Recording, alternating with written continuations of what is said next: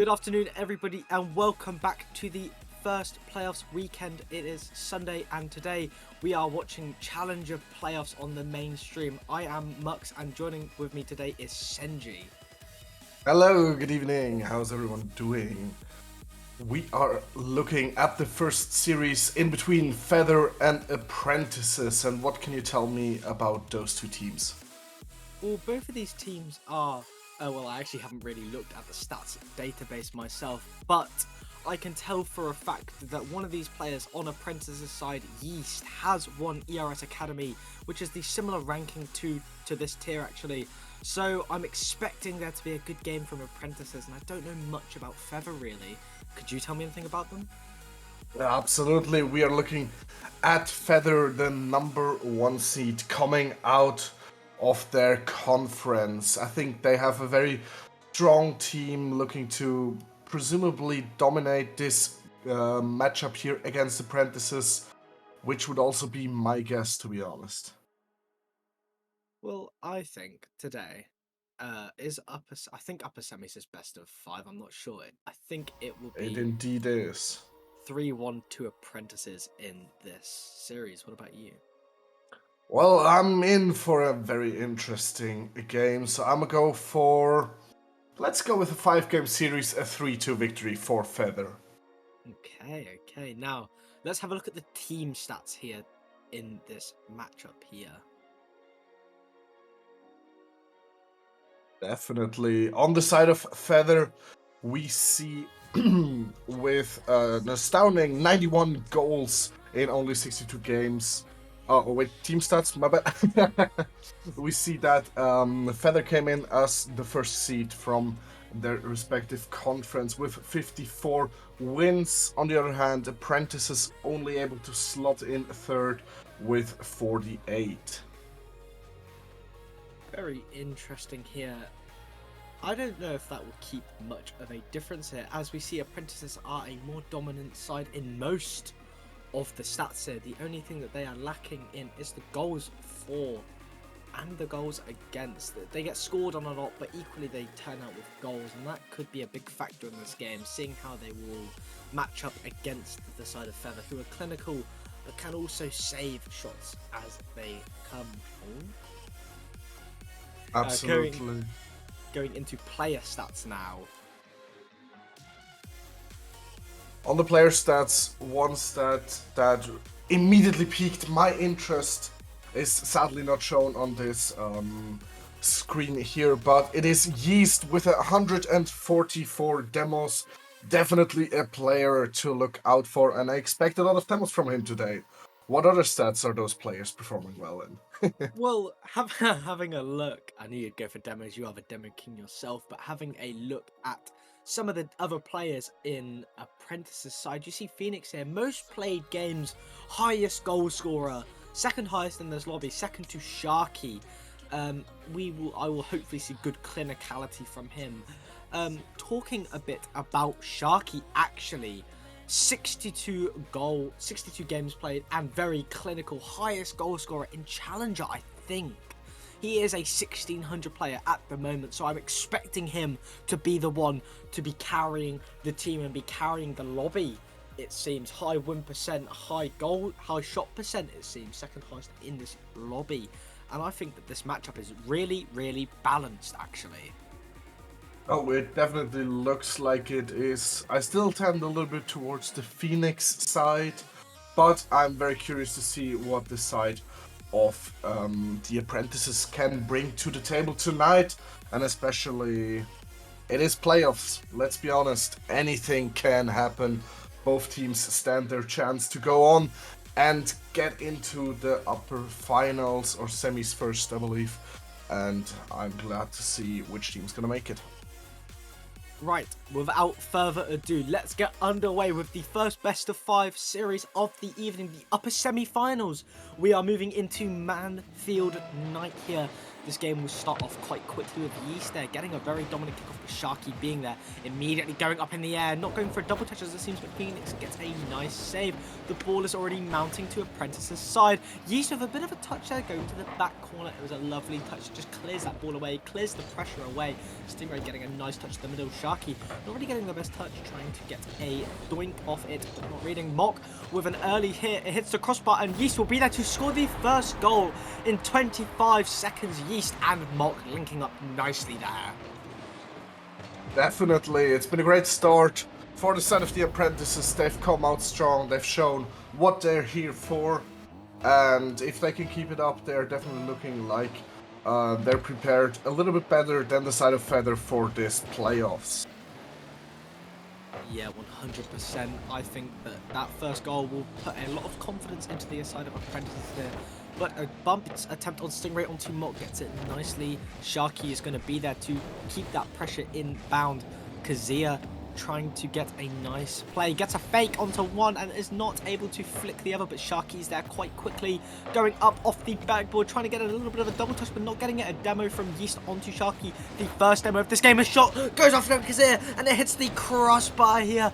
This game, 3 minutes, 50 seconds. Oh! What? And it's a... Oh! Yeast Miscalculation on the goal line by Sharky. Was he just not able to reach it, or did he think that would roll up on the side? Honestly, I think he missed his wave dash a bit, so he couldn't get to it in time. That's quite unfortunate, and that's giving the side of Apprentice an early start to this lead here. Stingray trying to get some early pressure here. Kazir going for a shot. He's hit the backboard again. Sharky being there, but he's not able to convert. Kazir again, not able to convert again, as I said, and Sharky finally gets the goal he's been looking for all game here. It's a lovely attempt, and it was just overall miss after miss, but that kept on mounting pressure onto the side of Apprentices, and eventually their positioning slipped up. Definitely, and I think after the first game from Apprentices, you saw that the team of Feather was coming back into play, was coming back and taking control of the game, which I imagine they wanted to do all day long. Then they got that random second goal, but that just seems to have made them more angry that they've conceded the first one overall. And yeah, 100% here. He's trying to get a touch there from Sharky, but unable to. That ball is not the nicest touch from Phoenix, but Yeast is there, luckily to sweep that away to clean up control. Stingray up in the air, a pass over to Kazir, quite nice. Yeast not worried though, no real danger from the side of Feather right now. They're playing within each other, they're trying to pass it around the middle and the field. It's a lovely way to play, and it might slip up Apprentice, who might not be used to that from their conference. Mock going for a touch low, but it's Sharky's easy to get there. It's a lovely save. 2 minutes 45 seconds on the clock, and Feather are still trying to chase a second goal. Senji, how do you think this first game's going to go?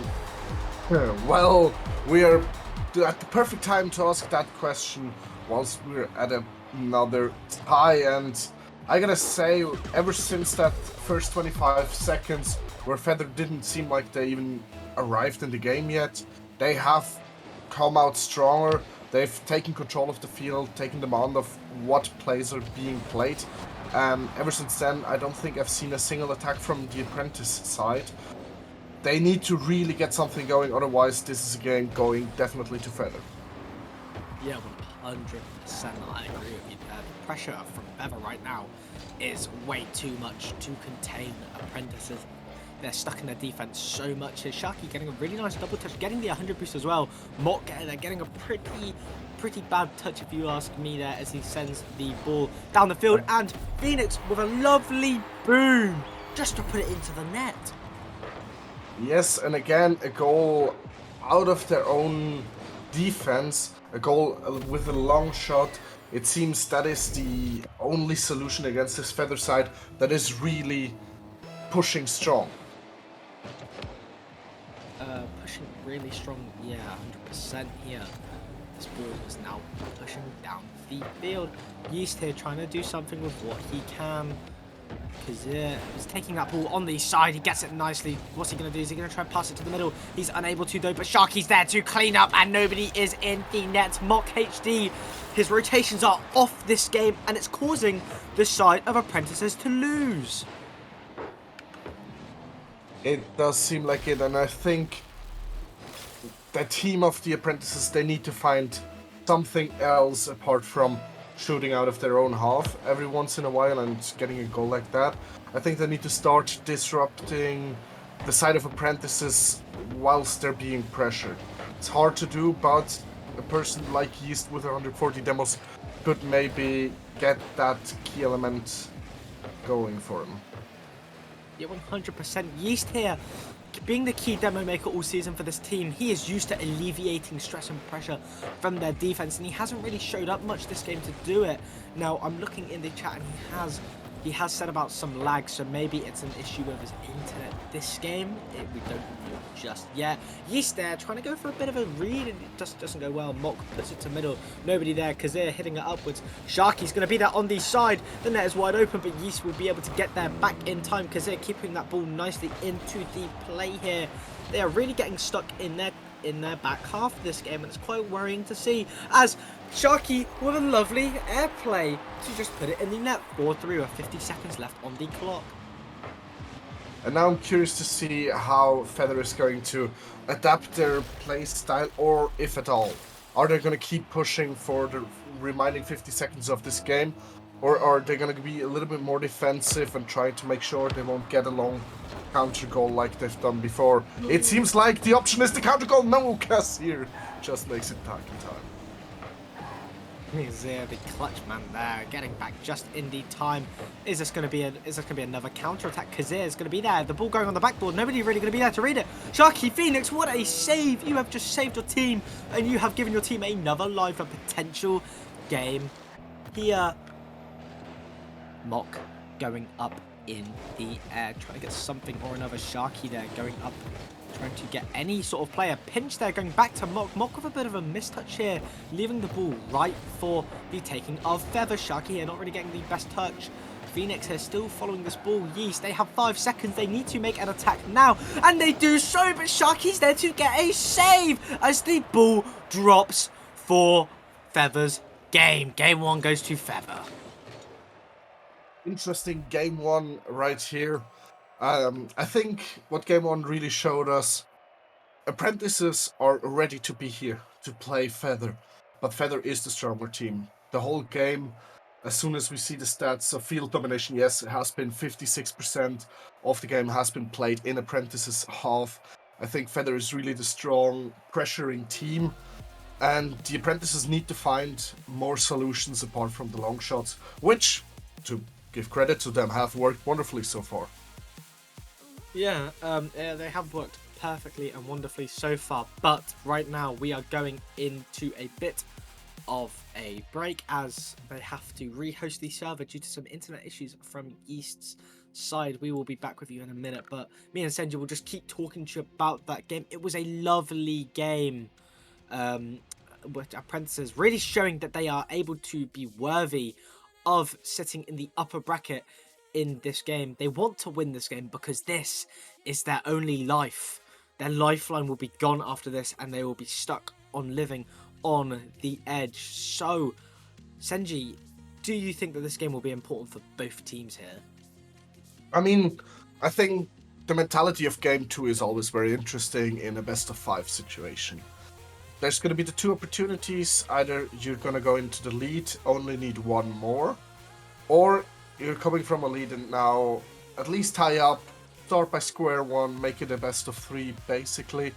And both teams want and need this win mentally and self-assurance basically. If you get this win from either side, you're what? Sorry. The lobby is back up. Those are some good news.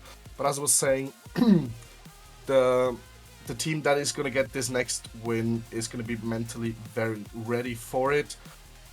And I'm looking forward to see which one it is. Yeah, definitely. If if it comes to this game. And if Feather win this game, they are at a double match point and they are heavily in the lead here. And it would be quite worrying to see such a good team, a third place team, go down. It would be a shame, but that has been happening every single season, where some teams you didn't want to see lose, but then again, all of those teams deserve to be here, and that's why they are. It's just the reason, or just the thing of, can they actually get further? Yeah, 100%. And we are now getting underway in game 2. One of the most important games in this series here. This game will start early. A good kickoff from Prentice's side. Again, they've had that quite a few times now where their kickoffs have been good. They've not been able to do much. Yeast straight down, but it's a lovely read from Stingray. A pre-jump of God, you could say. And it's an early goal for Feather. 15 seconds in, and Sharky has scored. Absolutely, and I've just looked up apprentices. To get even to this point, they had to get through the second place of Glacies, which were elves, and they did it. So they know how to defeat the big boys in this league. The question is, can they do it again? And for that to happen, they now really need to step up. They really do need to step up here. They're not playing second now, they're playing first with a really strong player, Sharky. I don't think I've given him enough credit so far. He is a key player to this team, being the highest ranked player in Challenger, I bet, at the moment, sitting at 1600 and SSL in ones almost. A very strong player. This ball is just sitting in the middle of Apprentice's net, and somehow it's not being capitalised on. This is Challenger. We'd expect that to go in. These guys are not dumb. These guys are GCs, and these guys should know that that needs to happen. Because they're trying to go up for a ball head, but not going to happen. The ball gets cleared away. A demo from Mock onto Sharky that could cause problems. Yeast just hanging back a bit. Kazir booms that ball. Yeast gets the 100 boost. And Kazir solo playing Kazir with another goal. You are incredible right now. 100%. Kazir really showing us why he's a very deadly man on the field. Oh yeah, 100%. There's some Wi-Fi issues going on with Yeast still, I think. This is not good for the side of apprentices, and unfortunately there's nothing we can do right now. But Yeast, however, going in the air, seeing if he can get a play, gets a nice demo. Phoenix there though to capitalise on Reed, trying to get to clear, but Sharky will be there. Sharky gets a lovely clear on that ball. Sharky puts it middle for anyone, for a teammate, but it just goes a little bit too wide. Stingray will be there though. Stingray just not going, taking his time here, waiting. Kazir with a lovely 50 again. A second 50. Stingray jumps in a bit there, probably ruins the play a bit. Oh my god, the ball just rolls past Phoenix, and it's 3-0 now. A very interesting development of this goal. Nice bump, and you might call this a fake on Phoenix, leaving the net wide open for Sharky. Well played by Kazir. And also, I'm curious about that internet situation regarding Yeast, as I've now watched his ping never go higher than 16. So curious if it's a ping issue or just maybe his console or PC being on an FPS-based issue. Yeah, that could be the issue here. Most people do often regard ping issues can also just be FPS drops and FPS stutters. But nevertheless, Phoenix with a boom here. Is that just in the net? No, Kazir's there. Kazir, the key player of this game, doing a lot for this team. Both the assists, a goal to his name. He's doing so well for this. Ball rolls up. Sharky will be there. What's Sharky going to do? Sharky's going to try and go for a play, but he can't do much here. This ball is just sitting in the middle of their half, and they are lost. Nothing is happening. No rotations are happening, and Kazir has snapped another goal. But well played by the side of Feather. Stingray sees he's got a chance, pop it back mid. Whilst Sharky is already rotating back out, Kazir just coming in, and Kazir, as we by now should all know, has the deadly accuracy to just bring those balls in, and Sharky going up for another shot off the crossbar, this time blocked by Phoenix, and still the side of Feather can just keep on pressuring, keep on going. And at the moment, I see a Brazil more realistic than a comeback from the side of apprentices. Oh, 100%. Apprentices, they are not really getting themselves into this game. They aren't doing much. That was a Phoenix just got faked hard there by Kazir. Kazir puts the ball in the middle for Sharky, and Sharky gets the goal away, and it's just over. Yeah, definitely. I mean, game number 2 going to Feather.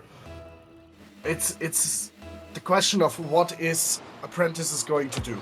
What are they gonna try to do? They have the option of taking a timeout after this game. I would recommend they'd use one, as they desperately need something.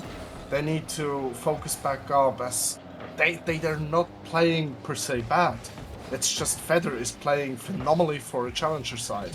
And to counter that, to find a solution, I think they firstly need to get the frustration out of, fuck, we are losing here.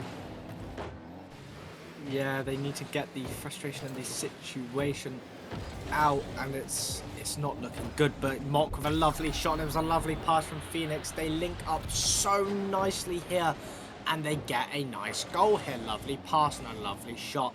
They could crawl back into this game, but it's looking very unlikely. They will be taking a timeout after this game. They will be looking at what they can do better. Yeast is just getting shut down at each opportunity he tries. Yeast gets a bump onto Stingray twice now. That ball just floats into the middle. It was a beautiful pass from the side of Apprentices to Sharky, and Sharky just takes it nicely and scores a goal. Yeah, and we've got 1 minute 13 left in this game, and the Brazil is just 1 goal away. Looking forward to at what time it's gonna happen. My guess is with about 43 seconds left. There is not much time left at all, and it's looking more and more likely that a Brazil is going to flow out of this game. Yeast here going for the ball, gets a nice read, but Stingray is going to be right there. Gets a nice clear out. Mock here is going to see what he can do, driving that ball up the pitch, but Sharky gets a demo. Sharky then gets the demo, and Stingray is going to be there, but he does not get a touch, and Mock beats him out here. Mock goes for the ball and misses. Phoenix will be there to cover up. Mock trying to get a doink, but unsuccessful in his doink attempt. Yeast will be going up, trying to get a pass in the middle. He does so quite nicely, but Kazir is there to beat him. Kazir's always been there just to shut them down in whatever they want to do. Stingray trying to get the ball up. He gets the ball up quite nicely. He tries to float it to the middle. He gets a floater to the middle, but Sharky misses the ball. That was your opportunity to get a Brazil and to stat farm the team more, and you've just missed that opportunity. But Stingray is going to be there. A nice little touch here. Probably not the nicest, but lovely clear from Phoenix. This poor team, the poor side of Apprentices just can't do anything. They can't get out of their half. They can't break through. They've only had 1 goal, and it was a lovely goal, but they're unable to break through, and the game drops to 6-1, and Apprentices are calling their timeout. They've got 2 minutes now to figure out what exactly they need. And honestly, just from a viewing perspective, I couldn't even tell them what they need. The thing that worked for them in the first game, long shots, they seem to have been shut down by the Apprentices. They've learned from that game. What else are Apprentices need to do to beat this Feather side? Honestly here, they just need to play a little bit more close to the ball, a little bit more clinical. They need to just drive that ball up the field with themselves. They need to learn how to play from each other and not play solo. They've been playing solo a lot, not really getting many passes, and it shows. The 1 pass they got, the 1 goal they got, they're not doing much in defense either. Their rotations are sloppy. They just aren't linking up nicely together, and it's not what you'd want out of a team that is sitting in the upper bracket of playoffs at the moment. They will be knocked down to the lower brackets if they do not win this next game. As I said earlier, it is a double match point for Feather, but the timeout will continue. Senji, are you feeling bad for Apprentices at all here? I wouldn't say I'm feeling bad for Apprentices. I would more put it in the same way. For example, as GM of Orcus, I watched the play-ins of Orcus. They were 2-0 down, somehow managed to climb back onto a 2-2. So Apprentices do have the potential to get that far. What they need to do is find out what exactly brings down this massive team that is Feather, because Feather hasn't shown much weakness so far in this game, and apprentices really need to step up, both in communications and in willingness to forfeit for the team, to help out your own team in prickly situations and get under the skin of your opponents. Until they find that out, I don't see a chance for them staying in the upper bracket. But if they do, this could go into reverse sweep. Who knows? Who knows indeed. We are getting closer to the end of their timeout time. We just hope that they have something in their mind to fix this almost here. They need something or another. I hope that they can do something differently here. I don't know if they can. I am also uncertain of the capability of them. A Hail Mary I personally like to introduce whenever I'm back to a wall is just let Yeast do his thing with demos. Get so much under the skin of Feather, maybe you can throw them off their own game by disrupting them. Even if it's a player out of game that wants to get into the game, stuff like that can have a mental impact. If the other two players can stay strong enough in defense, hold it together, then that might be a solution. But so far, apart from that, I don't really see much apprentices can do. I hope for the best, I hope for the longest series possible, but we shall find out right now as Game 3 is commencing. Game 3 is underway here. We're going to hope that this timeout had something different. A double commit there from Kazir and Sharky early on. Yeast and Phoenix going straight for demos here. This is going to be really, really tough to watch. This will be tough to watch this game. This game could go either way now that this break has happened, as a huge double commit from both teams happened, but nobody was there to commit and get a ball. Kazir flying in, seeing if he can do something, and this has changed. They're breaking out of their half more. They're doing well to get away. Phoenix here getting the ball up in the air, trying to find something, trying to find anything here, just to mount the pressure on as we head just above 4 minutes left in our game. Definitely, we see a determined side of apprentices. They truly not want to concede. You can realize that when watching them. The question is, are they going to overextend if their first goal is not going to happen soon? Yeah, no, I feel like it's just a matter of time for both teams before they start getting impatient, before they start overextending themselves. Just like that, Stingray pushed up really far, and another overextension. I've just heard news from the chat that Fearless Delta have swept Elves 3-0. What a game, what a series I bet that was. Over on the B stream, you can check out any other action that you might miss on that stream. The ball goes down to the middle, and Sharky gets a lovely goal. Beautifully done by Sharky, and also great setup by Kazir. Sharky with a good 50 and quick to thought to put that in right before the defending player was able to do anything at all except for, where's this ball going? Oh, Stingray with a missed kickoff. That leads to an immediate tie of the game again. Phoenix punishing for Stingray's mistake. Sharky not able to defend anything there, and Kazir was out to get his boost. Unfortunate play there by Stingray. A very unfortunate play there, as the game is equalised now. Much better than what we saw last game. Definitely, this is looking more like game one from what we saw from apprentices. But will they hold on? We hope they will. The ball goes for a shot, and it's in. Phoenix with a lovely shot.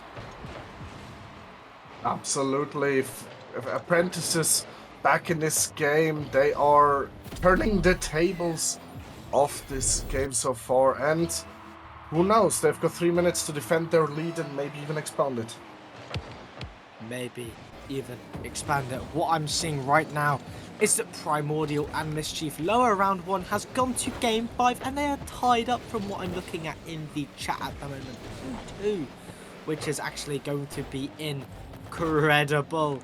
From what we see Serene 2-1 up on the B stream. Thank you everyone in chat for telling me. Thank you everyone in chat for informing us, so that we can keep the mainstream viewers watched and entertained. The ball will fly down to the middle. Nobody's really going to be able to get a read on that, as it was a missed touch there but Sharky is going to be there. Sharky has no boost though, no solo play inbound. This ball is left in no man's land. Phoenix here going for a double but unsuccessful as Kazir gets a lovely clear. Stingray will be out for this. 2.5 minutes have left on the clock, and I'm still looking at a bit of a stalemate here, just with Apprentices in the lead. Senji, this is a new light on Apprentices, and it's exciting to watch. It indeed is. Mock with them on the goal line. Both other defenders in their own corner, but Phoenix not quite able to do anything with the ball in that situation. But this is an Apprentice that has somehow, through this 2-minute timeout, found their game again, I believe. It's something they've wanted to show ever since game 1, which has been shut down a little bit. Phoenix with the shot, and he just barely misses that. I think it is not too far to say that was an open net, but so far the scoreline is still very tight. Mock now going again, and whoo, this is a new Apprentice. Definitely, 100%. This is a new Apprentice, and I don't see them losing this game. I see them winning this game and clenching onto the tiniest bit of hope here. And, oh my god, Mock HD has got a goal off a demo. 3-1 to Apprentices. This is a new light on you boys, and it's incredible. It indeed is incredible to watch how this side that I think we've all thought to be dead in this series finally found their game again and are now able to take a 2-goal lead upon a Feather that has not shown much weakness so far this series. Yeah, they've not really shown much this series, but they're showing it now. Sharky on the ceiling. Oh, not able to get a double touch. Not on the ceiling, on the wall. Not able to get a double touch, but Stingray is up for that ball. Phoenix trying to get it clear. Gets the clear quite nicely. But this ball, 1 minute left on the clock. They need to find something different here. They need to find something to change up this game. Whereas what you've been doing in game 1 and 2 gone. It's disappeared. I don't see where it's gone. Sharky, the player that was once carrying the team, is now gone to be the middle player here. He's not really doing much in other terms. The ball drops down, but Yeast is there. Lovely clear. We're heading into the last 30 seconds, and Senji, I'm on the edge of my seat this game. So am I. I did not expect game 3 to go towards Apprentices, to be quite honest, after the first 2 games, but I'm very pleased to see it and pleased to see what the combination of Yeast, Mock and Phoenix is capable of bringing out now that they've finally found their chemistry in a way. And I'm curious to see what Feather's answer will be in game number 4. Are they going to find their game again, or are they going to be again, is their game going to be dictated by Apprentices? Oof, good question, but we have seen Apprentices win their next game, and it was a good game from them there. They played so much better. They were dominant on this field, and they showed why they are 3rd place in this bracket. They had the possession, they had the shots, they didn't have the boost consumption though. They were lower on the boost, but they were more clinical with their boost and showing why they can play so well here. It's incredible. They had the demos, they had the synergy, and they are being a good team now. Indeed they are, and who knows, maybe Apprentices need another timeout for them. No, Feather now needs maybe a timeout. Who can say? Curious to find out how game 4 is gonna phase out, and if Sharky and Kazir can again find their magic that I found in the first 2 games. Those 2 really clicked in my opinion. Yeah, they definitely did click, but game 4 on my personal favourite map, Southern Heights. No, not Southern Heights, Beckcroft Park Midnight even.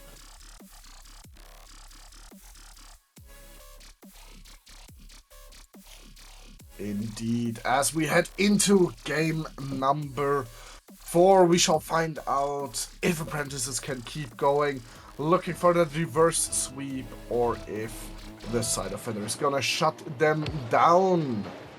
Kazir losing the kickoff. Mock high up in the air, but not getting a powerful shot. No problem for Sharky. Kazir again defending. Sharky with a kind of back pass or assist towards the side of Apprentice, not quite sure. Yeah, this game already looking to be a bit of a stalemate here, but we are really early on. The pressure from both teams here should be increasing the more they play. They should be getting used to this feeling, the pressure of being in playoffs, as that was a bit of an attempt there from Sharky, left unsuccessful. That ball goes straight up into the air. He grabs the boost, stealing it straight from Phoenix's grasp. Stingray getting a bit of a double touch there, going down to the middle, and it just leaves the middle with empty hands. Phoenix and Mock double committing there, and that's not a good look. They double commit again. They are panicking hard. They do not want to go down. A demo goes out. Yeast getting a really nice touch down into the middle, but Kazir is there to try and read it. The ball goes there, and Sharky will be there. The ball floating above the middle here. Stingray trying to get it middle, and Kazir with a lovely shot and a lovely goal. They go 1-0 up again. And again, they've shown great pressure. It's going to lead to opportunities, and even though the shot counter didn't go up by more than the one shot on goal, there certainly were attempts made to try and sniff out all the defenders that were still capable of defending. Well played by Feather side, and it seems like Feather plays it again like they've played game 1 and 2. Yeah, definitely. They're playing so much better. They are playing much more clinical. A flick attempt goes out from Kazir, but it's met with a lovely read from Phoenix. He tries to go for a double touch off the ceiling, but it doesn't happen. I've just got word from another caster in the RSC ISO that Mischief won game 5, and Mischief have gone through in the lower bracket. Stingray there, getting a bit of a missed touch there, but it's led with Kazir there. Yeast being there. This net is wide open. No, it wasn't, but Mock HD with a lovely touch. This had a lovely goal. They've equalised the game. Interesting. And Mischief going through means we know the next opponent of the loser of this series. Either Feather or Apprentices will next have to play Mischief in the lower bracket, who come off the win, which always might be the better mental state than somebody coming from the higher bracket. Yeah, 100%. You when you drop down from the upper bracket, you just feel like regret, because it makes you feel like you've lost that game and you've lost your lifeline here. But that might not be the case for these teams. They are top level teams in the RSC. They are top level teams in their tier. So I feel like they know what it's like to lose a game and lose their pressure and lose their momentum. I've got word again that Serene Yamato 3-1 Oracles. Senji, that must hurt. That is your team. The ball. It is not. Oh, it's not. Oh, Oracles is not your team. No, my team has already fallen out in play-ins. But thank you for your kind words. Oh, bit of a missed touch there. And then it goes in, and it goes in. Kazir gets a lovely goal, and it was just led from mistake after mistake in the defense there. Mock and Stingray pitch at the ball, bounces off the crossbar. Not much more they could do with only 2 minutes and 19 seconds left. Absolutely, and with Serene defeating Oracles, we also know who the winner is going to play, and it will be Serene Yamato up in the higher bracket. Definitely a strong team, which I guess both teams would like to avoid, presumably, but you know, to be the best, you need to defeat the best, and Phoenix puts one more goal onto the scoreline of Apprentice to make sure that we are tied again. There, the scoreline is tied once more. 2-2. This series is back and forth like a ping pong game, and quite frankly, it is amazing to watch Sharky here trying to get an early play, but it's not met with much. But Stingray will be there to try and pop that ball back into the middle for something for anyone to read. Kazir trying to be there, but not getting there. Stingray getting a touch off to the side, missing that ball there. No, faked out one of the teammates. Mock and Phoenix there trying to link up together a little bit more. That's a pinch down to the middle. This could be anyone's ball, but Stingray gets to it first, and Stingray with a lovely attempt. Mock with a great play. Yeast getting it down to the middle. This is the pass we need, but that's a double commit. Lack of communication from the two. That's not what you want. That's not what you need, but Stingray's trying to play on his own. Stingray's going for a bit of a solo play. We always appreciate the players with ambitions and the solo plays. Sharky getting a lovely clear. We have 1 minute left on the clock almost. And Senji, who do you think is going to take this game? At this point in time, I couldn't really say prediction, So I'm just gonna stick with my original prediction of a 3-2 victory for Feather. Therefore, I need Apprentices to win this one. But at the moment, this is on the edge of a sword. Both teams could, with one single well-played play, could go ahead and get the deciding goal in this game, as both teams are now looking very competent, very strong in their attacks.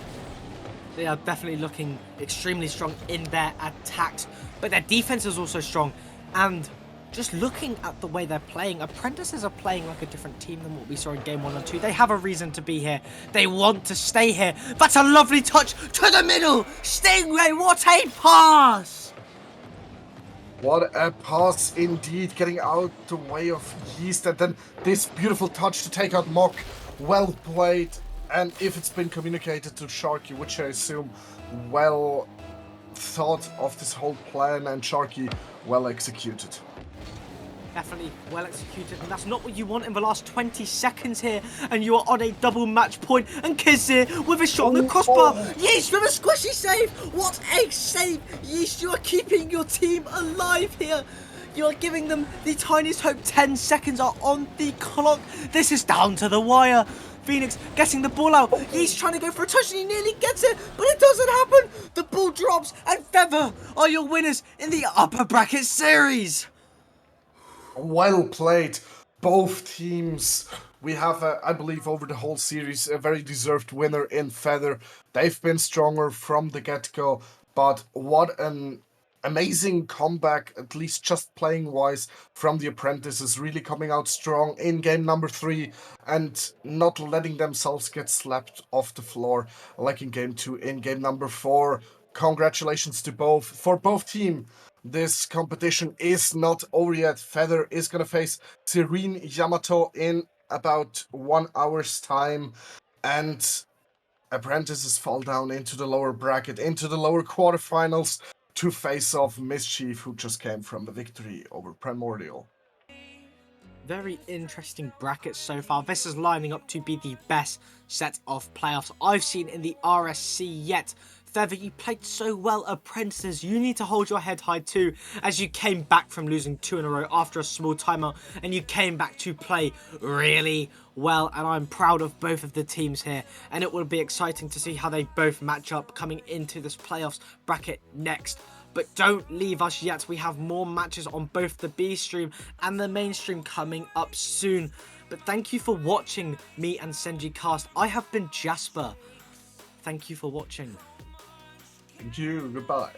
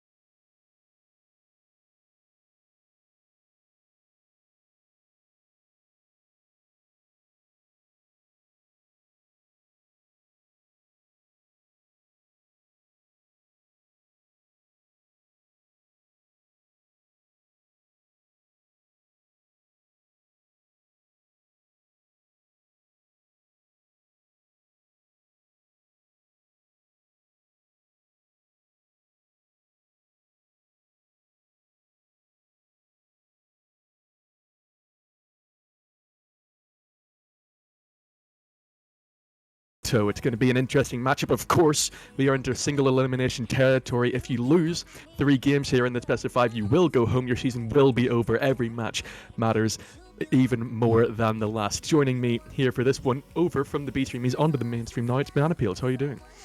I am doing very well, thank you very much. Yeah, I've had the pleasure to cast already a game on the B stream, and that was the Oracles game themselves. And now I can cast them again, so maybe I am their jinx, because they lost.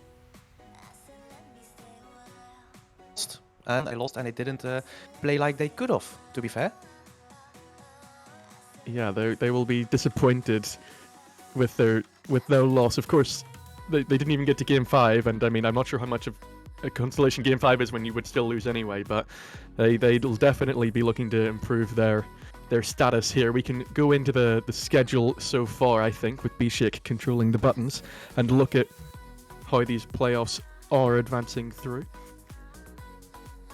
And as you can see, we're still very early in the day. We had those 2 upper bracket matches on stream, Feather and Yamato advancing to the upper final, which will be on after this, and Mischief and Delta knocking out Primordial and Elves, the play-in winners. So we now have these 2 lower quarter matches going on. We'll move straight into the team stats and see how these teams are doing. There is the slight caveat here that Fearless are playing with a sub, so they don't, that sub Jazz playing from Prospect will not have an impact on these stats here, but there's still something to be read from them, I think, Banana.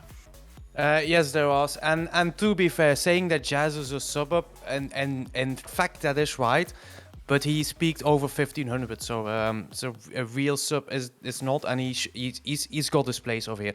But we're looking at the stats right now, and the first thing that you see is that on the side of Oracles they finished 3rd, where Fearless finished 4th, is that they scored a lot of goals, 199 goals compared to 163, so that's over 30 goals more, while having the same defense, 150 on the side of Fearless, 160 on the side of Oracles. So seeing this, you expect Oracle side to score a lot more goals, but unfortunately I have seen that they haven't scored as many goals as I expected. Yeah, they did manage to tick over to 200 goals in total in the season, but they will be looking for more. They will not be happy with their performance so far, and I also have word that this will be an even matchup, but has put in the chat that Toby is coming back tier. So Jez is no longer playing. He got the 3-0 sweep, and that is his day done. We'll go into the player stats and look how that is going to affect things, because Toby is definitely a player you want back in to the team, doing very well this season. But I mean, there's a lot of impressive stats. The most impressive thing I saw from Fearless Delta's 3-0 win was Max playing as a sub. They still don't have Hazza, so it's not quite their full roster. He got 6 goals in that 3-0 sweep, so he's definitely a man looking to play on form as the sub. Yes, that is indeed very right, and that is so.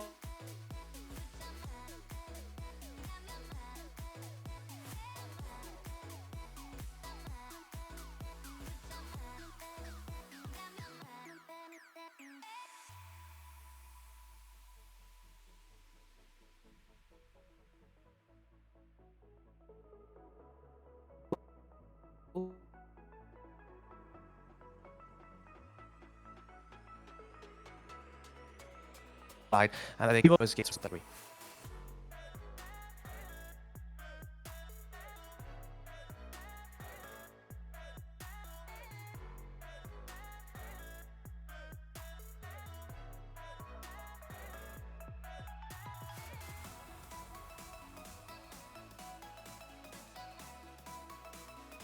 I'm here. Oh, sorry. I think we've lost Balmany 10 in the meantime, but no worries over here. We were just struggling to get that out. We are still looking at the stats, if I am correct at my... if I'm looking at it, yeah, right. And we are seeing a few differences over here. Now, the player that we are looking at both sides as well is on Oracle side, Toe. Toe has got 104 saves, he's got 65 goals, he's got 64 assists in his 70 games. And Torchic on the side of Fearless, 68 games, 105 saves, 45 assists, 46 goals, so a little bit less on the side of the offense, but a very good defensive block on the side of Fearless. I think in the meantime that we have Bomb Manitan that has redone. We haven't at the moment. So I'll just keep continuing here. But as far as I know, I think we've seen all the stats. I think we've seen everything. So we might as well head straight into the game and get that going as well. Just tell the players real quick that they can ready up, and if they are ready, they can go. Have we the return of Mamanitan? Have we? We do. We do. I have ditched the Wi-Fi. The hotspot is clearly more reliable, and I should never trust my Wi-Fi ever again. The lessons to be learned. I guess that's fair. We're into the game right now. You've missed a few things. We've done some stats. We're into the game. It's Oracles against Fearless right here, and we can see that right here. Hunter Sam is up for the ball. He needs to make that save. And we see a lot of pressure on the side of Fearless as well. DMS Toe, no on the ball. We can just call him Toe, by the way. That is just fine. And Ziz on there. And within the first 30 seconds, it's a little bit of a ping-pong battle from side to side as well to start off with. Yeah, mentioning Toe, he was the best player for Oracles, according to the ball chasing stats in their previous series, so he'll definitely be looking to continue on that form. That might be Ziz and Hunter Sam, and it is who will start off this series, though. Brilliant passing play on the edge of the box. Ziz immediately looking for the teammate, and Hunter Sam right on cue comes through to send it to the top shelf. No one from Delta is stopping that, and the previous losers are the ones starting off better. Yes, I've seen this scenario before, and that's not even a joke at this point. The first game that Oracles won, Hunter Sam really put the people in their backpack. He's the GM from this franchise as well, if I'm correct. And he scored 3 goals. He scored a hat-trick to make sure that his team went up 1-0, but everything after that wasn't really great. As we see Potato Boy scoring the 1-1 and making it a draw. It's just a real great past one on Max Power. He then flicks it past Toe, and Toe tries to still save that, but Potato Boy is just a little bit more fat than the goalie is, and he scores that 1-1 to make it a draw with a minute go, and that is something that we will love to see more. I'm hoping at 5 OTs from my side, Bar. I don't know how it is for you, but I'll love to see that. Of course, the more Rocket League action, the merrier, and the more goals that go in, the more excitement there is to be had. This might be another one. Sam is going to sneak it past Potato Boy, caught lacking, caught asleep on the defense, and the Oracles will grab the lead right back. Yeah, that's a really good goal by Hunter Sam as well. He just puts it from the side, takes it in one swoop all the way over, and was caught out a little bit too much forward. Didn't expect his teammates to get beaten that easily, and that is another goal. That's 2-1. 3 goals, a minute 30 gone into the game. Well, that's very fast-paced at this moment. Very high tempo affair going on between these two. And they will both be looking to score a few more. Oracle is going to be the ones pushing first. And I have gone and looked up the head-to-head. This scoreline is reflective of what happened in league play, because they won their head-to-head 7-1 in the 2 matches. And they're definitely looking the better team so far. Toe will have an effort, but can't quite get near enough to the ball. And Hunter Sam's not going to try and return the favour to Ziz. He's going to look for the top corner, but sends it wide. And Potato Boy will get it away from Ziz and gets the demo. Yes, indeed. And now we see a lot of pressure on the side of Oracle. They tried something with Toe again. Fortunately, doesn't get the touch. He tries to make it a bit awkward. The Max Power is there, puts it on the backboard. There's somebody there to read it. Toe luckily reads that because a player from Fearless was there to follow that up. No Potato Boy tries to get it mid. Is he passing it? Yes, he passes to his last teammate. I'm just going to call him Toby because I don't know how I have to pronounce the rest. Max Power now there. He gets one touch. Toby is there. He puts it past. Toe is there for the clear as well. And Potato Boy is now last one. It was a really good clear by him. It's really needed as well. No left zero boost by his teammate on the back post. Misses past one. Hunter Sam unfortunately saves it together with Potato Boy as well. And now Ziz on that ball with Toby. Toby just waits out for Ziz to make a mistake. Toe no there as well on the side. One past one. Ziz no there as well. And Oracles are just waiting. At this point, Fearless, they're just waiting for them to leave the ball and then go into offense again. Yeah, Oracles are trying to hammer down this Fearless door. They're not happy with the 1-goal lead, and Fearless Delta indeed wait for their time to strike, and they go down the other end. They don't do much with their attack. They have been battled back into their own half, but they take it straight back. Max will flash one off of the post, but no follow-up is there. No teammate was ready for the rebound, and Oracles can relatively easily clear it out. Toe with a great dunk onto Potato Boy. This one's racing towards the blue net. Max has to get a touch away, and he does. Hunter Sam forced back a little bit. He looks for the pass to Ziz, and he will be fine. Now Ziz chasing this ball a little bit too far away in the center. Is too strong for Hunter Sam to chase. Now Toby will win it right back for Max to push on the left-hand side. Toby looking for a dunk of his own onto Toe, but not quite going to happen. Now Ziz will flick on Toe's pass. Max has to try and get it away from net. Ziz looking for the bump onto Torchic. He can't quite find him though, and it's back to another passing play for Delta. I mean, both teams have been going for these passing plays. Not all of them have been working out, but it's impressive to see that the ambition to do it. Unfortunately, they did not need a passing play here. I mean, fortunately for Oracles, they didn't need one because Toe can absolutely just clear it. Toby and Max, neither of them can get there in time. Toby is trying to wait to see what Max can do, but not quite going to work out for him, and Oracles do eventually get their 2-goal lead. Yes, indeed. That's a great clear by the one who's by Toe. Sorry, that's a great clear that happened over there, and it's something that you didn't expect to happen, and that's what the teammates or like the opponents also didn't expect, and that's why the goal happened. But no, 1-3 up or 3-1 up for the side of Oracles. Oh, Maybe a 4-1, that is something that you don't want to see. That's an overcommit on the side of Fearless over there. They really wanted to go. They got beaten out and Toe is just there. If I'm a teammate, I'm calling that a steal. That's for sure. I'm not happy with that. But you're 4-1 up, and that is something that you should be happy for.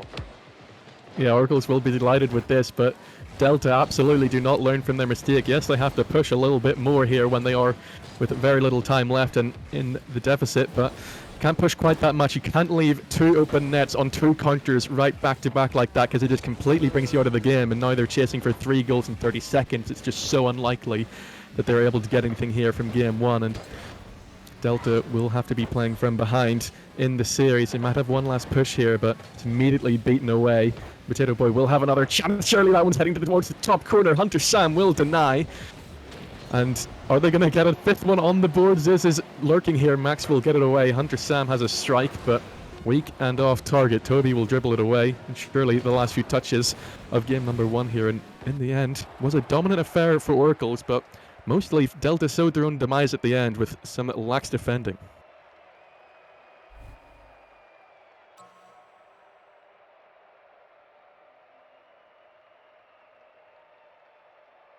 Yeah, indeed. That was some towards the end. Point is continue. We're going to push forward. We're going to try our maximum. We're going to overcommit because you have to. There's no point in playing defensively at that point with only a minute left. But it wasn't the greatest performance at that point. And Oracles just they took the chances they got. That's the biggest thing. You see 4 goals out of 7 shots on the side of Oracles, and you only see 1 goal out of 4 shots on the side of Fearless as well. And then obviously Toe, you called it as well. From ball chasing last series, he was their best player. He showed up again, mate. 2 goals, 3 shots, 3 saves as well, so, and a demo, so on both sides of the pitch, very, very effectively helping his team out here. Yeah, that 3rd Oracles goal from the Toe long clear. It's, as much as it was Delta being lackluster on the rotations and not spotting that there was a gap, Toe was not guaranteed to score that from that position. He very much had to hit that with power and with accuracy, and that's exactly what he did. Got the Oracles the confirming goal they needed and caused Delta to push even further forward, where Oracles immediately snapped up that 4th goal. So Toe definitely a man to look out for in this series, and Delta gonna have to try and stop him. But all 3 of them, it was definitely not a one-man performance from Toe. All 3 were working together nicely as a unit. Yes, they were nice as a unit. Everyone had their task. Everyone knew what they had to do. Now we're straight into game 2 as well. Fearless lost their first game over here, and they are looking a bit backs against the wall. It's not fully backs against the wall yet. You know, it's a best of 5. You still have a few games. That is certainly a way to score 1 goal. Toby says, I'm not taking that. He comes off the wall. He tries to go for a touch, and he gets a great touchdown. This is just not in time there to score that goal. And 12 seconds into the game, you make it a 1-0 up for Fearless. And that's certainly a way to shrug off the game 1 that you just lost. We're at the point in the season where even a minor mistake like that from Hunter Sam will be punished, and Delta are continuing to punish within 20 seconds. They are 2 goals to the good, and this time it's Ziz making the mistake. Just absolutely gifts it to Toby, and he has plenty of room to strike that one home. Oracle's making small mistakes, but Toby is taking every single part of these mistakes and just banging in the goals at this rate. Yep, indeed. I know it's another offense again on the Fearless side. No, Toby is there, puts a pass on. The goal is open. And another. Potato Boy is there. Oh my. Right, boys, if you can call a timeout in the middle of the game, please do it right now. When you're half a minute in and you've got scored on three times, it's really not good. On the other side, Fearless, you are loving life right now. All right, we're one game down in this series, where we scored 3 goals, 4 minutes and 30 left. No, just keep going. That's the biggest thing that you have to do, is you have to keep going. And Toby really wants to keep going there. He's on 0 boost, unfortunately, because otherwise that would have maybe been a very nice goal as well. They're both in the corner as well. A few little mistakes. Potato Boy is there. He challenges it up in the air and almost gets a great 50 out of that. With Toby there. Hunter Sam takes control of the ball. You get a demo. That's good. That opens the defense a little bit. Somebody is out of rotation. And unfortunately, nobody is there. Now, Ziz has to turn back because both his teammates are there. He has to get away from that demo, and he luckily does that. Takes it in time for Hunter Sam to be back, or Toe to be back and get that clear. And no defense again for the Oracle side here. It's a really different game too that we are seeing here. Delta looking for more. Oracle's yet to even put a shot on. And as you say, very, very different. This should be their first shot. Hunter Sam is high of the mark, but luckily for him, his trusty teammate Ziz is coming in for the rebound, and Oracles all of a sudden have one back.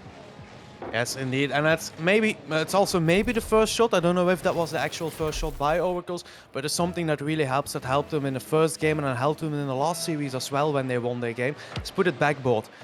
Put it backboard, make sure that you read it, and make sure that you commit on those second balls, and that's something that they've done here, and they get that first goal. Now 3 minutes 30 left, it's only 2 goals. The mountain is not that steep, you've done your first hill climb already, so there's still plenty of time on the table. No Potato Boy on the ball. Ziz clears it very well. Toby is instantly there, up for the ball, he takes control of it, tries to 50 it with 2 people, so Potato Boy is last, he can't go. Toe takes control, drops it down to Hunter Sam, he tries to 50 it, now Ziz is last, has control, max power to his side, who's trying to challenge him. Takes it past one. Another double that they try to get at mid, unfortunately doesn't work out. Toby's taking control of one, takes it past one as well. No, Ziz is there. Oh, almost passes to Hunter Sam, who almost gets that goal. No, ball is dropping, nobody's going, they take their time. Hunter Sam takes control of the ball as well into the corner. He has 30 boost to work with, takes it past one. There's nothing left in the tank anymore. Oof, Toe, that is unfortunate. You get that into the corner. Offense by Toby, puts it past one, head gets demoed though. So offense for Oracles again. Hunter Sam on the ball. Doesn't get the touch that he wanted to. Potato Boy now gives it passing to Maxpo, who also gets a demo in Ziz as well. Toe in the corner. Toby is there as well with a little whip. And now it's again back to what we've seen in the first 10-20 seconds of game 1 in this series. Is a back and forth shot from either side of the teams going not in the goal, unfortunately. Yeah, Oracles definitely look the ones a little bit more desperate to get back into this one. Fearless are relatively happy to try and see out this 2-goal lead, but they're inviting maybe slightly more pressure as Oracles keep pushing, but Swifts like those that are really preventing their attack from working up, and they're back in their defense, having to start all over again. Ziz now the one trying to make it happen, but the pass is off of its target, and Toe can only give it back to Potato Boy. Fearless Delta will push it forward once more, and it's just more time off the clock, more confidence gained. The Fearless Delta can see this out. Max is diving at that one somehow. Oracles will deal with the danger, and they try to push once again. Toe actually gets past through here. Hunter Sam left with only Potato Boy to beat, and he absolutely beats him. Oracles make it a 1-goal game. Yes, indeed. That's a great challenge over there, and just driving backwards into your own goal is something you never want to do. So Hunter Sam is there. He goes up for that ball and he scores a great goal to make it 3-2. And you know, it was barely 30 seconds or 40 seconds gone, and you're 3-0 up in the game, and you think, all right, that's game. We got this. We're down. We make that a 1-1, and now it's a minute and a half left, and it's 3-2, and you're looking at 2 goals scored back to back against you. Hunter Sam now on the ball. No, Potato Boy is gonna be fast. He takes it fast. Max Power is there. He goes for the bump. does he bump Zes? Yeah, he does bump him, but unfortunately not good enough or not enough boost on the side of his teammate to score that goal. No backboard with another bump and a demo, and the demos are coming out. It's a more aggressive play style that we are seeing right now with a minute left, and Fearless is taking it again to Oracle side. They're putting a little bit more pressure on that side. No, into offense again. Oh, that may have worked out a little bit better for them than I expected to. 0 boost on the side of Tono into the corner. 11 boost. Is he so? Oh my! What is that touch? They scored a goal! No! Obi is there for an insane save, but we're not done yet. We're not done. I think we are done now. Nope. Stowe is still there. Stowe keeps the ball on the side of offense again. Oh my, what are we seeing? Those 30 seconds are going to be one hell of 30 seconds that we're going to see here. Oracles have been pushed back to their own half, but Toe's going to push it straight back down the other end. They've only got 15 seconds to find this third equalising goal. Hunter Sam is going to pop it up to the left, but no one's there to strike it. Max will try and pass it to Toby, and Toby connects. Surely that's it. No, it goes all the way into the back of the net. And just when it looked like Oracles were mounting up and going to find their breakthrough equaliser, Delta take advantage of what they did last time. They leave the defence open looking for the equaliser, Oracles, and they are punished. Surely that's a game equaliser now. Yeah, surely it's equalizer. Unless we're seeing something solid on the kickoff here, we would have maybe seen a 4-3 and then a 4-4, but unfortunately it doesn't happen. We're on 0 seconds now, and that is game. But they are not trying to drop the ball. Toe keeps the ball up. Potato Boy now there into the corner. Toe is maybe going for another goal. Ziz puts it up. Is Hunter Sam there? Unfortunately, no. And finally, Fearless drops the ball over there, and we see a 1-1 with Toby being the MVP of the game as well over here. 3 goals, 3 shots, 700 score. Give a round of applause for Toby and his teammates as well to make this a 1-1 and make it a very interesting series at this point. Yeah, absolutely. He did all the work in pretty much the first minute. He saw the mistakes Oracles were making, and they were clearly not paying too much attention after their win. They thought they were going to be able to glide through this series, but Toby said, absolutely not. You make a mistake, I'm going to capitalise. And yeah, there was 2 early goals, and then that assist for Potato Boy round Toe on the left-hand side proved to be enough in the end. Oracles were chasing the whole time, and eventually opens them up at the back in those last 10 seconds to confirm it. So it's maybe a slightly concerning sign for Oracles now, because I believe they lost game 1, and then they won game 1 in the previous series, and then lost the next ensuing 3. So they're going to have to try and make sure they keep their heads in this one. Yes, indeed. Maybe don't let happen what happened to you before. You know, experience. That's what we're going to talk about now. It's like experience. You know, you've had that before. You know what situation you have been in before. You know what happened. You know what mistakes you've made, both in the last series and in the game that you just got scored on. Biggest thing that I would say at this point is don't get scored on within the first 30 seconds. That would really help as we see all the players going back into the game and get ready. We're just waiting for one more player. There he is. There he goes. You know, big game. I keep calling this all the time. Game 3 in this series is so big. It makes that the team that wins over here is the team that goes up 1 game and has a match point to him. Team that loses, backs against the wall. You lose, you're out. Lower bracket as well. Losing is done. You're out of playoffs, and it's the end for you at your challenger run over here. Oracles have to make sure they are ready to fight for this, as you say, all important Game 3. If they concede another couple easy goals like they did last time at the start, then Delta will once again be able to try and walk through the game, but seems they've been a little bit more alert here. They've got through the first 30 seconds without being 2-0 behind, so that's much more reassuring for them, and they will be trying to push it back. Still have been facing the majority of the pressure. Surely this should be the first one going in. Max will be Hunter Sam. Sam could have got there, but the GM misses his mark, and Delta still wasn't quite as early as last time, are the ones to go up first.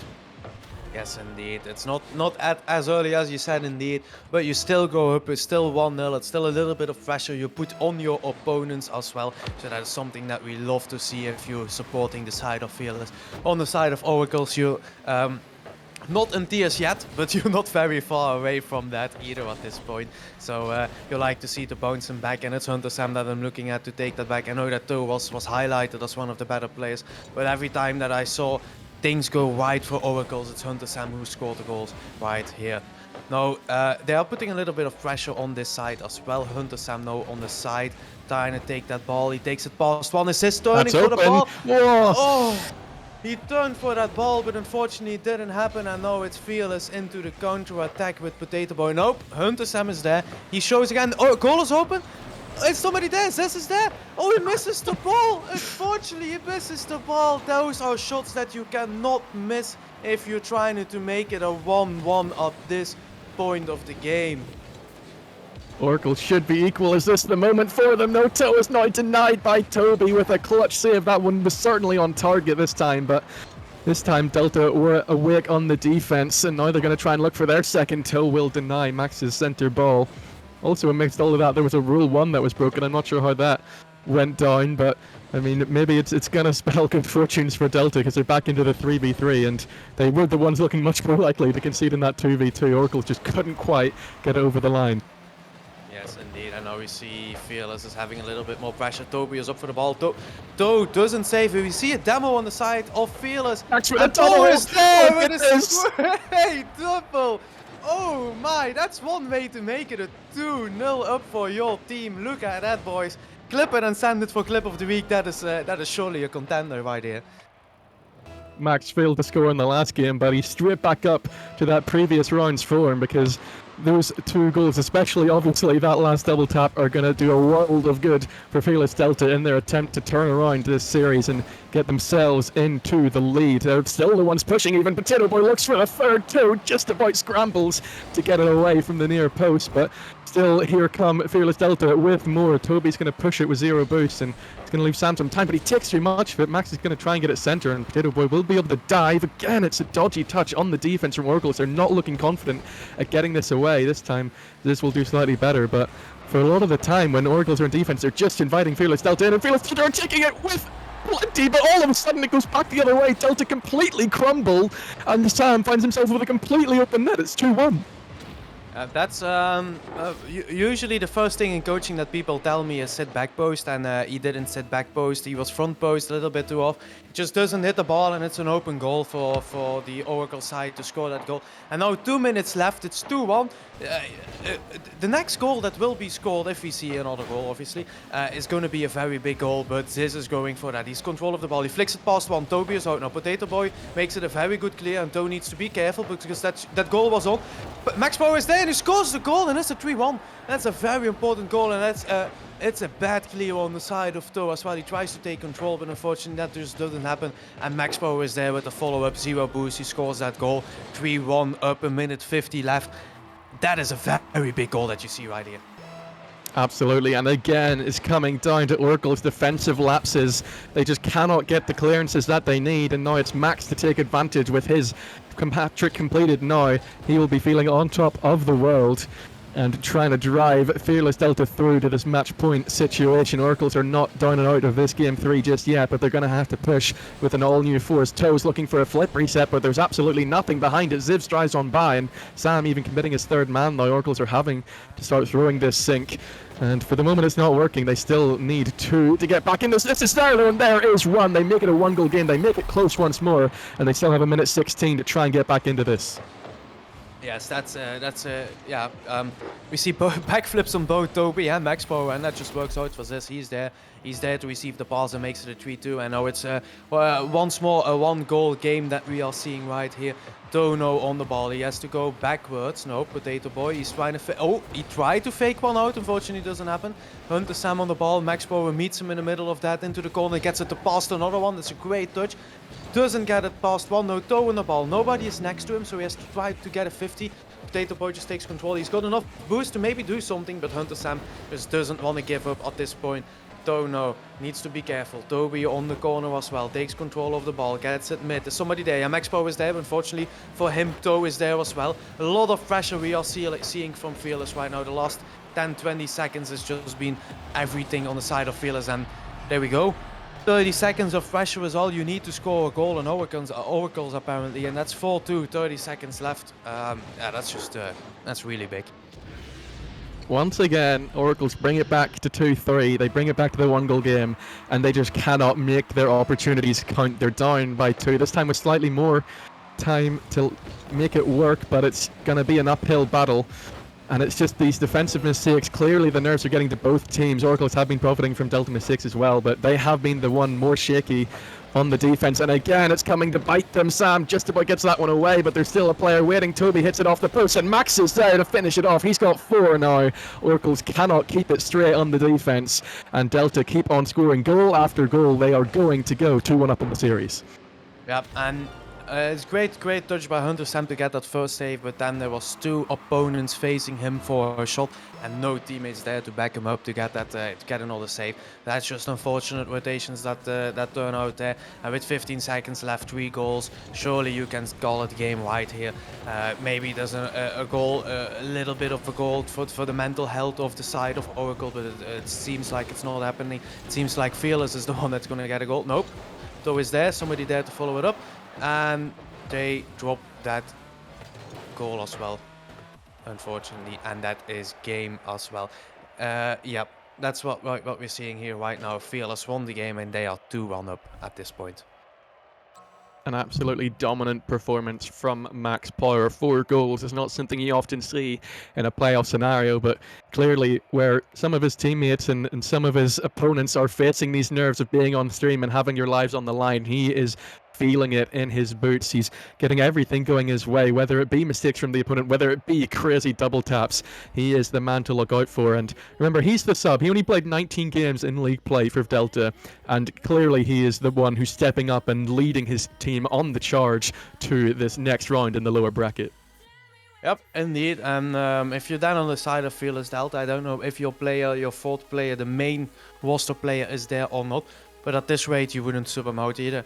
Max Power just carrying that team. He's doing everything right. You don't see him make many mistakes as well. So that's just something that is working out really well. As far as I know, we are not seeing a timeout on the side of Oracles as well for now. So they're just going straight into that game. They want to keep momentum going. They say, all right, we know what we've done wrong. We know what happened here. We're just going to keep going into that game and take it to them. And they're straight into that series as well. Now, 2-1, backs against the walls. This is it. This is where you have to show up if you're Oracles. Absolutely. Remember, folks, it's single elimination. If they lose either of these next 2 games, they are going home. Their RSC11 is done. It is over. They have to win 2 in a row to fight back. And they've definitely still been in this series. It's been close the whole way. And last series, the one that went on before this, was close as well. They were losing 1-goal games, and here they have been doing it, but they just cannot make it work once again. They will be the ones to concede first. In both of the previous 2 games, they could not get themselves back level. They were going to have to change that now in Game 4. Yep, indeed. It was 1-0 up again, once for Fearless. So they score another very fast goal. That happens, and it's just really good for the momentum on your side. But Oracle, maybe this is there. Hunter Sam is there. Oh, it's a great save by Toby. But it's there. Toby scores the goal, and it's 1-1. We're 15 seconds in. We're not like 5 minutes in. We're 15 seconds in, and it's 1-1 already. And that's just a great challenge by Toby to get it in. He also pinches it together with Max Power. 1-1, 15 seconds in. This is a very fast-paced game now. You could feel it in your voice there that it looked like Oracles were going to try and immediately come back and we're just going to deal with it very, very safely. But that's not what happened. Toe kept the chance alive. The only thing about it is that Oracles at the moment are only playing with 2 players. Ziz has left the lobby, and that is going to make their lives a whole lot more difficult. Not sure what's going on Ziz's side, but he's back already. Could have been disaster for them, but they're back to a 3-man roster, and hopefully they do seem to have dealt with the damage while they were only with 2. Yes, indeed, and that is something that you don't want, but alright. We are with 2, we didn't get scored on, that's really great to see. I know there's a lot of shots that you can take again. Maybe change car, I have no idea what happened, maybe it was a little connection issue, but he's on the pitch again and he'll show. Now Ziz has got time on the ball here, he's gonna take the back boost, he's got a lot of control, takes it past 1, that's really good, he takes it past, almost takes it past the 2nd. Now Toe is there to follow it up, and now Hunter Sam needs to go up on the wall. Is he gonna beat Max Power? Almost does it as well. Toe last, he takes it into the side. Max Power there again on the wall. For sub, he's playing really, really well. He is just making all the good plays. Toe unfortunately doesn't get the touch. Almost works out. Puts it almost mid, and nobody's there to follow up. No, Ziz is there. Is he gonna? What? I have no idea what's going on over here. But they are still pressure on the side of Oracles, and they need to make sure they score a goal out of this. and almost goes careering back into the Oracle's half, into their goal, but this time they have someone well placed to make sure there's no cheap counter-attacking goals from Delta this time around, and it's going to have to continue to be that way. They concede another, and it might be lights out, it might be their season's over, but they're going to continue going. Hunter Sam looking for a double of his own now. His teammate will fly past, and Ziz will keep it alive. Onto the backboard it goes. Sam surely has to try and find a shot there, but he does not make contact, and Delta are getting away with things here. Oracle should be able to be more threatening in these positions they're working themselves into, but they're not finishing off the chances. Again, it's a back pass completely to no one. Ziz has to track back and keep it alive. They're continuing the pressure, but they're just not seeing the chances as a result of it. No, unfortunately there are no chances, or like no result of the chances that they are taking, but they still keep pressure. That is something that you need. You need to keep the pressure, but just don't overcommit, and that's what we're seeing right now. Hunter Sam now on the ball. He's got enough boost to work with. He leaves it to Ziz. Ziz puts it up. There's two people that commit to the ball, so that's something that you have to take into account, but Potato Boy is there with a great clear. Max Power almost hits that as well. Now two players are out of rotation. Hunter Sam on the ball. He unfortunately doesn't take enough control of that ball. Toe behind him, puts it on the back ball. There's somebody there to follow that up. Ziz is there. Potato Boy with a great save. Hunter Sam puts it in again. And now it's offense for Fearless side. Max Power unfortunately doesn't get a touch on the ball. Ziz with a great bump as well. Hunter Sam takes some slow control, tries to pass it to Toe. Nobody's there to follow that up. And Ziz with a great save. He needs that, because otherwise you go down again in this series, and that's really not something you want to see with a minute and a half left of this game. Couple of great plays from Ziz, a bump and a save, and it's surely going to fly. Oracle's into the lead, but Hunter Sam smashes into the crossbar. Now Ziz joins him. It just does not find its way into the net. Oracles can't get a lead for the life of them, and it just keeps on careering out of the Fearless Delta net. They're going to have another opportunity here. Sam has it going towards Toe on this left-hand side, but Max is going to get there first. Now Ziz up with loads of time for this one, but Toby shuts it down. Sam's got an open net to work with, and he still hits the woodwork. How have they not scored, Banana? Shooting accuracy is 0% at this point, I think, and that's something that will really show. Unfortunately, that is going to come down. You have pressure, there's still a minute left, you're not down, so that is something to just keep going. But now we see Fearless on the side on offense. Potato Boy tries to 50 it, luckily it goes out for the side of Oracles. Max Power now on the ball. He unfortunately has no control as well. Ziz puts it to the side of Hunter Sam. Maybe 15 time is the charm for Hunter Sam over here, when he can score a goal. Ball is going mid, he's put it past one. His teammate there to follow up, nobody is there. It was a really awkward angle anyway. Stono there, but puts it in the middle. Fearless is really struggling to have any offense or keep the ball on the side of Oracles here. But one chance is enough. We've seen that before. Oracles have, or Fearless has one chance needed, and that's all they do. And that was almost a one. Great save by Toe as well to get to keep it 1-1. Feels like it's all been building up to an Oracle's defensive width, but that was a really good composure from them. They're not letting go, even though they know they should be winning this game 4 easily by this stage. They have not yet got the leading goal, and they still have to keep going. They'll hit it into the ground. No, Toby's going to keep it alive. Maybe still a chance for them, but it will go to the ground. It's overtime in a game that should absolutely already be Oracle's, but that's just the way Rocket League. Sometimes you have to keep fighting. You have to keep on going even when it's not going your way. Yep, and that's what they have to do at the side of Oracles, but you also have to know, like, we have to keep our pressure that we were playing, because it's really good. Maybe Hunter Sam not right here. Unfortunately, he doesn't get the touch that he wanted now. Gets it past one. Now Ziz is the last one back. He's on reverse. Terry, don't put it in reverse. That's how it works over here. Tono has control of the ball over here, and he puts it into offense again, and that's really well done by Oracles to keep the offense going and don't go into defense as well and don't get scored on. Delta haven't quite got a lot of defense yet. Potato Boy gets the next touch, but Toe's going to come through. Oracle's keeping it consistent with the midfield rotation on offense. They just have to somehow find a breakthrough now to keep this series alive and get themselves into Game 5 on Champions Field. That's not how you do it. Hunter Sam with the demo on to Toby. If you can't get past the woodwork, eliminate all the defenders and leave the goal wide open. Brilliant stuff from Oracle as they keep their heads up, they keep on fighting, and they do earn themselves a Game 5 appearance. Yep, we are seeing Game 5, boys. It's the first Game 5 series that I have to cast. I'm not sure if it's the first Game 5 series that we have to see on stream as well, right here. But it is great that we are seeing this. And instantly, Fearless also calls the timeout, so we have a little bit of more time to talk about it. But first, stats, obviously. I mean, Toe has got to be happy with himself there, getting 2 goals. and of course that winner. And he really did step up. We were talking about him before the series, and for a lot of the time it has been relatively equal between all three, but clearly Toe was the one feeling it. Of course, you have to shout out Sam with the demo off of that, and really it was all three involved still in the final play. It's great to see that the team is not relying on anyone in particular, but Toe, it does seem to just be that slight level above his two teammates at the moment. Yep, indeed, and it really showed, and the rotations were really well as well. And that the same thing that you said, that demo, it's a lot of demos as well. So 4 demos on the side of Oracles and only 1 demo on the side of Fearless. That's something that will really help you make sure that you keep offense, because there's multiple things that happen, right? You take 1 player out of your rotation, you make sure that the rotation is awkward as well. He is low boost. If he's just picked up a big boost pad, he's gone. He spawns back with 30 something boost. So just make it awkward on their side. On the side of Oracles, just keep doing what you've done right here. Maybe don't give Hunter Sam the shots. That's something that you could change. But for the rest, it has been a great game, and it's great to see and to go in that game 5. If you're on the side of Fearless, there was a lot of pressure on you. Is there something that you want to see change here?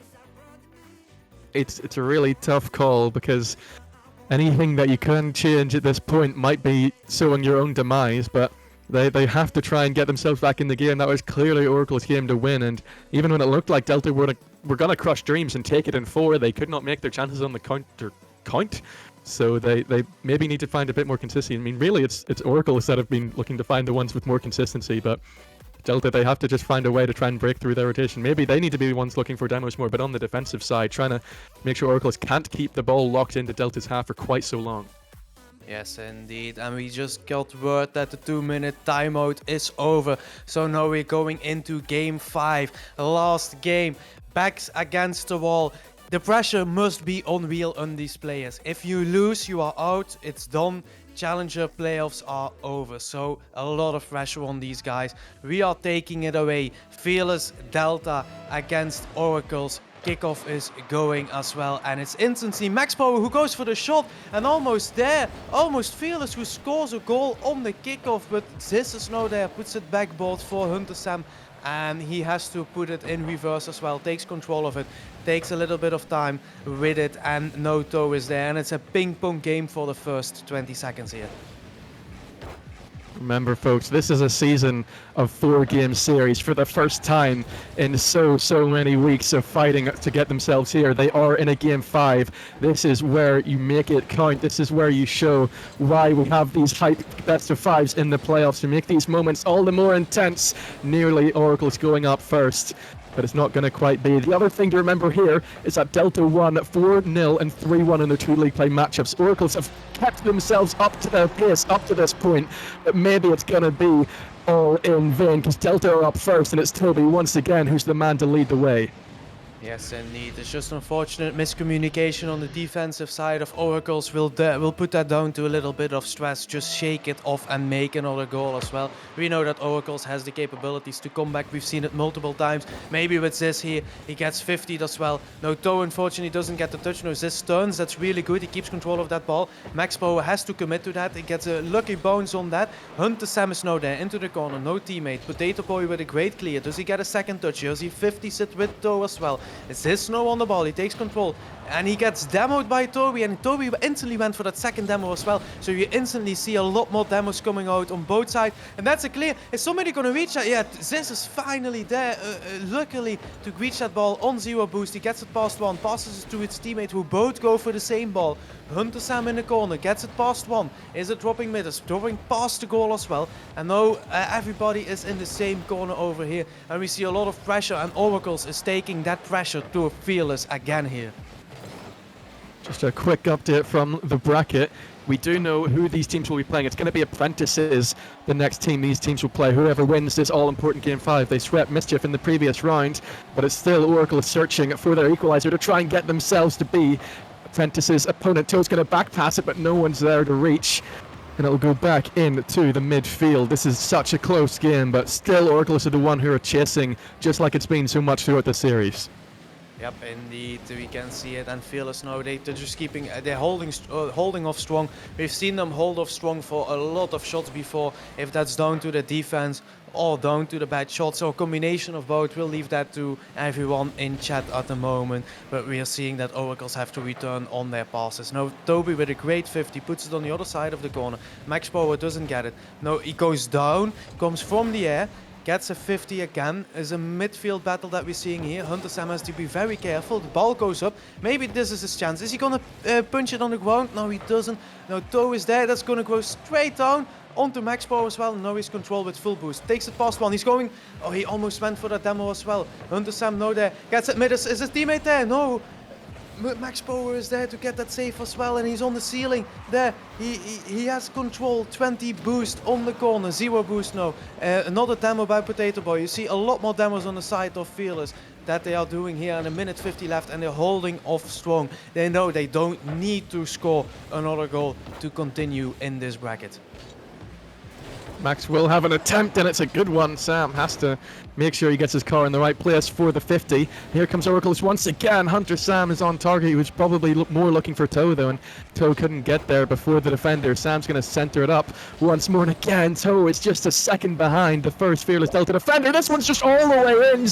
That's an absolute nightmare on the defense, because Potato Boy has bought Fearless Delta a 2-0 lead, and that might be enough. That might be them through to the lower semi-final. Yeah, two goals up, a minute 25 left, and on the receiving end of such a goal, that's something that will be that's a prime solution for a mental breakdown at this point. You'll have to bounce back from that instantly with another goal if you're on the side of Oracles here. Maybe this is one. Ziz takes it past one, takes it past another as well. There's only one left on Toby. Toby does really well to take time for his teammates just to get back, get some boost and be in a rotation again. Now Hunter Sam is there, 50s it. Ziz now on the ball, takes it on the corner. 50s it with Toby. Toby is still there. Defense looking very strong on the side of Delta as well. And this is what we are known to see from the Delta side as well right here. Once again, it's ridiculous pressure coming out from Oracles and absolutely 0 chances coming out as a result. That was maybe one, but still they don't even have a shot on target yet. So continually being beaten out by the first defender, and once again it went Delta's way. They're back into the offensive half, but they don't make this one count. It's a giveaway though. Potato Boy has a rolling at net. Hunter Sam will spawn just in time, but they can't get out of their own half. They've only got 25 seconds to find 2. It doesn't look like it's going to happen, and Delta are keeping them penned in. Yes, indeed, 20 seconds left. If you really want that, it's no that you have to score a goal. But Hunter Sam, maybe nope. This needs to take the ball, and if you want Fearless, this is everything that you want. Just clear the ball, make it go as far and as long and as far away from everyone as you can. 6 seconds left, fakes one out, and he's just playing with the opponents, and that's GG's, that's game. The players of Oracles have stopped playing, and congratulations to Fearless Delta, who continue in bracket play and continue having a chance on that trophy that you can win with winning Challenger tier. Unfortunate on the side of Oracles, you guys have played very well. It's been great matchups. Was not to be, but don't worry, there is more seasons to come. There's more chances for you guys to win a trophy when the time is ripe. Yeah, they unfortunately have been double first rounded here on the day. Not to be for the Visionary side, but Fearless Delta will be over the moon. They're the only team left that came from the lower bracket and play-ins, and they are continuing their run. They've guaranteed top 4 at this stage, and they've got an all-important brawl going up against Apprentices in that next round. It's always going to be tough to continue that run, but both of them come from momentum. Apprentice has got the 3-0 sweep, though. It's going to be interesting to see what happens. But Banana, what a brawl we just saw. And an absolutely amazing Game 5. Oracles can't quite keep it close enough, but they kept on pushing Banana. They really, really did back themselves to get back into it. They just could not buy a chance for the life of them. Oh, it's unfortunate because and I love that sort of gameplay, right?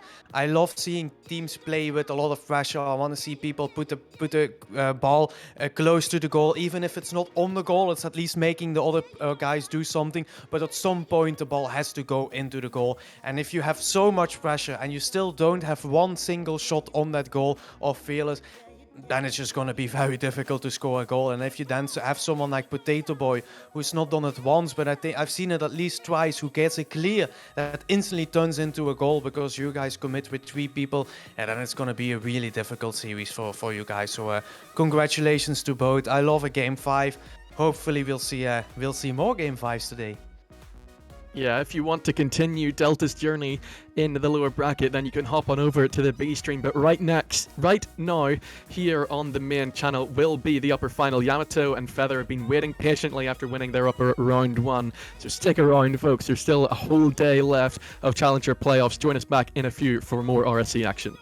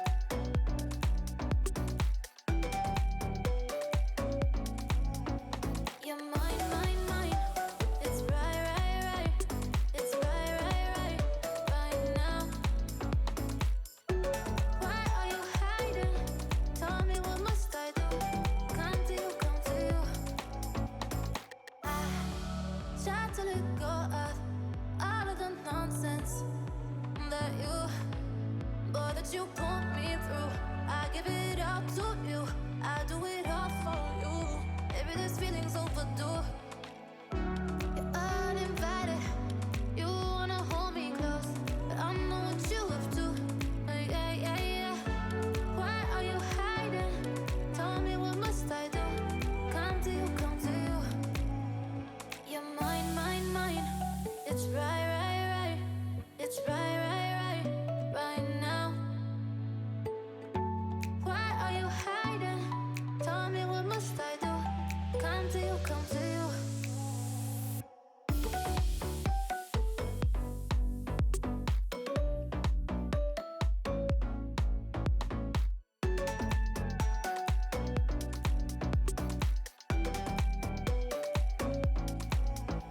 You're mine, mine, mine. It's right, right, right. It's right, right, right. Right now. Why are you hiding? Tell me what must I do? Come to you, come to you.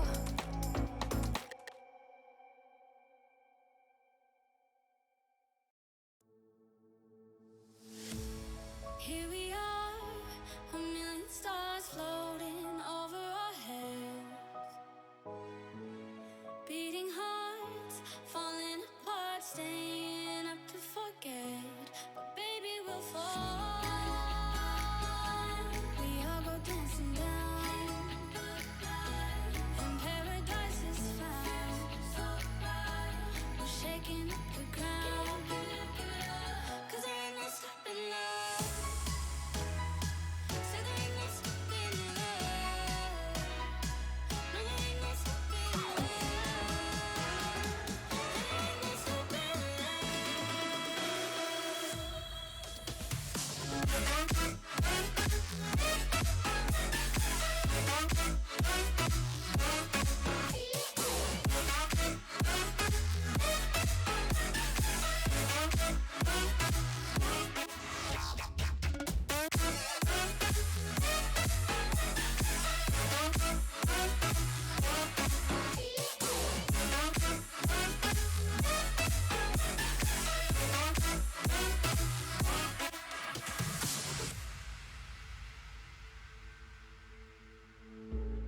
we could be flying free, leave our worries below. Safe and sound, no one around. Say the word and we'll go. But baby, we'll fall. We all go dancing down, and paradise is found. We're shaking up the ground, 'cause there ain't no stopping love. Say there ain't no stopping love. No, there ain't no stopping love. There ain't no stopping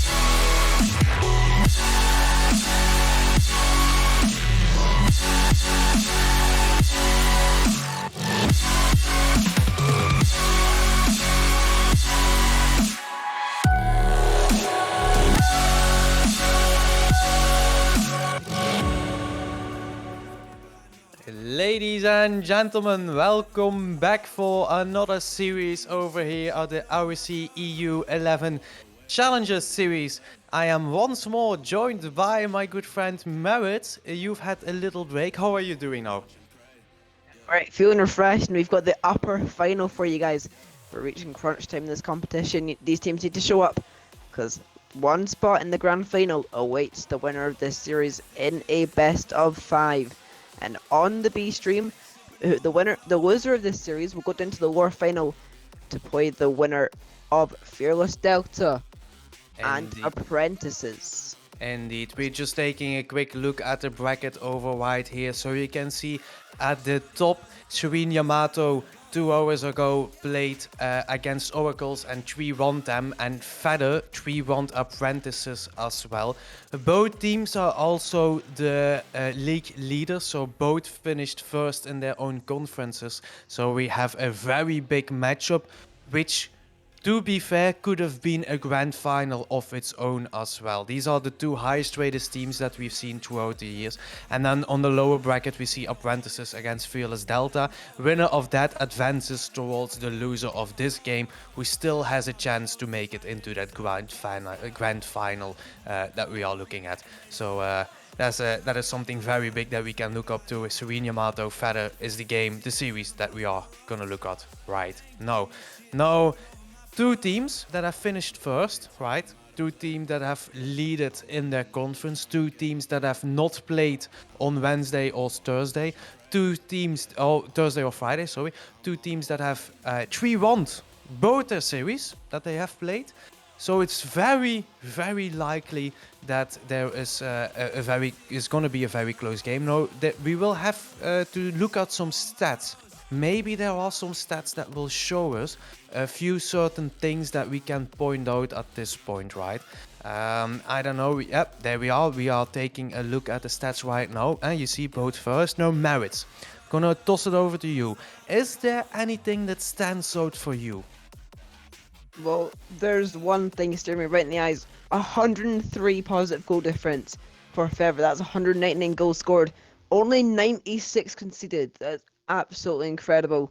They have more demos than Serene Yamato, and also 6 more wins for the league play, only losing 18 matches of their 72. So definitely a team to look out for. They're probably, most people would say, the best team in the challenger tier.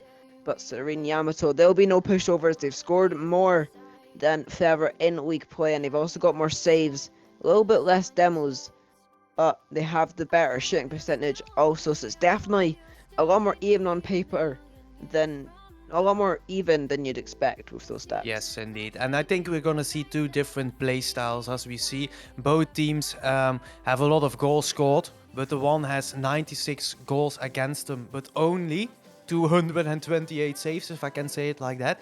And on the other side, we have a team that has 140 goals against, but also has 280 saves. So a lot more saves, but also a lot more goals conceded. So it looks like Green Phoenix is the one that has a lot of pressure on the side, and Serene Yamato is the one that's going to be sitting a little bit back. That's the prediction, at least, that I will have. Now, there's also individual stats that we have to take a look at, and there are a few players that have impressed us throughout this season, few players that have impressed us with stream games as well, and here they are. No merits again.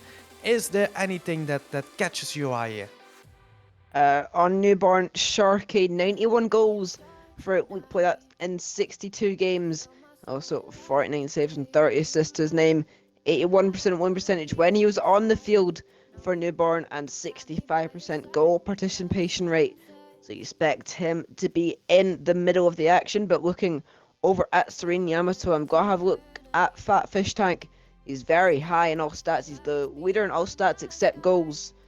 Actually, that's not true. Mauve has more saves than him, but he's definitely the most consistent with 69 goals and 64, 53 assists, and 83 saves.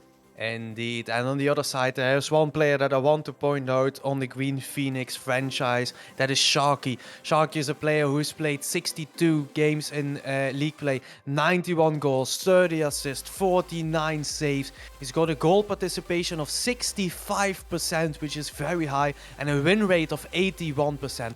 81% win rate. Out of 10 series that he plays, he wins 8 out of them. That is very big. The guy has also recently peaked I think 15 or 1600 in ranked play, so he's really been on the up. These guys have been grinding, these guys have been playing for this, and they have been working towards these games that they wanted to play in, and maybe go to that best of 5, go all the way to a best of 5, go 5 games in. Now we're gonna take a quick look if all the players are ready on the pitch to see if we can start off the game right here. Now, any final predictions that you can do, Merit, here? I think it's going to be a very close series to start off, but I think if ever they might just, tip the scales a little bit with their individual skill, especially Sharky, the man to look out for. And I think it's going to be a lot closer than people expect, but I'm going to go a 3-1 win for Feather. What about you? Yep, Feather is expected to be the better team, I think, right here, even though both have finished first. I have seen Serene Yamato play, I've seen Fat Fish Tank, and purely because someone on the team is called Fat Fish Tank, I'm gonna say that Serene is gonna win. Now, we are already kicked off, right? It's 10 seconds in, Fat Fish Tank is there, and he proves me right! Fat Fish Tank with a great flick on that ball. Look at that. It's a great shot on his side. Takes it past one, takes it on another, and he scores that goal. And Keizir, or Keizir, I never know how to pronounce these names, didn't get the right touch on the defense, moved up a little bit too much, and that's 10 seconds in, and you already take a victory over here. So that's really good if you are on the side of Serene Yamato. Yep, but look at Feather come down the pitch early on, but reset isn't going to go all the way, and that pass is going to go all the way though. Fat Fish Tank adds a second to his scoring charts for this series so far. Just 29 seconds. So brilliant pass downfield, gets it past Bot Wreck as well. And it's 2-0 after just 29 seconds. But the game is still young, and you really can't count out Feather in almost any scenario. But Corentra's going to try and add to the advantage straight from kickoff once again. He can't beat out Sharky though. Kazir beaten out by Mauve there. Because look, he's it upfield. Is anyone there to receive it? No, Fat Fish Tank just going to get away. But still Feather on the ball. It does go over Bot Wreck as well. But Sharky will be the one takes it over Mauve. Will anyone be there to receive it? Kazir not able to hit the ball there. And first minute gone. Serene with a 2-goal lead. Very good start. They couldn't ask for a better start. No, this is the best start that you could have gotten. Yeah, maybe a 5-0 lead with a minute in is maybe a bit better, but that's would be something extraordinary that we would see. But they're keeping really good pressure, they're keeping really good defense. You see that a little bit what I call this Green Phoenix is Feather team playing with a lot of pressure. Look at Sharky being the last man, how far he was pushed up now. Look at Keizir as well right here. They play with a lot of pressure on that side, and that's something that Serene has to take care of right now. Alright, they get another clear. But it's once more Feather again on the ball, right? As you see Sharky go for a demo, Keizir puts it past one. Bot Wrecker's Claw is there, and he scores and makes that a 2-1. And you know what we have to say on that? Happy birthday to Bot Wrecker's Claw. It's his birthday as far as I know, and he makes it a 2-1 as well. And that is something really big for his team. It's a lot of pressure. You get that demo, you get it past one, and then score that goal. And this is what you have to do if you're on the side of Feather to make it a 2-2 in a little bit. It's here with that flip reset. He gets it past the last defender. Bot Wreckers on his birthday was there to receive it and get the goal as well. But Serene back in the orange half. Sharky composed and cleared, but still the pressure's on. Wreckerslaw gets it away. Mauve now full boost in the tank. They have to try and play out from the back. Instead he just opts to clear it all the way and tries to follow it up his own touch. Instead Sharky will get away once more. Corentra taking no chances of that clearance, and now it's pinned to the middle by Kazir, but Wreckerslaw with the beat Fat Fish Tank gonna knock it against his own post, and Mauve got pretty lucky there. How did that not go in from Sharky? It just smacks it off the post. But here's Wreckerslaw once more. Double touch isn't there. Kazir only gets the angle. Sharky going in for it. No goal yet, and half the game gone. Serene hanging on to the 1-goal lead. They still have plenty of time to burn. And it appears Banana has disconnected again. So it's going to be me for the next foreseeable. I believe he might be back Hello? Nana, are you there? There we go. I think it works now. It's got a little bit lag on my side, but we haven't missed anything. Chat hasn't missed anything. We're still seeing a game. Luckily, I have missed not any goals yet, but maybe Fat Fish Tank is there. Corentra is there to put it mid. Are they going for a bump? Yeah, I think they went for a bump. Unfortunately, didn't get anything on the demo side. Fat Fish Tank, no, there has to be 3 people. Never works. I know this is awkward for Corentra because he has to get back. Sharky there. Keisha almost there to cut it up.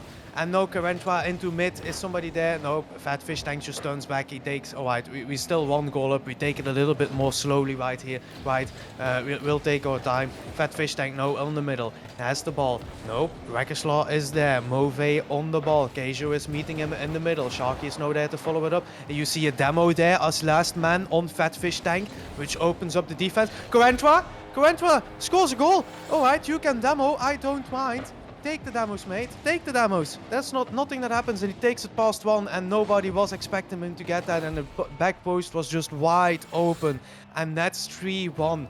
You make that demo, but you are out of the rotation so fast. You expect your teammates to be there, and unfortunately they're not up. And now there's only a minute left on the side of Feather to score 2 goals, while you've been able to score 1 goal in the first 4 minutes. Seems like a pretty impossible task, if you ask me. Very good start for Serene Yamato to go with just under a minute to go, but Rikijlaw now bursting down the wing. The demo comes through. Is anyone there? No. Definitely the best chance that you'll see in these last 40 seconds. He's got down the other end. Corentra can't beat Kajir. And Rikijlaw will get the clear, and Fat Fish Tank puts it into the middle. Double commit. Corentra beats them all. And this game is done and dusted. Newborn looking forward to game 2 more than likely. And Serene Yamato, the start from dreams. Yes, indeed. That's a very good way to start your game off. They're just playing very well, and they're making that a 4-1. And a 4-1 is a scoreline that you would not love to see if you're on the side of Feather, if you're a supporter of the Green Phoenix franchise over here. But unfortunately, it is going to happen. Now, Sharky on the ball. Maybe if they are quick, they can get another goal, make it a 4-2, makes it a bit more bearable for them as well. Keisha is there. He's only got 1 on Corentra, but he's back as well in time. Now, Botish Rakeslaw is there. He makes it into a 50. Fat Fish Tank puts it up. He gets demoed, but nobody's there except his teammate. Is Move gonna read that? No, unfortunately he doesn't, and that is game. That is GG's for game 1 as well. And Corentra takes that game as the MVP. 4 shots on goal as well. And that is Serene Yamato going up. That's the best start you could have dreamt for. Yep, Corentra leading the way to goals, 1 assist, and all of Serene's save, albeit only 2 of them. And we see there Rikijlaw actually leaving the lobby for Stingray to join in. So Feather opting to go for Stingray for the next games. Maybe they think it will change something, and we've got to find that out. But Feather, they didn't start too badly. It's just a little bit of a slow start, and it was just too much for them to catch up in the end. And game 1 goes to Yamato. Yes, indeed. Game 1s go to Yamato, and it was just a real good team effort on the side of Serene Yamato, who had not a lot of pressure. That's not the word that I would have used. They just used their pressure on the right sides, right? Get a counter attack when you needed to. Make sure that you're there for the demos. Make sure that you take time for your teammates. While on the side of Green Phoenix, they had a lot of pressure, but there was really offensively all 3 players past the midway line. And once they got cleared by Serene Yamato, it was an open goal left there for them. So no way to change with Stingray coming in. As far as I know, Stingray is the general manager of the Green Phoenix franchise as well. Maybe this is the change that they needed to show up. No, it's going to be interesting to see what this change is going to mean for both teams, how they will take to it, and how they will take this game.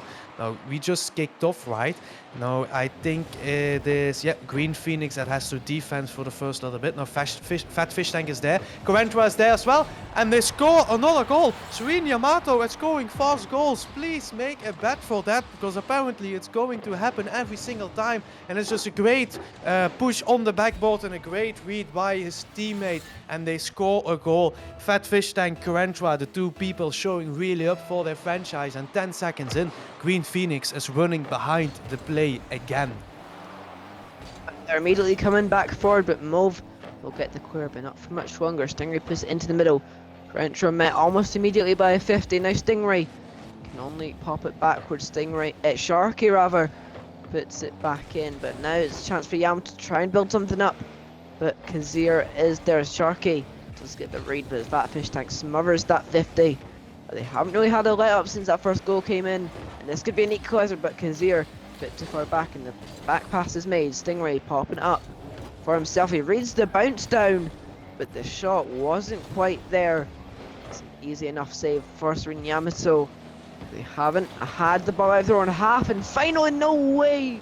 I thought that it was finally about to go in the net, but that save from Fat Fish Tank. But what a save it was! It was going straight into the top corner, and he somehow managed a way to put a stop to it. And still a 1-goal game after the first minute. Yes, indeed. Still a 1-goal game. Still pressure from both sides, but no, it's Green Phoenix that has the chance on a counter-attack. Pass to Sharky. Sharky doesn't get it on middle. Stingray is now there. Stingray is last man, so he needs to be very careful what he does, and Move gets the time to take control of that ball. Gage 50s him in the middle. No, it's dropping down. Nobody's there. Sharky is there, and he scores that goal. And that is a bit of a defensive mistake on the side of Serene Yamato. Right, this 50, you cannot do anything about it, but Fat Fish Tank flips the wrong way, and Sharky just reads that perfectly, and he scores that goal. And that is just a great goal that they can take. 1-1, a minute 30 left for that game. Oh, 3 minutes 30 left, sorry. A minute 30 gone for 1-1. Just a great game to start off with. Kazir did all the work there. He got into the middle and bumped Fat Fish Tank out of the way for Sharky to dispatch of it. It was a pretty tight angle, but he made it work. And now back on level terms in this one, but Serene Yamato coming back down the field. Fat Fish Tank gets into the middle. Karentra's there, and they're back into the leads. Karentra already adding more goals. He scored one in... He actually scored 2 in game number 1, if I'm not mistaken. And he's already got 2 here. And it gives Serene Yamato a bit of breathing room once again. As 2 minutes have gone, and it's 2-1 on the scoreboard in favour of Serene Yamato. But the kickoff is also going to go their way. Fat Fish Tank trying to follow up. He gets the bump, and it allows Karentra to take it away. But Kazir is still on it. Pass infield. Sharky beats out his man. Kazir puts it back into the middle. Karentra will just get it away, but the shot could have come in. Stingray makes a meal out of it though, and now Fat Fish Tank trying to get past one, but doesn't bite the bait. Now Sharky just going to send it up once again. Is anyone there on the backboard? It's a misread. Sharky puts it on net. Is just a little bit wide, but Stingray's there, and it's an equaliser. Yes, that's 2-2. That's a little bit of a mistake on the side of Fat Fish Tank there. Doesn't get the clear move. Is caught out in an awkward position. Multiple enemies or like opponents going towards him, and there's just nothing he could do. It would have been a very nice save if he would have gotten to that, but unfortunately it didn't happen. No, it's 2-2. Maybe this is another one. No, Fat Fish Tank is luckily there to save the day, but to not go behind as well. Serene haven't been behind in this series before. No, Stingray passes it back to Keija. Keija was on the ball. Is he gonna do something? No, he has enough boost. I think he puts it on the backboard, and Fat Fish Tank is there as well. No, Sharky puts it on the middle. Is he gonna take control? No, Move is there, puts it on his teammate, goes up. Stingray puts it past the ball. Karentra is the only... Oh, there goes Banana again, I believe. So it's back with me. You've got 2 minutes. No, we see. Oh. I'm not quite sure what's going on. Keeps cutting in and out, but here we see Serene Yamato going forward. Shot on net, saved by Kazir. Pressure still on the Stingray. Pinches it with Sharky, and that one will go in. Sharky will take credit for the goal, and now Feather back in the lead of game number 2 with about 1:42 remaining. It's a very nice pinch over the last man in Mauve, and Feather finally waking up a little bit. And Yes, you know, I'm back. I should be back normally. We are seeing that that something is going on my side, but don't take this away from the great gameplay that you are seeing. It's great teammate, great teamwork, and we almost saw another goal on the side of Serene Yamato. that worked out. Now Move is there. Corentra puts it on the back. Backboard it is. Keiju is there to save it. Puts it towards Stingray, but he's got an awkward touch. He still gets that touch. No, Move is really awkward. Sharky there. Is Corentra going to save it? Yes, he does it. He puts it towards the side, so that works out. Now, offense again. Stingray doesn't... Oh, Sharky was it? Yes, Sharky was it. Doesn't get the touch that he wanted. Corentra pass 1, pass 2, and that's a goal, and that's 3-3. Oh, Lord, that's another nice goal. Not flicking past 1. See you later, Keiju. Oh, Stingray, you want it as well? Oh, you get it as well. Second goal there. Second flick, second goal, I think. Or third goal maybe by Corentra. And he takes his team into a 3-3. 1 minute left. They are not giving up. And this is becoming a very close and very, very good game. Yep, and we saw there Corentra completing his hat-trick to tie up the game. But in the lower semi-final, Prince is 2-0 up against Fearless Delta in the series. And they just took game 2 in an 8-2 demolishment there. And Apprentices look poised to take their team to the lower final. They need to focus on this game right here. Now here comes Feather, but Corentra gets it away well. It's back to the midfield. Stingray popping it down. That fish tank takes it away. Sharky intercepts it, but it's not gonna carry much power, and going to go back to the midfield and look like we could be going to overtime here in game number 2. But because they're trying to do something about it, Noblest in the tank, and Mauve just smothers that 50. He gets it past 2 of them. Is anyone there? Corentra's there. Is the shot good enough? No, Kazir with his 3rd save. And arguably the most important one. Because as things stand, it's going to overtime, but the ball is still in the air. Mauve keeps it up. Trying to get a 50. Corentra puts it on net. Sharky gets in the way. He's going to kill it. We have overtime in game 2.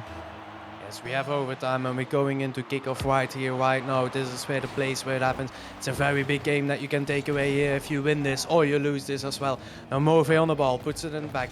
Stingray puts it past to his teammate. Sharky is very awkward there. Keiju gets the touch as well. Now Zero boost, puts it past on the middle. Stingray gets that clear. I know Corentra has a little bit of time to take control of the ball and goes for his flick again. Flicks it past 1, gets demoed on the side as well. Fat Fish Tank 50s Keiju. Keiju gets another 50, takes control of the ball. Keep 50-ing at this point, I would say. It will never work. Sharky is there. Corentra is there. Oh, he almost gets a touch and he scores a goal. And that's Fat Fish Tank who scores another goal and makes that a victory for Serene. Yamato make them 2-0 up. And that's a touch that really went away of Corentra. And then his teammate is just there to follow that up. And it's that Corentra Fat Fish Tank combination that keeps working for the Serene Yamato, and Move just is there for the defensive point. Look at that. That is 4-3, 2-0 down on the side of Feather, and that's not what you expected from a team that finished first in their conference. And all aboard the Serene Yamato train. Next stop, grand finals. You just need to win one more from 3 games, and it's going to be a very tall task for Feather. They can score 3 in this game and still not win. What will it take to get a win on the board? That is what they are here to find out. I don't know if they're going to call a timeout or not, because they are down 2-0. And I also can't see if they're going to timeout because I am on console, so you'll have to keep me updated on that. But you see that Corentra 856 points, a hat-trick, an assist, and 3 saves. But he also put 7 shots on net, so he's only scoring about 1 in every 2 and a bit shots. So maybe a little bit of clinicality needing to be worked on there. But they won't be complaining because Yamato 2-0 up. Yes, indeed, 2-0 up. I see no timeouts being called as well. We're going straight into Sovereign Heights, into the next map. No. Caster Curse. Everyone in chat, there's a lot of people watching now, a lot of viewers. Can we call sweep? Are we gonna see a sweep? Is this happening? Is the first placed in a conference gonna get sweeped? Do it. Is this what is Do gonna it. happen? For the people who are watching in chat, please let us know if you think it's gonna be a sweep or not. But we are going straight into game 3. Backs against the walls for Feather. Maybe this is something that they have to win to get that mental touch here. And they are coming out with the pressure instantly. Now Corentra is on that ball. Keiju is there. Stingray takes control of the ball. Keiju is looking for the pass in the middle. Gets it past 1. Fat Fish Tank there again. That is what we would like to see on the side of Serene Yamato. Fat Fish Tank puts it on the goal, and it's a great save by Keiji. Stingray into offense. Does he have enough boost to put it past one? Yes, he does, and he scores a goal, and that's a great goal. Just not enough boost on the side of Serene Yamato to get back for that, and Stingray just has enough. He gets a flip reset from that. I don't think it was needed, but it's a great goal anyways, and that's one way to put your own franchise 1-0 up 30 seconds into the game. And it's a start Feather required. Straight down the boy half once again. Sharky in the way. Mauve does get down, but not before he makes the stop. And I hear it's Kazir trying to go all the way from that corner. Instead, Mauve will be the one to clear it. Sharky trying to go for a pinch. He doesn't get the pass in field. But Stingray will try and get away. Kazir pops it back up. Will anyone go for it? He's going to try and follow it up. Does knock it past Grentra. And now Stingray sent to the corner. It's going to bounce outwards. Sharky faster to it. It's not on net though. Now the second shot coming in. He goes for the double, but it just goes awfully wide, you have to say. The counter attack. The shot's weak. Double commit there on a seemingly an easy ball to hit. Sharky and Kazir both went for it. But now they're back on the offense. We've had about a minute and 15 seconds in this one. And it's honestly been mostly Feather. It's been mostly Feather that have been showing here. No, there's a few double commits on their side. Serene Yamato is not really sure what they have to do with that. I think it makes them a little bit awkward, but they just have to keep playing their game. They know what they've done in the first two games. They know they've won. Maybe this is one where Feather scores. Nope, nobody is there to back that up, to make sure they get that second touch. Fat Fish Tank drops it. Mauve has to put that up. No, Keiju is a little bit awkward. He has 20 boosts left with. Tries to take it past one. In the meantime, Fat Fish Tank has been demoed, so that's a little bit awkward on the side of Serene Yamato defense, but they get it out. No, they don't get it out. Great 50 by Sharky as well to keep it at least in the offensive side.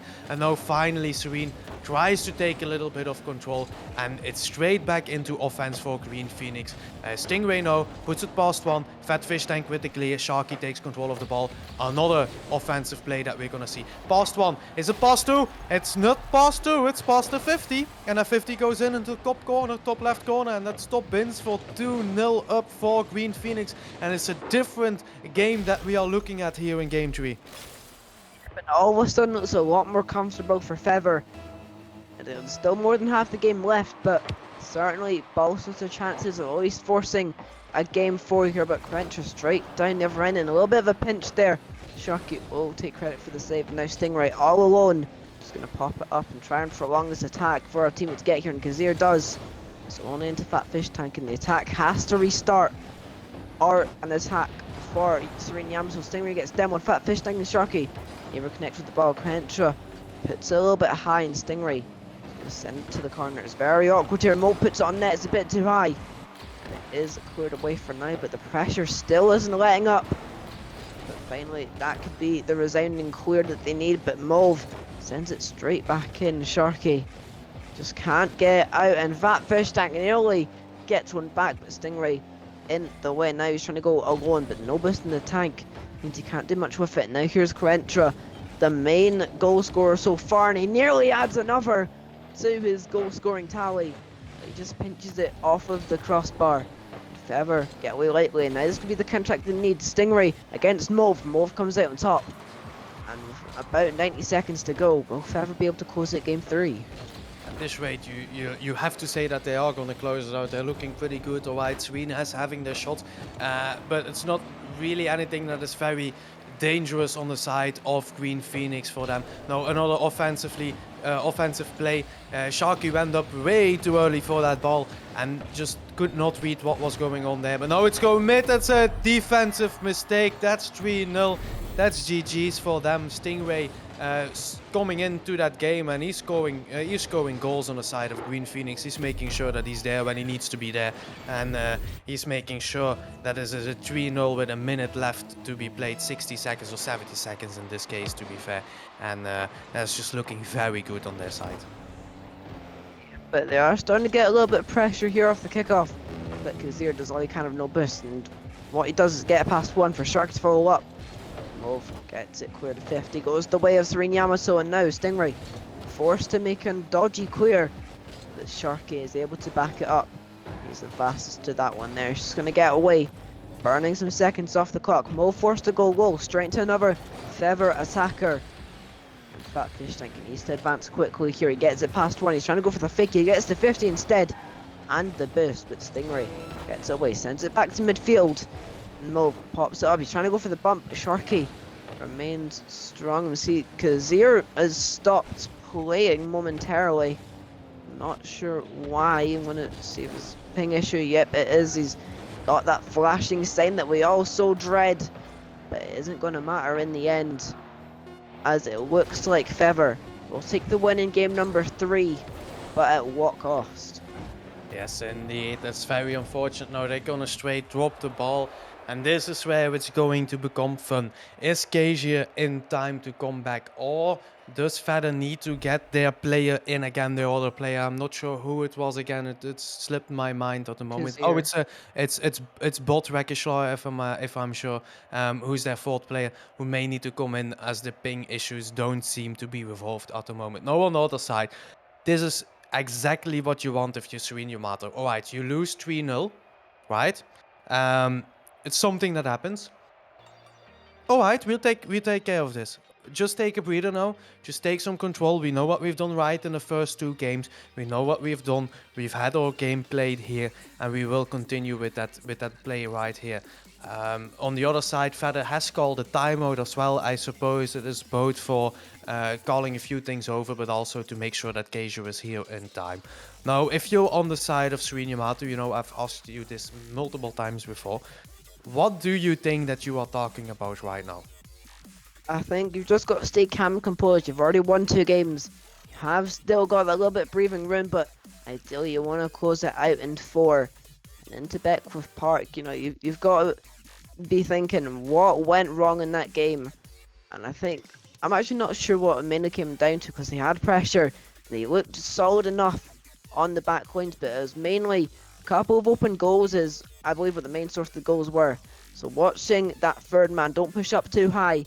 Just wait for your time to come, and looks like the players are leaving the match. We might have a lobby remake. I'm not quite sure. You'll have to confirm that for me.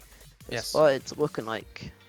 It is a lobby remake. We have the players that are complaining a little bit about issues. Now, that is something that will happen from time to time in a league when you play online, but nothing we cannot deal with. The only thing that means is that you guys in the chat have to see more merits and more banana peels, and I don't think that anybody can be unhappy about that, as there's 2 beautiful human beings on your screen right here. No, everybody in the chat, I want to see it right here, right now. Are you enjoying this? Is this your first time that you are watching? Is this maybe you're one of the players that we all know, one of the old gods, if we say so? And how has this been feeling for you? Also, please let us know. Please let us know, what do you think about this game? Which way is it gonna go? Is it Serene Yamato that is gonna be taking the victory over here, or is it gonna be Feather who is going to take that victory in a game 5 in that case? I'm calling it then reverse sweep. Is that something that we will see here? Can I call it reverse sweep? Is this something that's gonna happen over here? Just don't curse it. I'm not cursing it. I've not said anything. We will just see. And apparently I'm getting roasted by my own RSC EU, who has literally said, "Bananas, we died. You can see the grey hairs since yesterday." Thank you very much. I'm an old man. I get grey. Grey hairs are from wisdom. That is the only thing that you will see right here. Right, I can see that all players are straight into the game. Merit, I leave it to you to take this very game 4 game away and make sure that is done right. Beckwith Park. Will Serene Yamato close it out? Or will we go to that fabled Champions Field for that spot in the grand finals? We're about to find out. Sharky gets us underway. Puts it into the middle, and Stingray, can he start us off early? Crenshaw with the save. And it's a very big save for how early on in the game is. This momentum is so important. If you can make that save, it really gives you a boost, because now Mauve on the attack. 50 does go in their favour, and big miss from Kazir, and Crenshaw goes down the other end. Big save at one end, big goal at the other. Serene starts off with a 1-0 lead. Yes, indeed. And the streets never forget Ricardo Quaresma, and that is exactly what he showed right here. Quaresma is, for me, it's Quaresma, and he just goes on to score a great goal. And it's that combination from Fat Fish Tank and Quaresma again, who scored just great goals. Oh my God! Imagine if that went in, I would have fell off my chair, but they commit to it and they score another goal, and that's Quaresma again, mate. That would have been a sick goal by Fat Fish Tank, but Move is there to put it on the backboard. Keiju was just struggling to find the right position, and Quaresma puts it as far away as he can from Keiju, and that's a great goal. Now that's 2-0 up. You're only 30 seconds into the game. You have taken your timeout on the side of Green Phoenix. Surely this is not what you expected to happen. Yep, I think it maybe just interrupted their momentum more than anything, because it's not a timeout that you're wanting to take in that scenario, but it's a timeout you have to take to ensure all your players are on the best playing field that they can possibly get, and that could have been won back early on. But Mauve is there to make the stop, but now the attack building up very quickly. Stingray just sending it away as far as he can. He can follow up. He's going to go to the backboard. Mauve going a little bit awkward. Sharky there. But the shot doesn't go on target because they're trying to get some more pressure here. The pass goes backwards. It just goes a bit past Sharky. So it has to go all the way back to the corner. It's going to halt the attack for now. So now they have to play a little bit of defense, and it's playing right into Serene's hands at the start of this game because they're already 2-0 up, and they're given more chances to add to it this early on. Yes, indeed. And now Green Phoenix has to show, and oh, Duvet!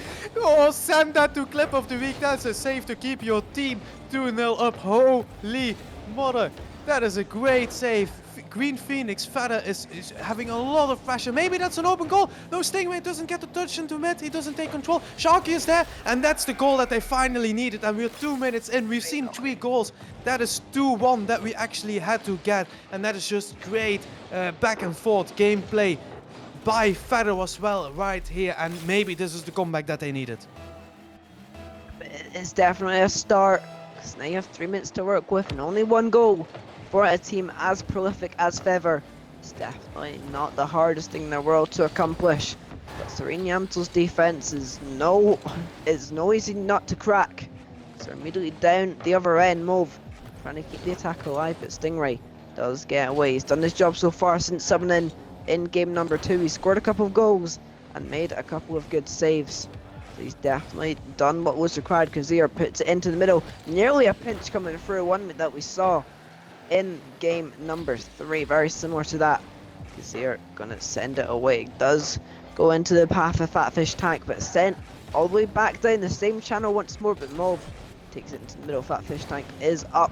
All 3 of them go. This could be the chance to get the equalizer, but Mauve does secure the ball there. We're halfway through this game now.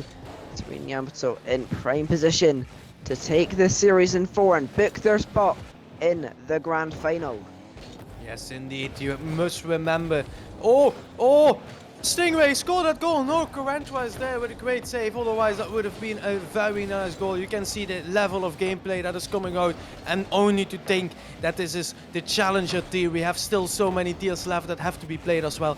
But it's back against the walls for Green Phoenix here. If you lose, you're not out, but you are going to the lower bracket. You make it a lot more difficult for yourself. On the other side, for Serene Yamato, this is what you want. Alright, we have to play a lot of defense. It has to happen.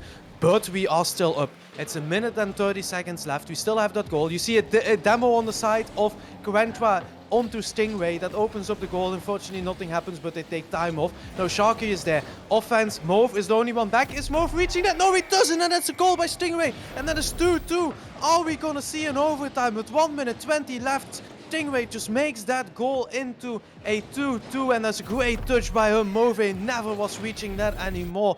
Oh my, closest games that we are going to see here.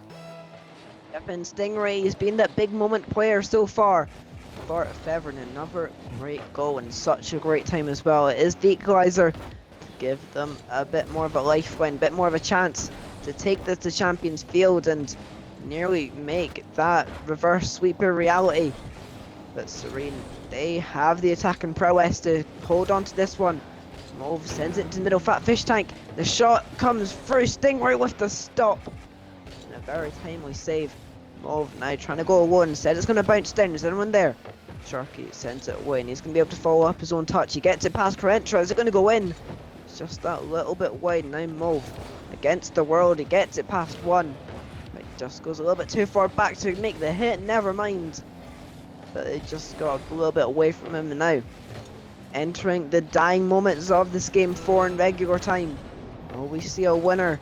Or will we see an overtime to decide Fever's fate and fortune? We're about to find out, Banana. We are about to find out, but maybe this is one of the chances. Serene Yamato is there. No, Stingray is there. Is that the shot on goal? No, it's just past off. Fat Fish Tank is there. He has full boost, but unfortunately doesn't connect with the ball. No, Mauve is there, puts it into the middle, and Karentra is there. Is he going to try and go for something? Is he going to try and take some control of the ball? No, he tries to go for something, and Fat Fish Tank was almost there. No offense. Mauve is surely going to drop the ball. Yes, he does. And we do go to OT. And OT is something that we love. It's the dying moments. It's the one goal that we can see. And maybe Fat Fish Tank there. He puts it on the backboard. Stingray doesn't touch the goal. And that's a miss by Fat Fish Tank. That would have been a sick goal to make that your winning game and to go through to the fucking to the grand finals over there. Excuse my language over there. Whoa, Banana! But Fat Fish Tank scores the goal over there. And that is 3-1 for Serene Yamato. That's a really nice read, and that is continuing into grand finals over there. Banana, you can't be swearing. But it was such a good goal. And now Serene Yamato, the first team in your Challenger Grand Final. I'm sure Pete, their sub watching from the stands, will be absolutely over the moon with that, with his team's performance. And leading the way was Karentra. He popped up in so many key moments, especially that save at the start. If ever had got that goal, the dynamic of that match would have changed entirely. It was a very nice save indeed, and he pops up with 2 goals in this one, and he sent his team through to the grand final. And wow, just what a game. I expected Fever to maybe be a little more comfortable, but it just didn't come to be. And then have to play in the losers final in about 20 minutes time. And it appears Banana's gone again, so I'm gonna have to take the About 20 reins. minutes, just taking a quick look at the stats that we are seeing. Okay, so Banana, are you here, or is it Sorry, just me? can you hear me? Citro? I believe I can. Look there, you can hear. Yeah, I was just taking a quick look at the stats, and you could see that both the Karentra and Fat Fish Tank combination was working really well on the side of Serene Yamato over there, and they continue to the grand final over here. No, I don't think. Do we have the ability to look at the bracket again? Because that is something that will show off a little bit. Because we are not done here, right? We are fully on the A stream now. No games on the B stream anymore, but we have still a few series left that we have to see, that we have to take a look at, right? Right, here we are looking at it. Serene Yamato, 3-1 against Feather. That's the series that we just watched. So Serene Yamato, congratulations. You go through to grand finals. You only have to win 1 series, right? On the other side, Apprentices, 3-1 on Fearless Delta. We've seen that as well. They continue, and that's Apprentices against Feather. That's the team that just lost. They have to go to the lower finals. Loser of that series, still best of 5. Loser of that series goes out. They have nothing to play more. And it's a best of 5, and it's done their top 3. Apprentices win, and of Feather win, and they go through, and it is a best of 7. But the team coming from lower bracket has to go for a lower bracket run. That means a bracket reset, so they have to win 2 best of 7s. Now in about 18 minutes we are going to see the lower final between Apprentices and Feather. See here on this stream. From myself, I will thank everyone for the nice days that we have had, or the nice streams that we've had. Thank everyone in the chat for watching. Merits, is there anything that you still want to say? It's blown way open. Commiserations to Fearless Delta for being defeated by Apprentices, because that's going to be a lower final for the ages. It's definitely going to be close, and it's a rematch of the upper semi-final where Feather were victorious, but now Apprentices, they're riding a high. They've won their last 2 series, and will they be able to make it a 3rd? Just wait right in 15 minutes to find out. Be right back.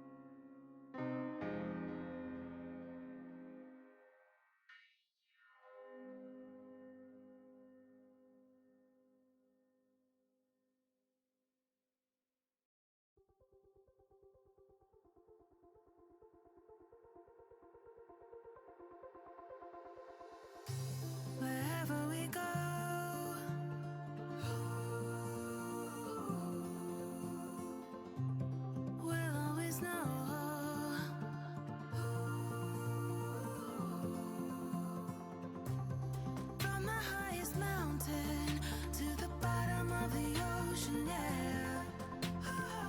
Our song is running like a river. Let the current take us there. We've got the melody to set us free, singing destiny. We've got the melody to set us free, singing destiny.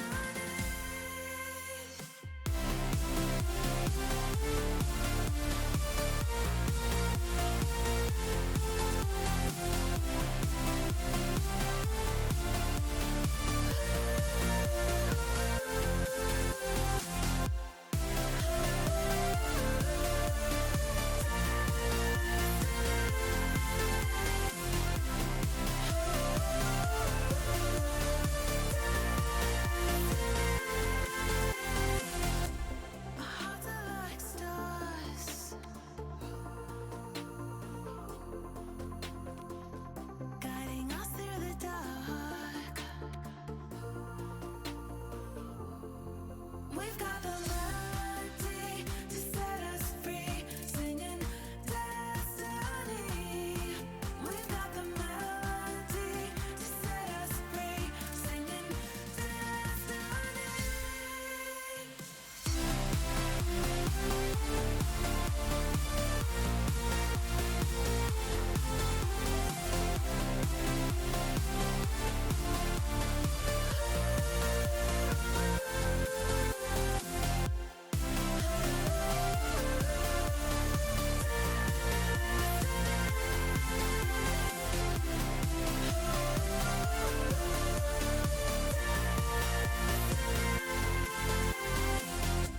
Our hearts are like stars,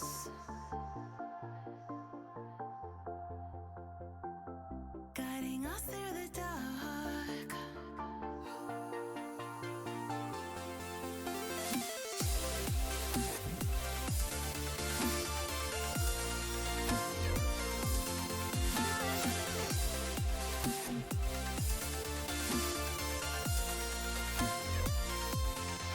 We've got the melody to set us free, singing destiny. We've got the melody to set us free, singing destiny.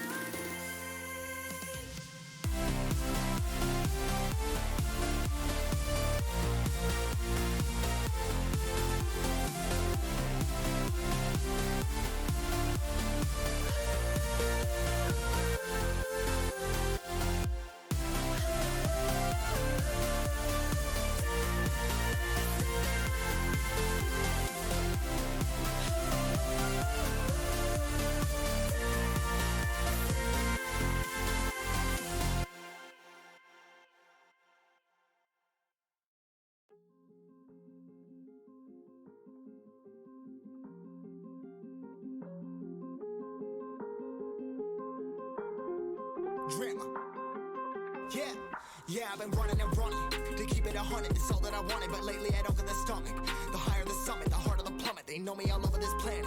I'm just a man and I can't understand it. Proud that I win and I did it myself. Probably wouldn't if I got the help. Hearing subliminals all on myself. Feel like I'm breaking, I'm falling to hell. Told me I'm sick and I tell her, oh well. Rather be dead than to know that I failed. Live for the chase, life is a race. I'm out of space, I'ma get on my face. I got a taste, well the whole plate. Finna get laced if you step out of place. Like, first off, you don't run nothing. All talking, your team bluffing. My squad, we all dream crushing. We ain't rushing, no discussion. All I know is us made for this. Paid for this, yeah, slave for this. Been down and I'ma get it right.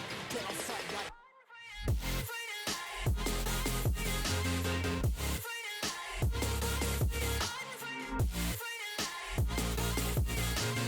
Been down and I'ma get it right. Get on sight like.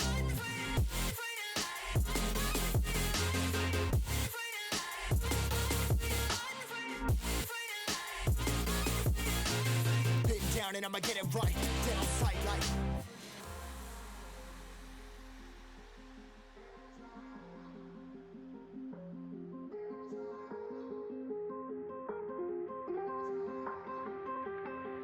Never really know when you're gonna go. Why you gotta put another foot in front of yours? Bury them toes, carry them close. I was never one to care about my mentos. I was like froze, now I'm on floor. Give me that smoke, but I can't get high. We do the most, here to inspire. Doing what I'm supposed, but I can't get tired. Run for your life every night. See in the dark, blind by the light. I got the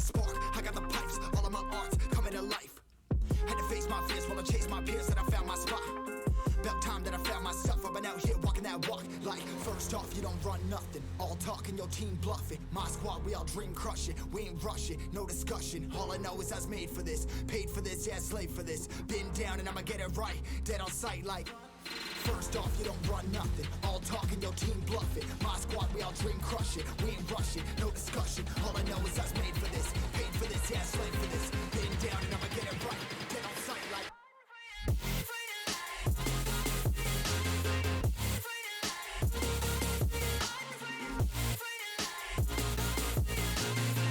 Down and I'ma get it right, dead on sight like.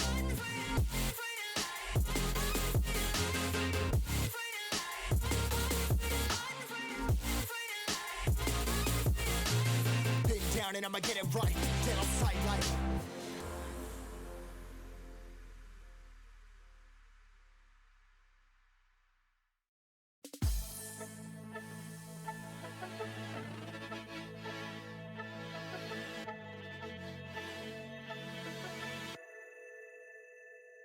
They say history is written by the victor, so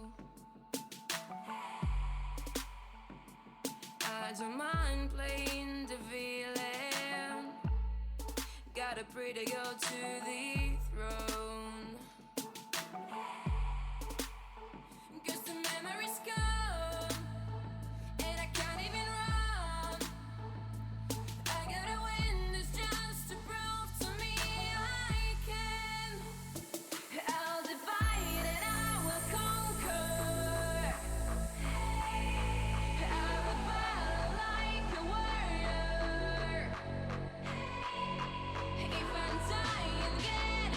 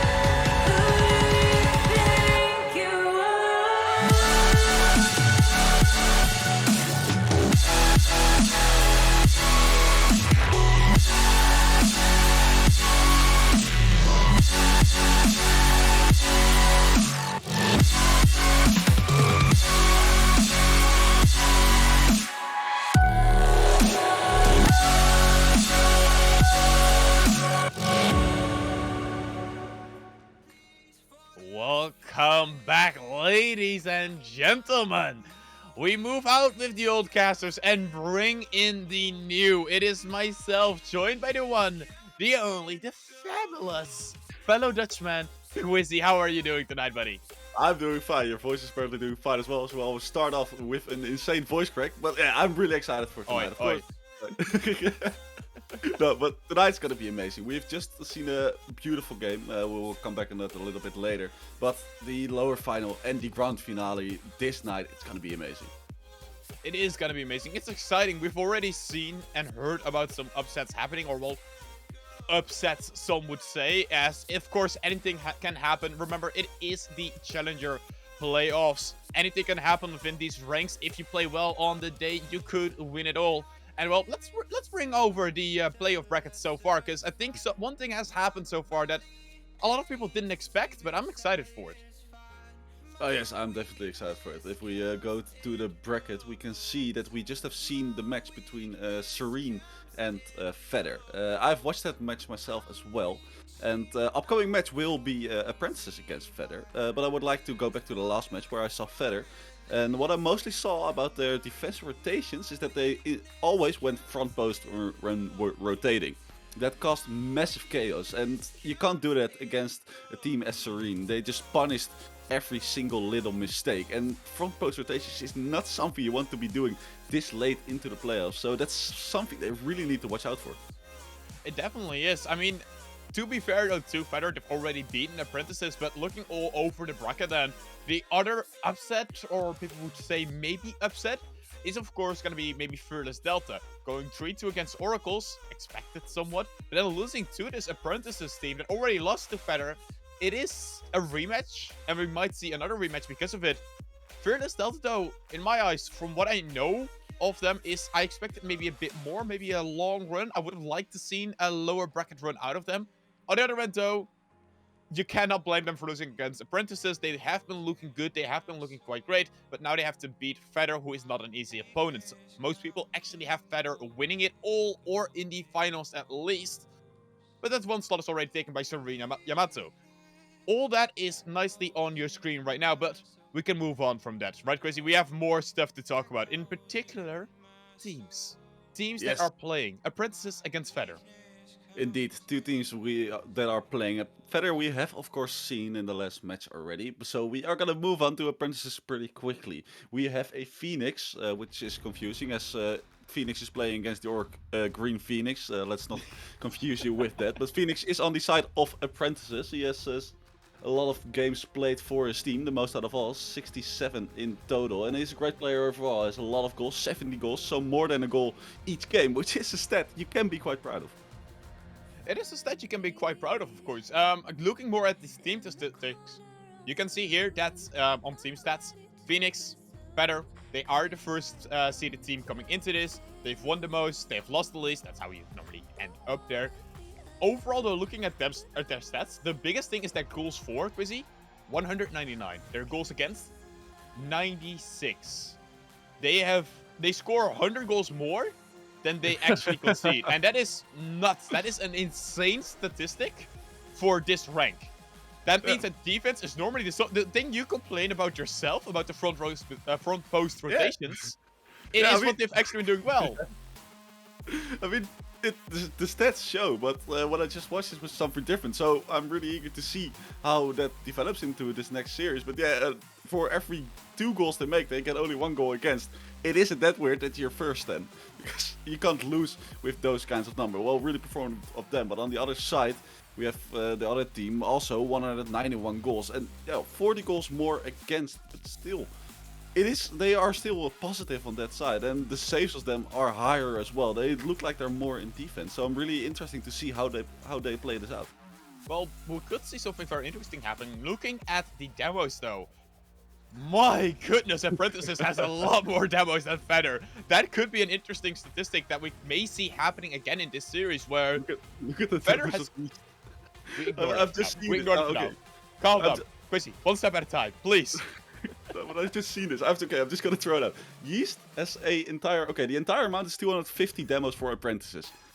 We see Yeast, he has a total of 144 demos. You want to know the worst part? This does not surprise me in one bit, knowing Yeast. I don't know if you know Yeast. Yeast is quite a familiar face, so to say, within RSC, in the Rocket League scene, if you've known it for a while. I'm not surprised by this at all. I am not surprised by him having that statistic to his name at all. Looking more over this, though, I'm gonna ask you one thing, please. A player to watch. Give me one. Well, definitely Yeast. We will be watching him as we will have explosions left and right on the pitch. And what's happening there? It's Yeast is driving through another car. Phoenix as well, with his goals, more than a goal each game. That is something really interesting to see. Then we also have Sharvy, who's played the most matches for his team, and is just a great player overall. So I'm really excited. I'm basically just excited to see of Sharvy Stingray, I think. No, wait, I was meaning Sharvy. Wasn't Stingray playing today? Wait, I've now gotten confused.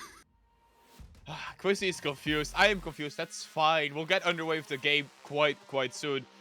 If you don't know, the ones that are playing for Feather, it is gonna be Stingray, it is gonna be Sharky, and their third being, if I remember right, it should be Mark. Don't quote me on that though, because we just got the screen going away. That doesn't matter for us though. What matters for us now, Quizzy, is this entire mess will start playing.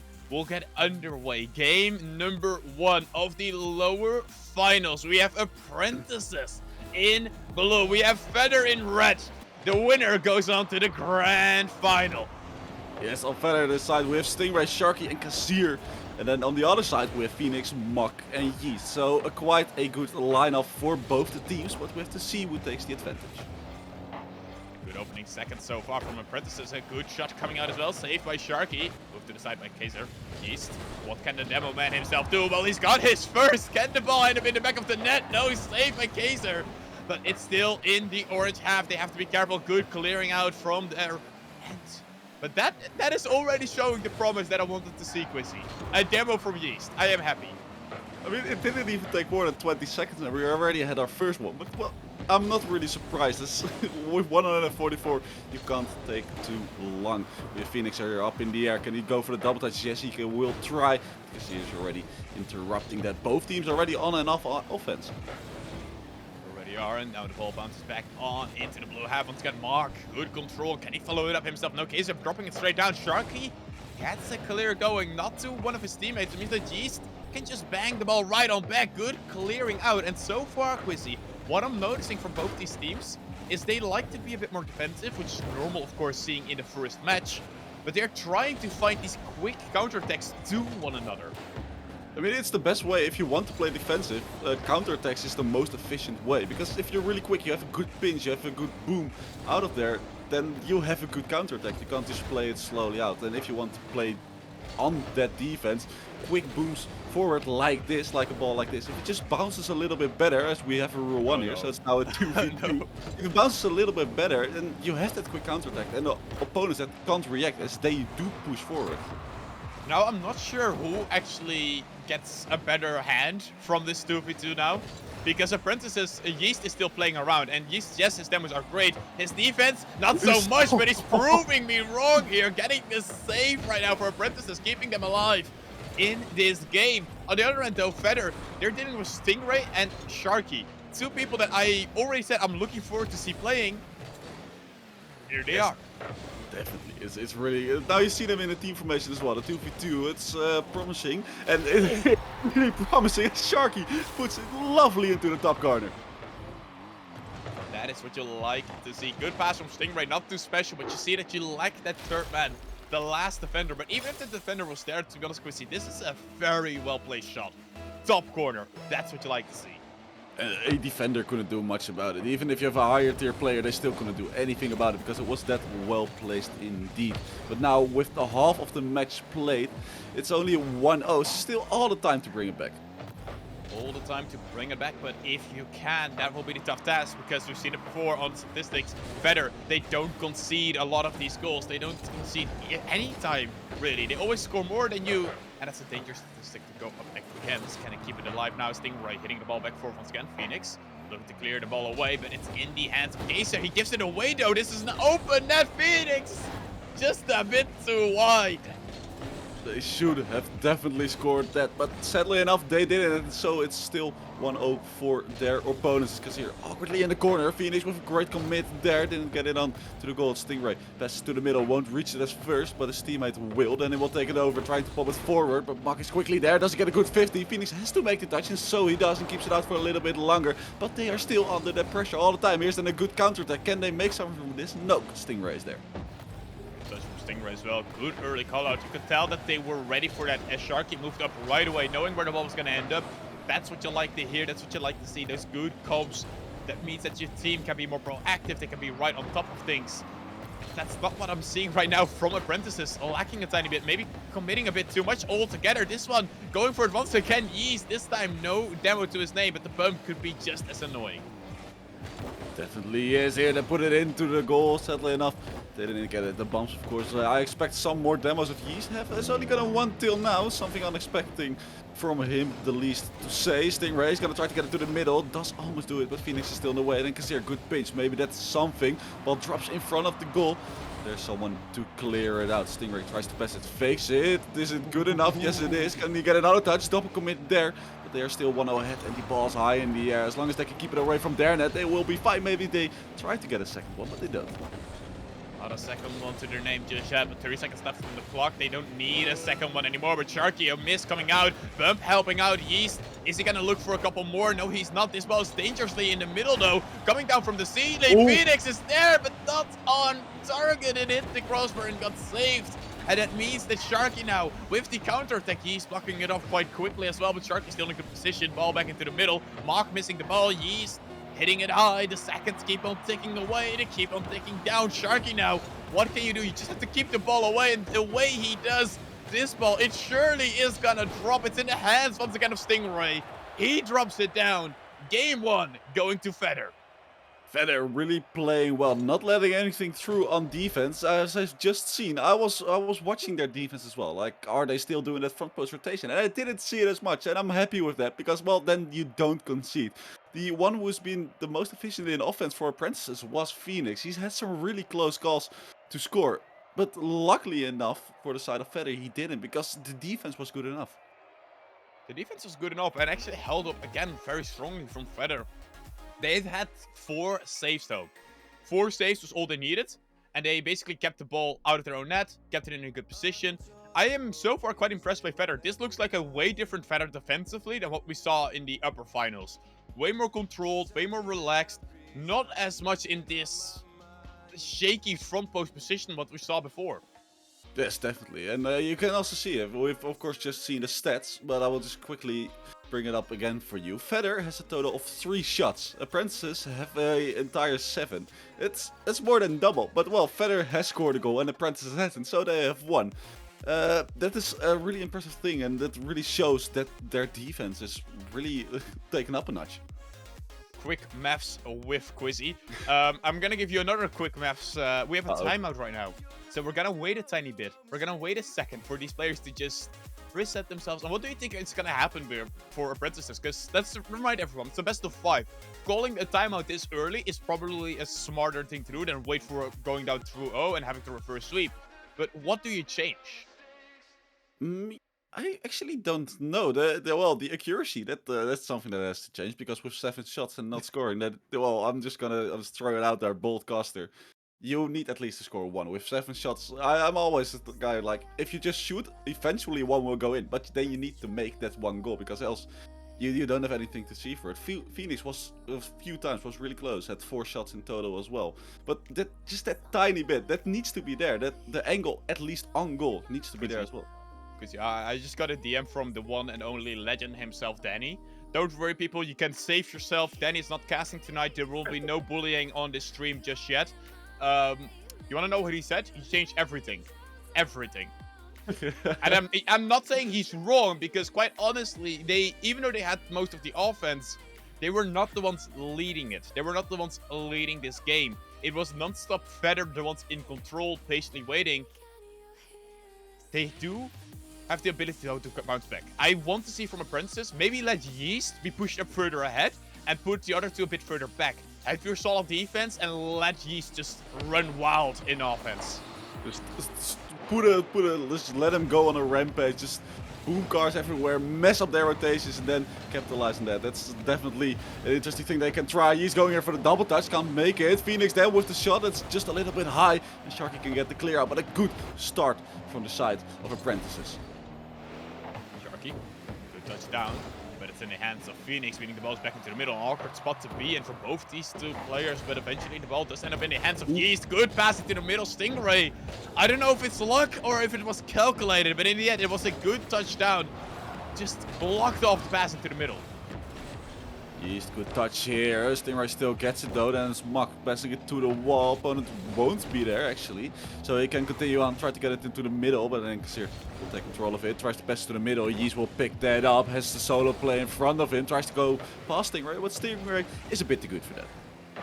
Mark isn't quick enough. It's Shemita Sharky gets a good 50 on this. This is going back into the middle. It's a dangerous position, but so you want to know? I finally figured it out, Quizzy. What needs to change from Apprentices is they need to stop trying to hit every pass from the side wall.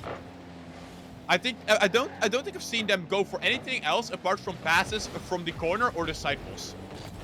I mean, well, now you mention it, it's actually quite true. Right? The infield passes are missing. I do quite like myself a pass from the wall, but of course, as you see, it's not working out for them as they haven't scored yet. It always gets scored on with a shot here from Sharky. So they do need to change a few things, or apparently a lot of things up, according to Danny.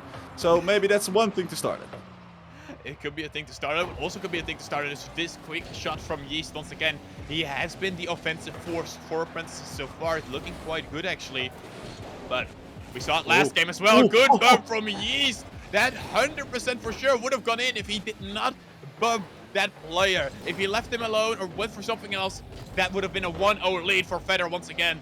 But this time around, not just yet. An awkward ball from Mark gets it to the side. And what I wanted to talk about is what we saw last game as well. We saw Apprentices take offensive pressure for a big part of the game, but they never got the goal. That meant that Feder, with just a couple of shots, got back into it.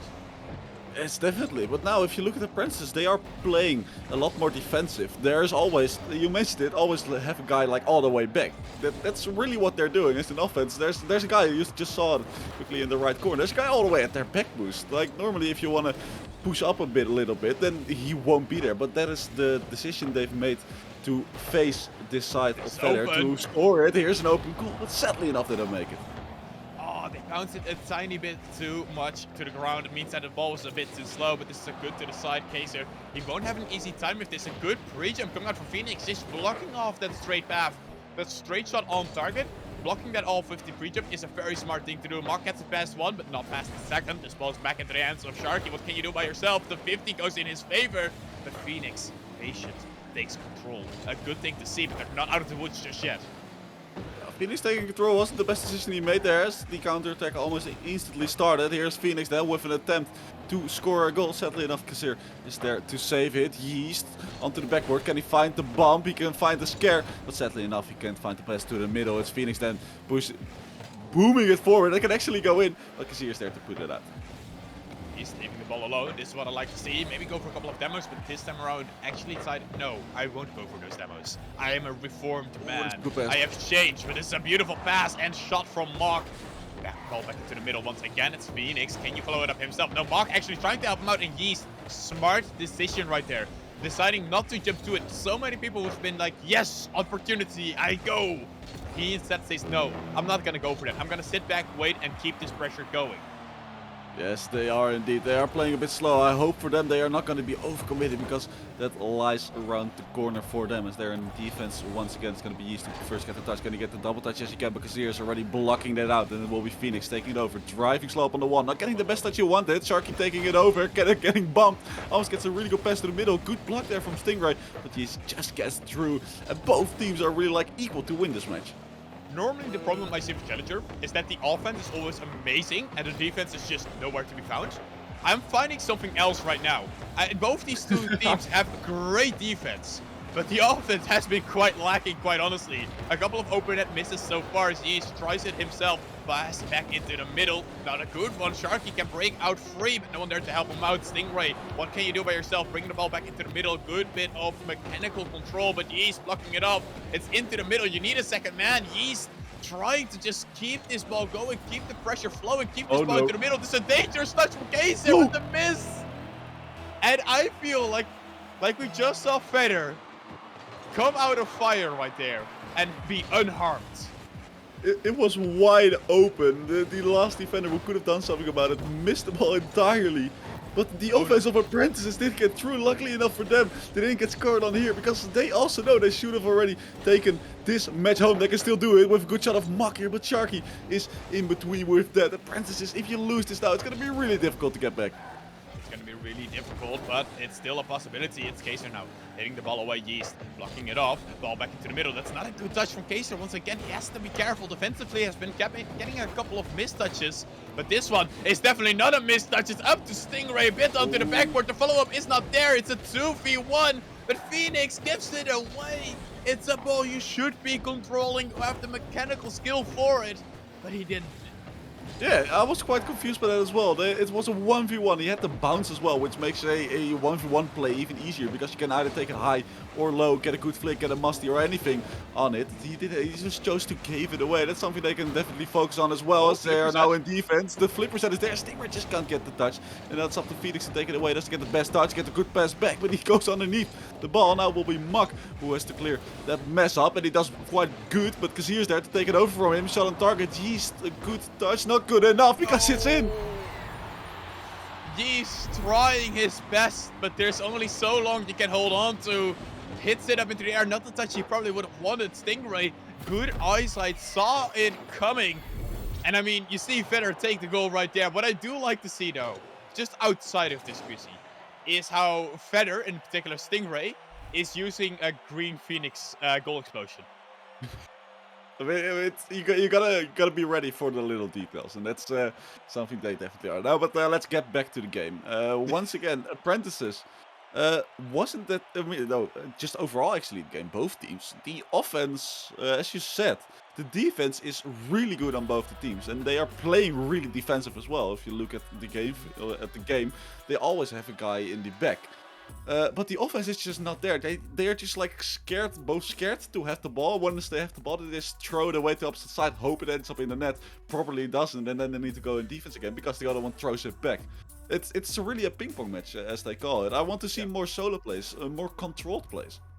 Definitely. And I think what you're seeing right now is a bit of nerves coming through as well. I think especially what I saw is Phoenix being quite nervy from the way he played. On the other end, Yeast, apart from maybe that last thing that happened, he's been playing amazingly in my eyes. He's definitely one of the players that just performs well under that pressure. But if we're talking about people who perform under pressure, I think the one that you have to look at the most is probably Sharky. He had 4 saves in that other game. He has been keeping the team alive, floating, and just been there beating hard, especially from the defensive hole. And that is the biggest part. The side of Apprentice hasn't scored a single goal yet, and that's something they are hoping to change this match, because if they don't, they are gonna be out of these playoffs. That's a good reminder for everyone. This is their last lives. And for Apprentices right now, it truly is their last lives. If you lose here, you're out. Your playoffs is done. And it's starting off the wrong way for Apprentices as Sharky, the man of the hour, getting a goal. Mock not that comfortable. He got bumped into that position, clipped the post, couldn't get his car straight, and then Sharky just puts it in really right there. He saw the defender couldn't get it, just threw his car at it, scored the goal instantly. A quick 1-0 is not something you want as an Apprentice fan. Almost a great solo play coming out from Mock right there. But Phoenix keeping this ball in the offensive half. A bump coming out as well, but Kazir just has an easy time. Hits the ball down to Stingray. Stingray not doing too much with it though, and now it's Yeast hitting it high. Can you follow it up though? That is the problem point. You can hit it high, you can hit it hard, but you have not been able to find any type of follow-up from your team as Phoenix this ball back into the middle. Yeast is the first one there. This needs to be a quick shot. It's on target. It's in the net. Yeast finding the goal. It took about 20 minutes or so, but the side of Apprentices has finally scored their first goal, and let's hope there's gonna be more where that came from, because I don't want this to end with a sweep. We definitely don't want to see this ending up with a sweep, but that was a great goal from Yeast. The one time they actually had a second man ready to go, He scored a beautiful goal, scored a very good goal, just a hard straight shot on target. But it's now Kazir. Once again, the ball into the air. Can he follow it up himself? Looking for a couple of bumps and demos. 2 whiffs coming out as well. Sometimes you just have that happening. He's hitting the ball forward once again. Needs to be careful. Sharky can't do much with this, but at least was a bit of a blockade. But not good enough. Now Mock trying to clear, trying to break free for his team, but it just is lacking a bit of that oomph. It is definitely lacking a bit of that right now. Here's Yeast, the pinch with that oomph, trying to get it forward, and will be Mock here with the next challenge. Stingray will beat into it. Second man is not there, so it will be for Yeast. Who has an attempt on target. It was quite a difficult ball to save, but they still managed to get it out. Phoenix, good first touch. Can he get it to the middle? Yes, he will try his best. Ball drops it. Goal, I think Mock didn't hit, and it would have almost rolled in, but sadly enough it did. Yeast almost here with the second goal, but he doesn't find it as well. I think Apprentices in these 2 minutes have had more dangerous opportunities than they've had in this entire series. I mean, I don't think you're quite wrong there, but well, they still have only 1 goal, and that's something that definitely needs to change with these kind of opportunities. That is the problem, but this is a good passing opportunity. Back to Yeast. Please bring it back. No, Mock. He wanted a bit too much. Probably wanted to go for his own glory, get his goal for himself. This ball back into the middle. Mock gets a good hit to the side, but it's in the hands of Feder, but not good enough. Yeast easily blocking it off. The ball back to the side. Sharky, what can you do with it? Not much. Mock taking a bit of a page out of Yeast, his book, and getting a demo. He really did that good because there was a much needed demo as well. Sharky was up here as first, puts it to the backboard. That's awkward. Mock's awkward. Phoenix is awkward as well. Both misses the ball. Mock, can he still get a touch? Can Yeast take it out? No, they can't. Not that good of a defense there. And the side of Green Phoenix take advantage of that. The nerves. And once again, it's Stingray. We saw this last game as well. Stingray just pops up whenever you don't want him to. Whenever you're like, okay, we made a small mistake, but we should be fine. Oh, no, it's Stingray right there. The ball's back of your net. Never mind. We see Stingray flying in here. Sharky, maybe he will be the next one to score a goal. Sadly enough, he put it just a bit wide, but the ball is now with Stingray. Can he pass to the middle? Awkward touch. Kazir has the fake challenge there. It's going to be Yeast who pushes it out to Sharky. Sharky passes it back to the middle. If there was a second man for the side of Apprentice there, they could have scored, but well, there wasn't. Mock tries to continue on, but doesn't have any boost in the tank, so the offense perishes. Oh, they were trying to go for another demo. It would have been very helpful this time around. But Sharky does get the demo. He tries to get another one. He says that whatever Yeast can do, I can do better, getting the double demo for his team. And it completely removes any offensive pressure that we saw from Apprentices. And with 1 minute 30 left, they need to get some of that offensive pressure back into their game. They really do. Well, they had the time where they had like 5 massive chances. They only scored 1, sadly enough for them. So now they are in this situation where they're 1-2 behind and are in big need of goal. And the clock is ticking away. Mock tries to set something up, tries to go forward, but Kazir is right there. The rotation, the field possession isn't that great. The side of the Apprentices, and they still really need that 1 goal. Time is not in the favor of Apprentices. This ball back forth once again. Kazir getting 50'd by Phoenix, a good 50 as well. But they need to do it once more. This is a dangerous ball. Phoenix with the save, a very necessary one. Yeast awkward in defense. Awkward ball to see go up, but it's not on target. It's cleared away, but Stingray cool and icy in his feints, not panicking at all. Phoenix get the shot in. No, it's Lisa to Yeast who probably had the worst shot of the both of them there. The angle wasn't that right for him, but well, he took the shot and it didn't go in, and now they're in the counter-attack. If they score this, it's almost over. Sharky onto the backboard. Yeast needs to get a clear. Can he get a good clear? Yes, he can to Mock. Mock won't take it. As Phoenix was flying by, doesn't get the touch, and it's Stingray. Stingray, make your hat-trick true. Sadly enough, he does. He does. 10 seconds left on the clock. They need to act quick. Apprentices, you need to be here right now. You don't want to be swept by Feder, but as the seconds keep on ticking down, it's looking more and more unlikely. Great drop down from Kazir. Makes it very hard for Phoenix. Stingray now trying to finish it off. Doesn't need to find a touch because Feder is on to the grand finals for their revenge match. This happened way quicker than I expected it to be. Yeah. Surely after seeing Feder, the last match, they were just dominated by Shireen. And I expected like, oh, it's going to go through. And they might even lose this match as well, as they're not in that good of a mood. And I actually lost the word for it. But well, they've just swept right here at this part of the playoffs. They've just swept. they swept, clearly showing why they belong in the finals, Quizzy. Like, let's be honest here, out of Feather, they were more dominant, they were more comfortable. The entire way through, the entire series through, they always looked comfortable. Yeah. Yeah, they did. They just played better. The defense was there, and they didn't really need to go all in on offense because the opponent team, Apprentices, was also just in defense, even though they should have been in offense. The second man was missing out, which made it quite easy for them, actually. Definitely was, and overall, I think the problem point we saw here for Apprentices was just a lack of all players being on. That's what you need to see in these playoff situations. To make the grand finals, you need every single player to be on top of their game. You cannot afford a mistake.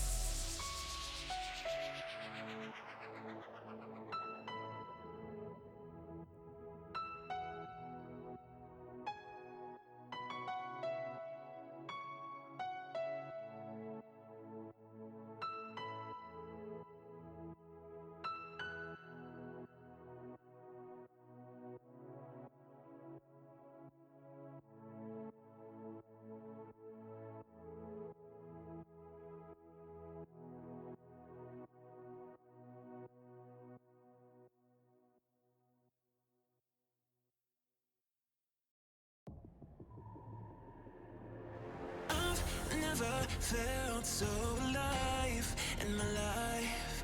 'Cause you make me come to life every time I'm free. Oh, and I'm loving all that you do. Can't you see that I'm crashing right into you?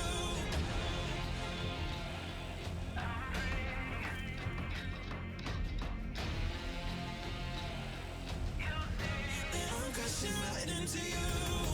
I'm free. Oh, and I'm loving all that you do. Can't you see that I'm crashing right into you? Yeah, I'm free falling. Can you hear me calling, calling for you? Yeah, I'm free falling. I'ma keep on falling, falling for you. I'm free. Oh, and I'm loving all that you do. Can't you see that I'm crashing right into you? I've never felt so alive in my life. 'Cause you make me come to life every time I'm free. Oh, and I'm loving all that you do. Can't you see that I'm crashing right into you?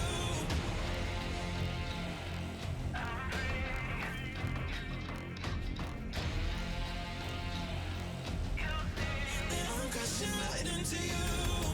I'm free. Oh, and I'm loving all that you do. Can't you see that I'm crashing right into you? Yeah, I'm free falling. Can you hear me calling, calling for you? Yeah, I'm free falling. I'ma keep on falling, falling for you. I'm free. Oh, and I'm loving all that you do. Can't you see that I'm crashing right into you?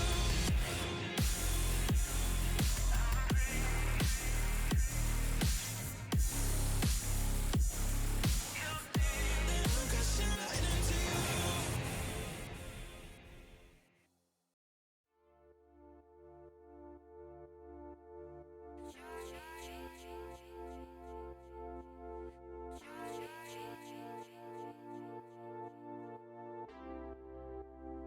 Just hold on. Been to places that I'll never go. Seen some faces that I'll never know. I keep dancing, but it's just for show. Whoa. Look up at the sky full of stars. Close my eyes, I only see the dark. Tell myself I wanna seize the night. Alright, and we walk this road together, and I still feel like I'm alone. Just hold on, just hold on, just hold on, just hold on.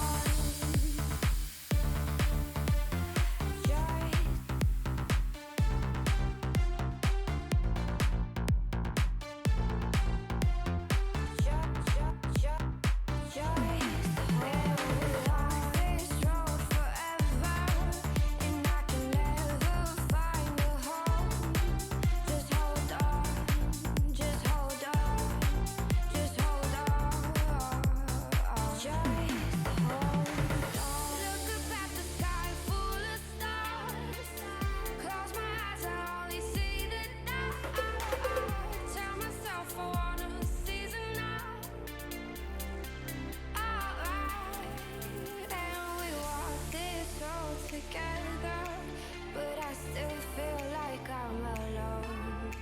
Just hold on, just hold on, just hold on.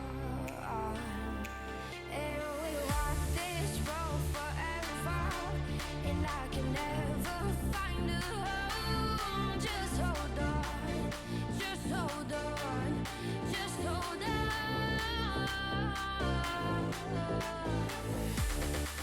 Just hold on, just hold on, keep holding on.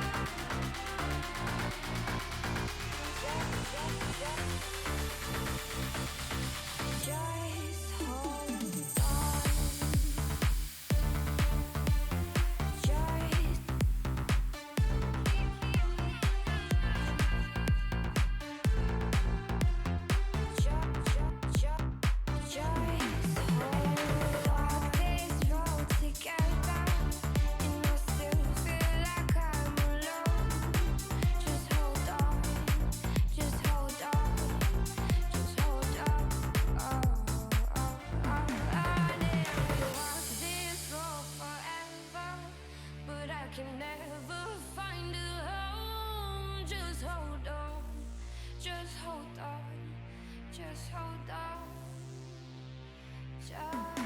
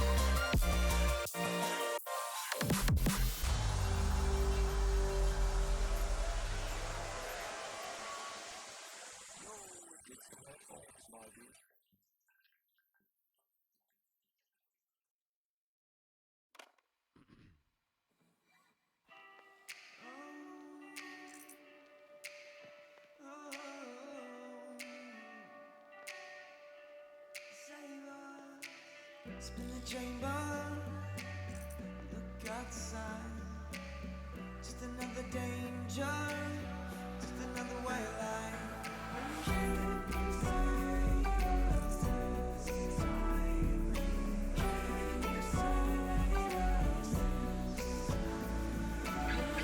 And we try, and we might be just the first line. But what if you're right this time? They rise up under cover of the darkness. You better make sure all your weapons are all sharp and so.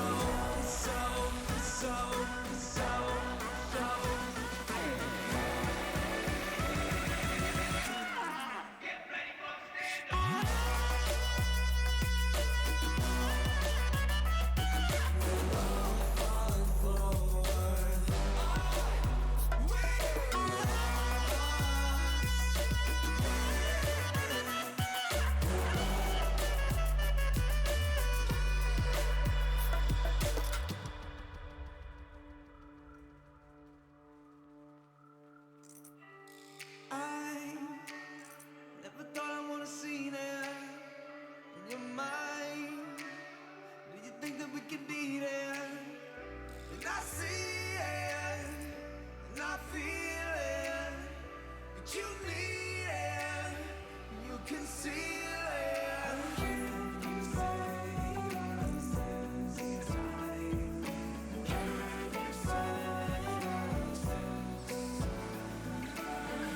And I feel like it might not be the first and last time. But what if I'm right this time? They rise up under cover of the darkness. You better make sure all your weapons are all sharp and so. Storm meets the moon. I'm the silent when I move. Do you think you are? Who do you think you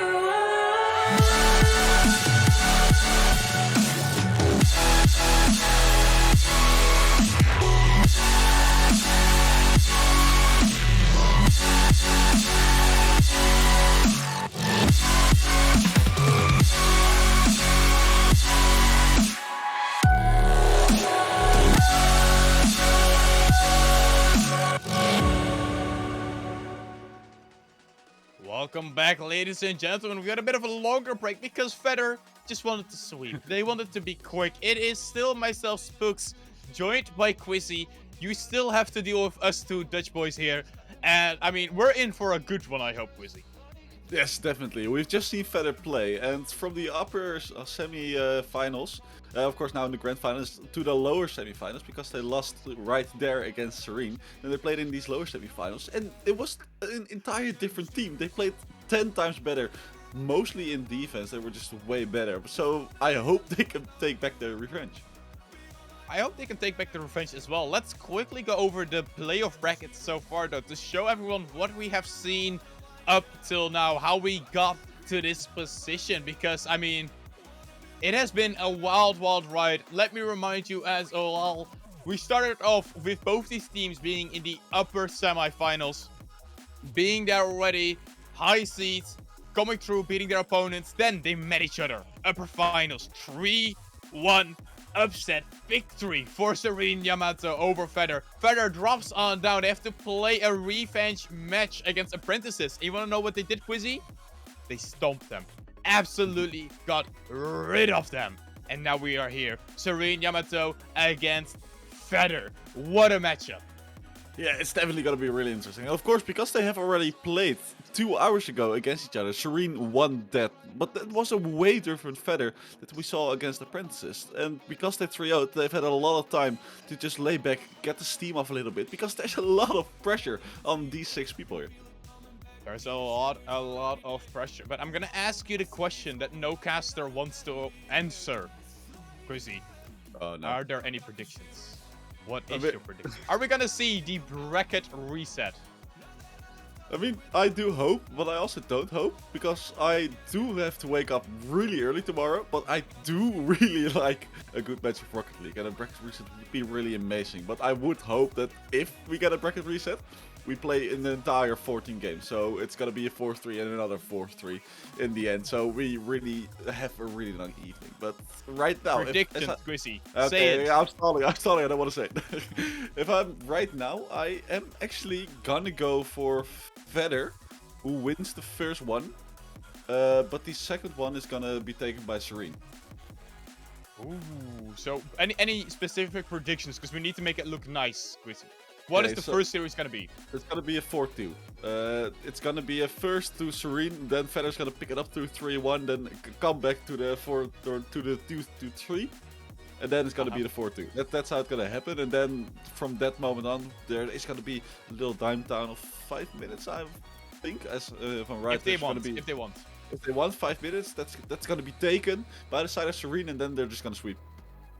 I like your predictions. I'm gonna go completely against it. I'm gonna say it's gonna be a 4-2 for Serene Yamato right from the get-go. I don't want no bracket reset. I want my sleep. I have school tomorrow. These people probably have work or school tomorrow.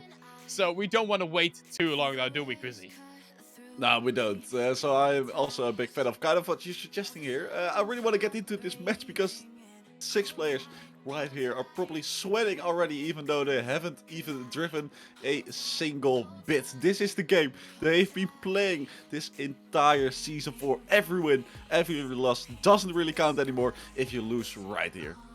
An entire season being built up to this, the Challenger Playoff Finals. We have Serene Yamato in blue. We have Feder in red. Who's gonna be the victor? Who is gonna take the crown for themselves? Kickoff is underway. It's Stingray to the side. Kazir gets a good touch, gets a beautiful touch straight on target, but saved. It's gonna be Stingray once again. Of course, he was the guy that was most impressive in the last match. He was always there to finish off the goal. Might he be here once again as well as Moth passes it to the side. It's gonna be Kazir with a quick challenge. Stingray in the middle gets the shot, a double commit on the side of Serene. Sadly enough, they don't get punished for it. Fishtank gets it onto the backboard, but can't get a shot on target. Kazir blocking him off. Another great touch forward once again. Sharky following it up, looking to get a second to the middle, doesn't have the boost to follow it up, but another double commit coming out of Serene Yamato. And that's not the first one we've seen so far in this first minute. Looking a tiny bit shaky, a bit nervy maybe, and that's something we might see happening to both these teams. Nerves, Squizzy. Because let's be honest here, you are playing live on stream in front of probably the biggest audience they've had so far for themselves in the grand finals. The nerves are definitely gonna play a role. Yeah, of course, and it's also kind of weird, because you would expect them to have a little bit less nerves, as they have already won against this team. But the way they are playing right now, it is way different. That Sharky is here, good pass to the middle, Stingray onto the backboard, fakes it.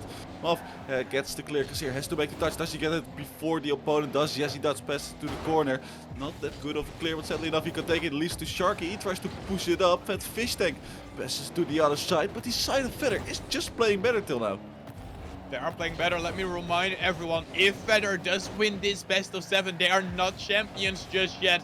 Then they need to run the entire thing once more, get another best of 7 victory against Serene Yamato, and then they are champions. If Serene Yamato, though, win this best of 7, they are winners. They are victors, because they have not lost a series up till this point. So they have a joker of like 4 matches they can still use, but you wouldn't not like to use because you aren't in the momentum, and then you also know like we have already lost the best of 7. Why wouldn't we also lose the second? But that's all mindset. That is all to do with pressure. Maybe Sharky can show us how this game is played. Sadly enough, he didn't get the redirect. Clear, not good enough this time around. Means that the ball is still in the blue half. It's in a danger spot, but it's not a good position to shoot from. Kazir, the angle was a bit too hard to find. Stingray not getting a good block. It means that Karantra is trying to bring it back into the middle once again. Fat Fish Tank shot on target. Kazir once again blocking it off. Stingray now tries to bring it to the side. Blocked off by Moefe. Trying to get it up into the air. Nothing being created just yet. And can we just say this, by the way? Serene Yamato probably has the hardest to pronounce names apart from one person. Yeah. I was about to put this in the stream comms as well. Like These are difficult names to pronounce. But, well, we gotta live with it because we have assigned ourselves to this job of being casters. Because Quaranta is trying to put the ball into the wall. He does manage to do so. It's Fast Fish Tank who puts it into the middle, a little bit high. Teammate is up, tries to get it into the goal, but sadly enough he doesn't find the angle. There's a double commit from the side of Feder, but sadly enough the side of Serene doesn't capitalize on it. However, trying to get it back into the middle, not being able to do so. Fat Fish Tank once again there to help out his team. Quarenta can't get it into the middle though, not at least in a good position, and a faking out the defender, and out of nowhere there is a goal for Feder. What a great commit there from, who is it? It's Kazir. Pretending like he's gonna touch the ball. The opponent saw him there, thought like, oh, he's gonna flip for it. He probably is gonna hit it to the side because this won't go in. If he doesn't hit it, I will just easily tap it out. But then he actually misses it, throws off the entire defense. That's a 1-0. This already goes against my prediction, sadly enough. But it is Feder who is 1-0 up. Oh, Fat Fish Tank dropping it straight on down. That could have been a dangerous ball, but this is still in. Quarenta bringing it back for Serene Yamato. These names are messing me up, Quizzy. Yeah, I see. Kazir defending backwards, not the best method to use against a team with such quality against Serene. So it's 1-1 again. It was promising for the side of Feder, but sadly enough they gave it away quite quickly. Maybe here's another chance. Stingray tries to put it into the middle, puts it onto the backward actually, and then here is Sharky with the shot, just puts it wide, and then the counter attack is almost done. That's here. Looking for a second touch, can't get it himself, but still faking out the opponents. And that is the level of respect we are seeing from Serene Yamato to this Feder side. They give them so much respect that they expect the ball to be it at all times, when in reality the fakes are coming through for Feder. They are trying to just miss the ball on purpose every so often, just to make it a bit harder to deal with. Kazir now looking to get the ball under control. Great flick past one, bring it back into the middle, but saved this time around. Fat Fish Tank, beautiful pass into the middle. There should be shot on target. Can it go in? It's in the middle. The second is there. It is done in by Wafe. He really got that really close. Stingray bumping actually Sharky into Quarenta, who can't get a shot on by himself. But luckily enough, Mave is still there to put it in at the end. And that's how they expand their lead. They are now with 1 goal ahead with only 34 seconds left on the clock. It's got to be quick if Feder still wants to win. Good an opportunity to present itself once again from Serene Yamato, but they aren't able to do much with it this time around. 20 seconds left on the clock. They just need to hold on strong. No need to get another goal. You're already leading. You can just sit back in defense and let the enemies give away possession. Another good player coming out, Kazir, bring it back into the middle though. That's a beautiful pass, beautiful setup onto the backboard. Very hard to defend, but also very hard to shoot on target.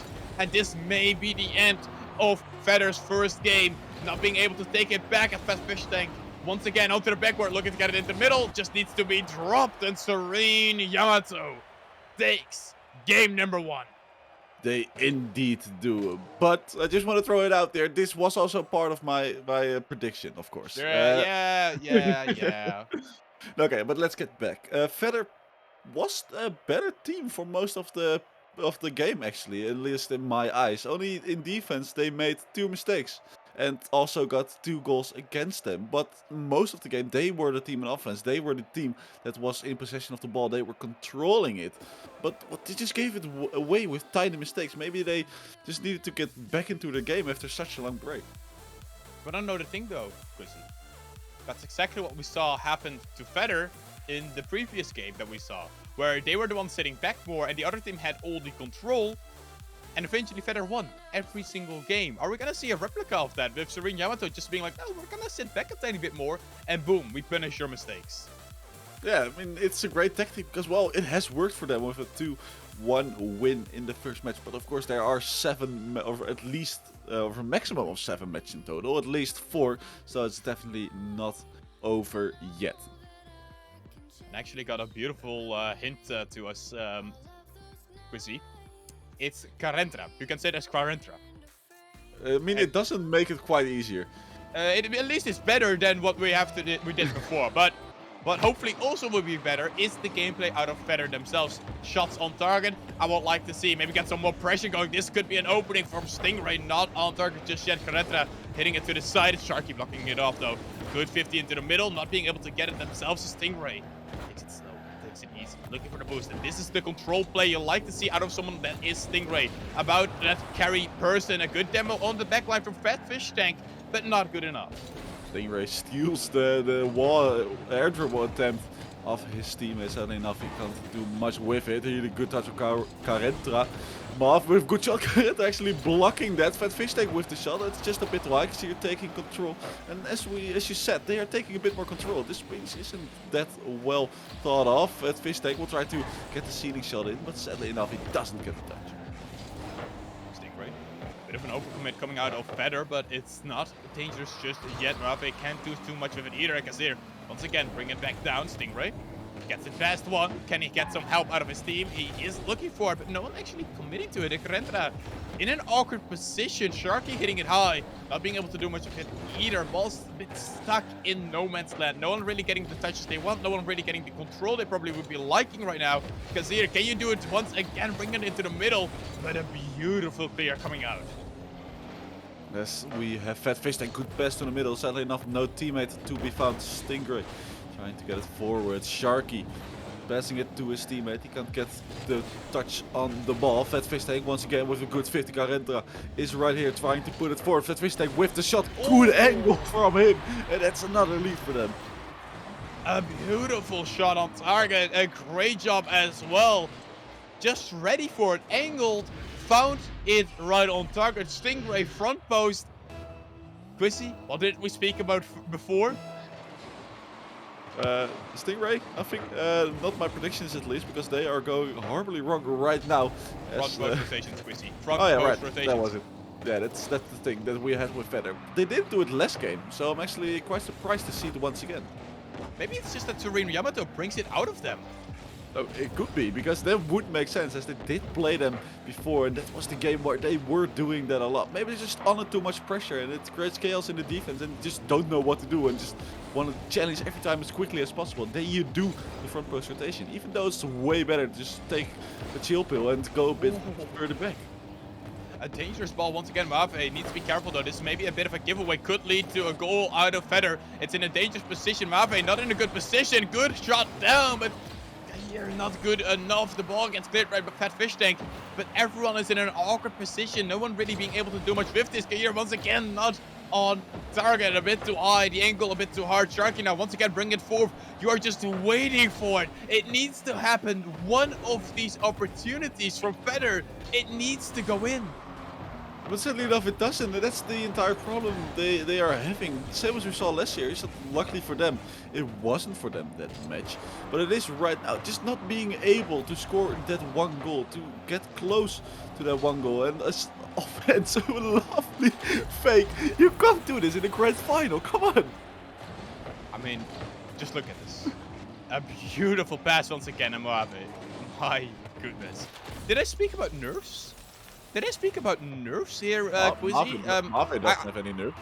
I don't think he has any nerfs. He has all the control, all the patience, and all the confidence right now. Looking stellar. And that is what you need if you want to win these grand finals. You need to be on top of these things. Mavi just absolutely cold-blooded, and it shows it right here why he is one of the best players we have in this league. As Fast Fish Tank takes it over, has a good flick in his, another fake. Just fakes coming out left and right. Sharky looking to bring it back into the middle, maybe trying to create some type of opportunity. Oh. This one is on target. Finally, a ball from Feather finds the back of the net. It's a really good shot, really good commitment there of Kajir to putting that onto the backboard, and then good of Stingray once again, as we always expect of him, instantly being there for the shot to put it in. Once again, they have 1.5 minutes left to actually get this game to a draw, so they can at least go to an overtime. That is what they need, that's what they want, because you don't want to go 2-0 down, even though it's a best of 7 and you have enough time to bounce back into the series. You don't want to go 2-0 down in this series, let's be honest here, Quizzy. It is the worst thing you could have against you. This may be the second worst thing to get against you. I think this is more of a worst thing. Sharky or Kajir. not having the best touch, tried to follow it up and pinch it out, but he just passes it into the middle. And the opponents just take complete advantage of that, puts it in, and now they have a 3-1 lead, making it even more difficult for Feder to come back. Feder once again on himself. A good wall dash from Kazir just keep the boost going a bit, get it stuck for himself, but it didn't work out this time around. Sharky now hitting it back into the middle to Kair once again. Can't do much of it. Corentra hitting it into the air, looking to follow up himself. Gets another touch out to the side. Kazir, not the touch you would have wanted, and that's the problem right now I feel for Feder. It has been a lot of Kair hitting the ball, and that's it. No one else on Feder really has been able to take control, has been able to get this good touch out. Once again, him getting these beautiful touches forward, but lacking the boost, lacking his team right now to help him out to progress this ball forward. There's not really a thought behind the play. I think that's the best way to describe it. And another massive misser, and Carenta just puts it in with a 4-1 lead. This game for sure goes to the side of Serene. But I just want to come back to what you said. They just hit the ball and don't really think of a plan afterwards, like where's the ball's gonna go, who's gonna hit it, and where do I need to be when that person hits it. They just hit it there, and well, we will see what happens. And that's something you see a lot in actually this game. Just hit ball and look where it goes. But it's 10 times better if you just make a plan, constantly think of what's gonna happen, where do I need to be for the next ball, for the next hit. Just 2 steps ahead, and it makes it 10 times easier. It definitely does, but I think the main problem there has been that they lack the cycle man. Kajir has been doing a stellar job to bring the ball back onto offense, get the pass in place going, get some type of control. But then I lack a Stingray, a Sharky, someone there to help him out, help out the offensive pressure, keep things flowing, keep things going. Where on the other end, it feels like whenever Serene Yamato gets onto the offense, there's someone there to help him out. Because let me point yourself to the statistics. 4 goals out of Serene Yamato, 4 assists as well. They have been working as a team through and through. And 5 shots as well. That's something we can't forget as well. 5 shots, 4 goals is quite impressive. As Feder themselves have 8 shots and only 1 goal. So that's a big difference there as well. But yeah, as you said, Serene is more playing as a team in both defense and offense. And we're really missing that on Feder. They're not attacking as a team, defending as a team, playing as a team. That's the biggest part why they're losing right now. Definitely. And I'm gonna ask you, Chrissy, because of course, I'm a coach. It's easy to ask me these types of things. What do you think Feder could do different? Because I already know my answer, but what do you think they could do differently? I mean, first of all, with what I just ended, play as a team more, get the communications back together, attack as a team, call out where you are, and just get it basically all together. As Danny Boy would say, everything. But in my eyes, the way I would like to see it out of Feder is get a second man up close and personal with Kajir, and then have the third man just sit back a bit more. Then you have yourself a golden thing going, because Kajir has been playing stellar, has been playing good, faking when he needs to fake, controlling when he needs to control, but even then, Serene Yamato has been looking the best out of Moave. Once again, getting the ball back into the middle, good clear coming out. There's fast fish tank, once again blocking it off, getting blocked himself actually. Awkward position now for Feder, but they could have done something with that, but they didn't. No, they didn't. Maybe something with this. Sharky tries to put it to the middle. Sadly enough, he doesn't. But here, good 50, good commit from him there. Stingray would just flips underneath the ball. Not that you expect as well. Oh my, what? That almost goes in. Moave is feeling it. I mean, from the fake to that, okay, buddy. You go do your thing. Because Fat Fish take this one with a bit of luck, and that's what you sometimes need. The ball bounces on in. I saw it already outbound, and I saw Sharky. He was in a position, and this is something I also have a lot when I play. He shouldn't have touched the ball, but he just tried to put it out. If it just left it, it would have probably not gone in, but sadly enough, he did touch it. And so, it's again 1-0 for Serene Yamato. 1-0 again in the lead, and it's... Ooh, that's almost a goal, but sadly enough, it just doesn't go in again. Moave looking for the control, looking to pass the defenders this time around, but once again, we see Serene Yamato in the lead. They don't need to do much more anymore. They can just keep their defense on lockdown be controlled like they are right now and just keep this going. But I don't think they want to. Fat Fish Tank trying to set himself up for a musty flick. I like this confidence that they're all of a sudden having. They are so confident, and that is the difference maker here. Their confidence, but overconfidence can be such a black path to walk to. I actually thought this still could have been saved. As I just saw Carenta respawn, but he just decided to go for the boost.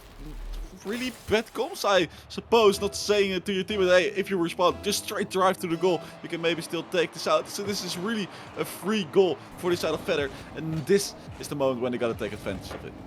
Could this be the opener to bring back Feather into this series, back into this game?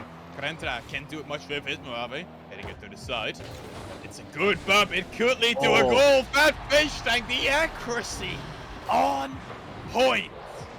A double commit never should be able to work out this good, but luckily enough for the side of Serene Yamato, it actually did, and they score off it with what being once again in the lead. Accuracy. You wanna know the scariest part? Carenta has 30 points. Really? That's And he has quite... He's That's been impressive. quiet this game. He's been It's- quiet this game. And you still see how much Serene Yamato is just dominating. The confidence is allowing them to gain this much freedom. In particular, this man that we are, at least I am seeing, Moave, he's been the most confident out of anyone.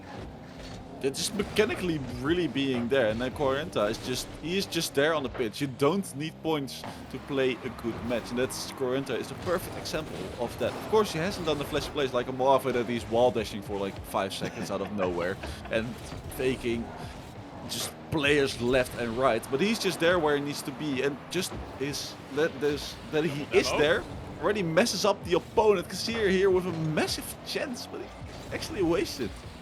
And that's how you know that the team's just not feeling it. When those types of opportunities are not going in, and this is even dangerous. That's how you know things are just not gonna go well right now. This could be an opportunity from Sharky. He isn't gonna get it himself, but Fish Tank once again getting the ball forward once more and just relieving stress on defense. And that's what he's been doing so wonderfully. Just getting the ball gone, just letting his team breathe air. I don't think some of these players realize how important it is to have one of those stress relief players where they just allow you to breathe. A small triple commit there in the defense of Feather. Not something you want to see when you're 2-1 down. Actually, 2-1 down. I'm gonna take my words back. It's gonna be 3-1 because Mave, who else than him, is gonna score a third one. Is this just the matchup that we did not expect to happen? Is this just that Feather is just outmatched right now by Serene Yamato? Is it just the matchup that doesn't work for them, where they can't be as aggressive as what Feather probably would like? Because every time they are trying to break up, they try to go up, they try to get demos and stuff like that, they try to get heavy touches forward. Every single time they do so, they get blocked by Serene Yamato. Yeah, exactly. They really need to score right now, because a reverse sweep in the grand finals in a best of 7 is something that isn't that easy. So if you want to change something about it, you need to score right now here, Kazir, with a big chance, but sadly enough, he can't finish it off. We rarely, if ever, see a reverse sweep in the grand finals. To maybe remind yourself, we didn't even see it in NA today, where Gen G was almost reverse sweeping FaZe. They couldn't do it. So it's going to be even tougher for these teams to get the reverse sweep going and underway. But it's still 50 seconds on the clock. It's still fully within grasp. It really is. Only 64 seconds on this match right now, though, so it's going to be really difficult for them to take this match back.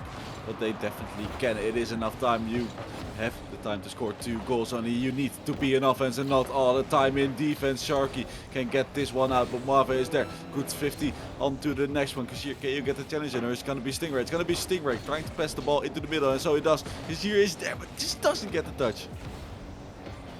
Again, a good touch to the side, just letting the second stick on by, just letting it waste, getting maybe one more. Mojave not good enough, but it doesn't need to be good enough. Fat Fish Tank trying to set himself up for maybe a mechanical play. That's how you know that they know they've won this. They have taken this game 3 by storm, and they're not willing to let go at all. This is just all in the hands of Serene Yamato. It definitely is. I'm seeing it in chat. Well, I was quite off with my predictions. I am ready to admit that now, as Serene Yamato is just playing absolutely insane. And also the side of Feder is playing different than they have played in the last match. You can see that like they know their opponent is bigger than them, and they try to counter it by playing even faster than they can actually handle. And so the front post rotations and things like that, double commits, even triple commits are coming out from that side, and it really doesn't make the situation better. And I think probably one of the worst things that I'm seeing is I don't see a single timeout. Not a single one. Wait, and I believe actually I have a substitute. Yes, we do. I just want to message them. Stingray has actually Stingray. Actually, by the way, the name is actually Stingray. Just want to throw it out. We've been pronouncing it wrong the entire evening. It's No, Stingray. Stingray. Oh wait, Sting- I am. And Okay, the just English, don't. Quizzy. English. Come Not on, my first buddy. language. Okay, no, but okay, let's get back. It's Reki Slaw, even a more difficult name. Who's gonna sub in for Stingray? I'm not sure if that's the best option, to be honest. mean- I'm gonna be honest. I'm not sure if that's the best option.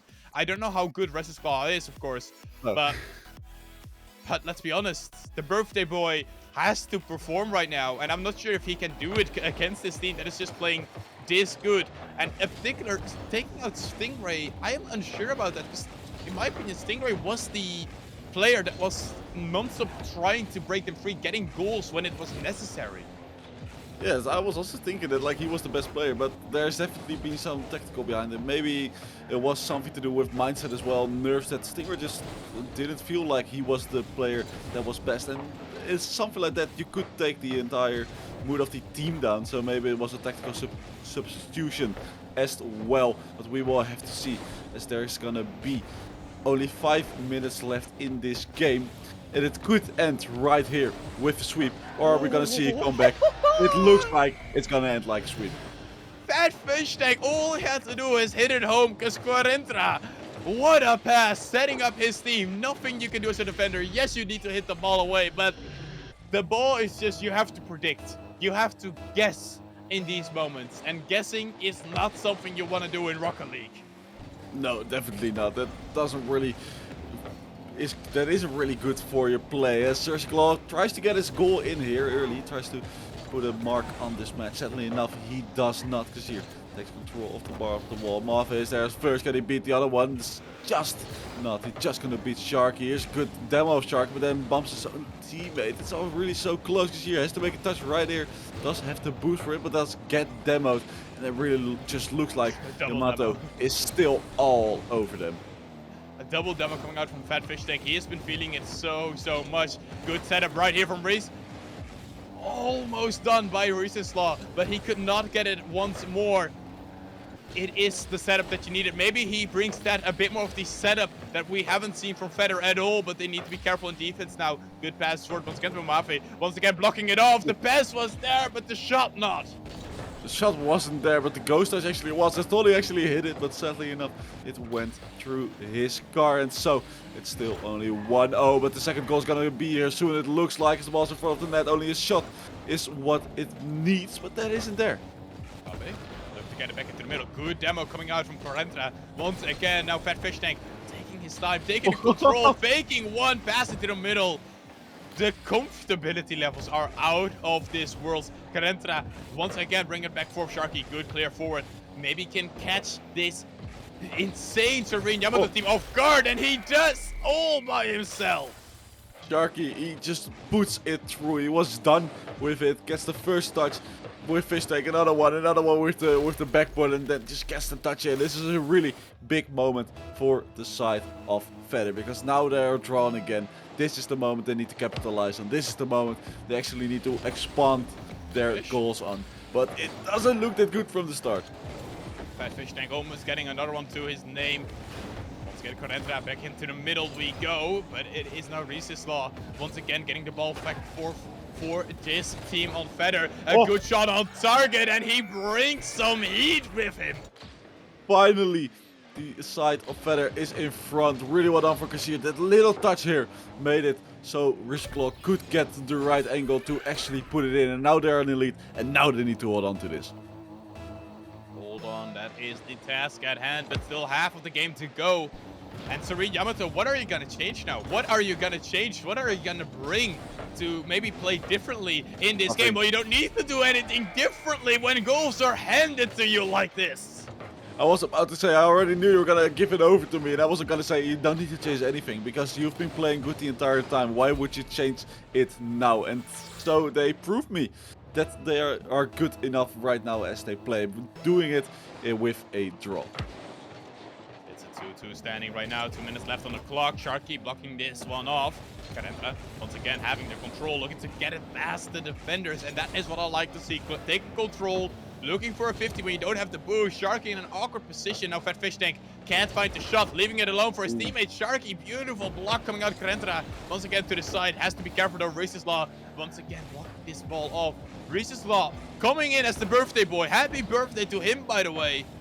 Looking stellar though. Looking really good and really having brought some life back into Feder.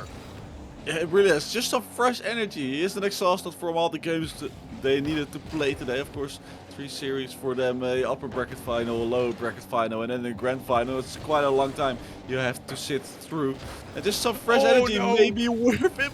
What a goal from Carenta. No one saw it coming. The clear was expected. Fat Fish Tank tries to just get it away. And he ends up at the perfect position. The lead back into the hands of Serene Yamato. But the overcommit from Feder right there was way too big. You instantly saw, oh, the ball is not in their position anymore. Let's go forward. Sharky? Can you actually do that? No. But you saw them both. Let's go forward. Let's go in offense. Even though there was still an attacker on your side who could shot. Both Reese's Law and Sharky drove the same way. None thinking like, hey, there might be a guy there. He can shoot. And let me remind people, as the last minute may be going in right now, any other day, we may see a different result right here. But it is how cold, how much ice you have on the day itself. And right now, Serene Yamato, they have all the ice they need to take this victory. It's still 3-2 lead. A good pass forward. Once again, Fat Fish Tank can't get a touch onto it. Reeseslaw once again trying his best to bring it forth into the middle. It does end up being there, but no one finding a touch. It's going to be Sharky trying to put it up forward. Only 30 seconds left on the clock. If they want a goal, they need to do it as soon as possible. Because you're trying to get this. Carenta almost beating him. Luckily enough for them, he did not. Sharky awkward there in the corner. Passes it to the opponent. That goes in. Why? And I can almost surely say that this is it. Never call it too early, but Carenta, an angle, finding the mistake in the defense, getting another goal, and a 2-goal lead. I think you are right. I think this may be too much, but we've seen crazier things. A kickoff goal could very well happen, but you need to be quicker, and you need to be quicker than Fat Fish Tank, because that man is as quick as can be right now into the middle. No 5th goal, but it doesn't matter. Your challenger champions are Serene Yamato. Absolutely brilliant play of them. Even though they were behind, they've never lost hope. Knew they could do this. And with a 4-2, they take this home with a sweep. Absolutely unexpected. Really well played of them. Very well played. Feder fought tooth and nail, but just couldn't do it up against this team. They failed first. They failed the second time. They just couldn't bring it out. They just couldn't bring it forth. And that means that we have just seen a sweep in the grand finals. Let me remind you of that. A sweep in the grand finals. It's absolutely insane. If I'm not wrong, I thought also no one predicted Serene Yamato to actually win this. No one. So that shows, like you were saying it at the end, it doesn't matter how you play throughout the season. It matters how you play on these last 2 days, on the playoff days. If you're playing absolutely insane then, and throughout the entire season you're playing mediocre, you're gonna win, because these days count. If you lose here, you're out, and that's exactly what Serene Yamato let us see here. They did exactly what was requested of them. I said a 4-2. You said they would win it after going into the bracket reset. We both believed it. I mean, I did say they were gonna sweep, and that's what they did. I mean, just the wrong sweep. Just the wrong sweep. But they eventually did do it. They pulled through, and it is so, so impressive. Once again, congratulations to Serene Yamato, to the org as well. I think they are so, so happy. We'll be quickly getting an interview with them, but we just have to wait a tiny bit longer because I think they're currently cheering with one another. So I'm going to ask you once more, Quizzy. Any last thoughts about this match before we try and look into getting that nice and old talking? I mean, it's insane. It's also the viewer count. I just want to throw it out. We have 113 people watching for this final, which just everyone, thank you for watching here. The game was amazing. How the Serene Yamato played, they just never backed down, even though they were behind in the first match and the last match. They were behind with a 2-1, and just never gave up and just pushed on through. Not like thinking here, oh man, we're gonna lose this. This is not gonna go good. They always went for it, and really well played by them. Very well played. I think most of all, they just were ready on the moment. They were tactical. They were playing their game. They never stopped playing their game. And it felt like with every goal they got, the confidence stepped up higher, higher, and higher. And that is something you need to win finals. Yes, definitely. The confidence, and also a cold-blooded Mave is also something. Yeah, definitely. It helps with winning games like these. The fake was the second game, if I'm not wrong. Corenta, by the way, also behind Marvick, going for the exact same thing, also going for the fake. It was absolutely insane. The wall dashes he popped off. He was really the player. He was mechanically, he was still there. But the Corante, the last game, he had the game. It was game 3. He had 30 points, like halfway through. But the last game, he had 700 points in total. I'm a big favorite of saying points don't matter. But if you go up to this amount of points, 700 points, I mean, it does then show, like, you are quite a player that is right there in the pitch, everywhere, doing everything. I think that's probably the biggest difference, I would say, is that for Serene, it was all 3 of the players. Every single game, you had at least one person popping off and doing exactly what they needed to be doing. And the other 2 were always playing good, always playing well, always being around there, always helping out. That is what we like to see. That is what we want to see out of these players. And they've just shown that they are deservingly so kings of Challenger for sweeping Federer. I mean, whoa, what else can you say about that, really? Like, we've talked so much about this, and a 4-0 is very hard to talk about. Very hard to talk about. But it is so impressive. And I think one of the best moments to think about, and you already called it, that fake. And the second that fake happened with Mave, I think at that moment we both knew, like, yes, this is done. This may actually just be done between those teams. No, because that's the moment it showed. Because we were talking about nerves. I've also played a few seasons ago, I think, in the playoffs, and I came quite far. And when you're in these games, you're just nervous because it's your own stream. If you're gonna mess up right now, everybody's gonna know. Everybody's gonna remind, oh, you messed up that one time. We could have won, but you messed up once, so it's your fault we lost. You're gonna keep that in the back of your head. But just the side of Serene was just cold-blooded. They just basically didn't care for the nerves. They knew they could win this, and they showed it to us. Well, the boys are here. All of them are. First of all, to all of you, congratulations on winning the Challenger playoffs and sweeping your opponents. First off, I'm gonna ask, and I try to do this all the time, I'm gonna ask the manager. But in this case, I'm gonna ask the assistant general manager. Because I believe, if I read correctly, he helped a lot with this team. So, what have you done for this team? I'm curious then, the assistant general manager. Sorry, can I just cut in? Peep actually joined the team after we built this team. The guy that built this team was Jasper. He's Jasper/Mucky. He's sitting in he was sitting in a hangout. I tried to get him dragged in, but it seems Source isn't reading my DMs. But yeah, 99% of the credit for this roster goes to Jasper/Mucky. He's been absolutely insane. Like, there he is. There he is. Go on, Jasper, take the stage. Yeah. Jasper, please talk about this team, please. You're the one that has been coaching them a lot, I hear. No, that was Jeff, but I built the roster initially. Okay, where's Jeff? Let's get another one. Let's get another one. Okay, but you built the roster. I'm so proud of these guys. I sacrificed my own spot on this roster for them. I moved myself up to rival, and honestly, I'm so proud of everything these guys have done. and you couldn't ask for a better roster to take them down. You know, the big sweep. We're all so proud of them with Team Serene. I mean, definitely a sweep is something you did not expect. How did you actually, because we were talking a lot about nerfs, and this is aimed towards the players. How did you go on with the nerfs? Because it really looked like you didn't at any. Let's start with Quarenta. I would like to start with you. Yeah, I think we at the start were a bit nervous. We lost, I think, the first match in the higher semifinals. And after that, we just said to ourselves, let's calm it down. We didn't think about anything anymore, about like the stream or anything. We just played our game, how we know we can play. And we did. I see Marvin muted, so Fat Fish Tank, what is your opinion on that? How did you keep yourself calm? First game we played, I was really nervous, played pretty bad, missed lots of balls, and then my team calmed me down, and I played way better than I was in the first game. Okay, Marvin, I have to ask this of you. The cold-blooded man. Cold-blooded, but Marvin, I have to ask you, because if there's anyone that was cold-blooded this series, it was you.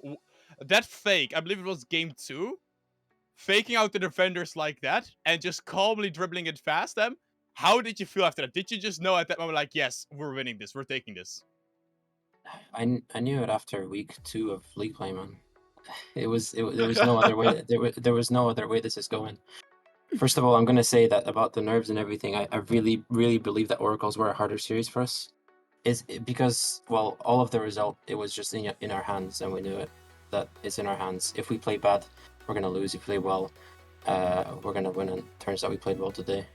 Feather really didn't feel like the same team that was dominating Ignis, and well, I don't really know what the reason for that was, but they really seemed nervous, and that kind of fed us, and the nerves really disappeared as soon as we realized that these players that are on the top of the table, on the top of every single stat, they're not the same players. They're missing balls, and they're not as confident as they were in league play. So we capitalized on that. That sounds fair enough. So your team against Feathers, did you also like look into them a bit before you played them the first time? Because of course the first time you already beat them 3-1. Did that also really impact on your next game into the grand finale? That also relieved a bit of stress because you know you could already beat these guys? Oh yeah, definitely. There was definitely no stress at all. We've scrimmed them last week, and that went pretty well. So we already knew how they play, and we definitely knew that we can take them down. I went to get McDonald's in the break between the upper finals and the grand finals because there was no point in looking after replays. There was no point in scrimming, doing any of that. We knew we don't have to change anything. We just want to keep playing our game, and that'll bring us to a win. So it was definitely what I can hear from you guys, a bit of the playstyle difference. But now I'm gonna give the word once more to Louis. Please shout out anyone. You're of course the general manager for them. Shout out anyone you want. Give them some shout outs. I'll let you take the stage right now.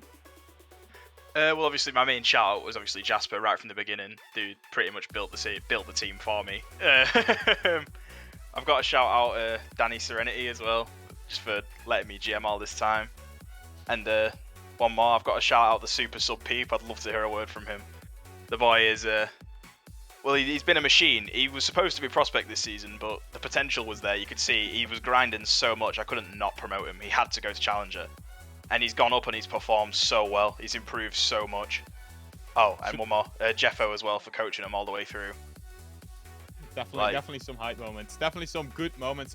Once more to all of you. Congratulations, boys. You guys are the Challenger winners, taking the 4-0 victory over probably the biggest rival in this league. I'll let you all simmer down now, rest or party, do whatever you want. I'm gonna take Quizzy back once more to just talk. Hang on quickly. Just us two. Sorry. Go Spooks, for it, Louis. Can we get a word from Pete first? We need a word from Pete. Go on, Pete. Hello. I just want to congratulate obviously all the team for letting me play as well. For there's been times where there's been big teams and I've had to play, and I just want to thank everyone in the team and the people who's helped us and stuff like. I came late as an AGM, so I've had to help as well. But I think we do deserve to win. I think we're being underestimated by so many different people. You know what I mean? Like, people think we had no chance against Feather, and look how we just absolutely brutally destroyed them. You know what I mean? So I think 2-1 apparently the SSL ones can't even beat us. Like, so, you know, we're on top, and that's why we're the winners. So yeah. Team Serene on top. Woo! Team Serene on top. Definitely. Quizzy, we're going to take it back now. We're going to let these boys sit down a bit. Let them rest for a bit. Hopefully they mute themselves so they don't speak it through us all that much. Or they aren't heard as much. Because we've heard enough of them for now. Quizzy, any last words from you now? No, they've been amazing indeed. It's really weird for me that no one has actually voted for them in the finals. It's just Peep has just said they have been underestimated heavily, really badly. Winning here with a 4-0, no one even predicting them to get into the grand finals is still insane to me. But well, this is just a perfect example. If it doesn't go right, if you're not first in the league play and you're not winning every match, it doesn't matter because you can still almost sweep the entire play-ins. You can indeed sweep the entire play-ins. You can just perform on the day itself, perform when it is necessary, and that they did. I felt like we both performed quite well as well today, Quizzy, and so has B-Shake and the entirety of the RSC crew that has casted today. Big shout out to them and their sponsors. But for today, let me hear it once more. Serene, your Challenger Playoff champions. They've done it, and we have done it. We'll see you all next week.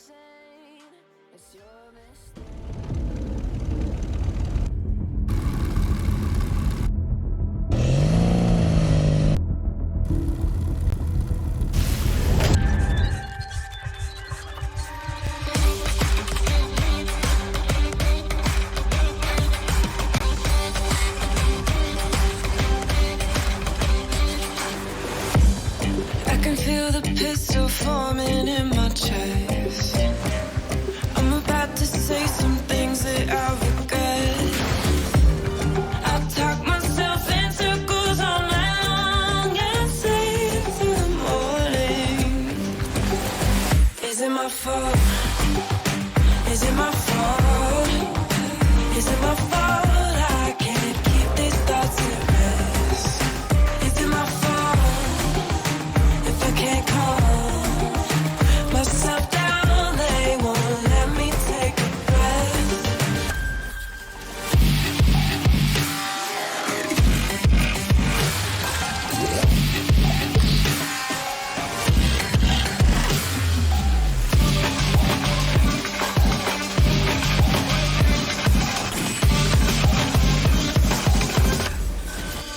Is it my fault?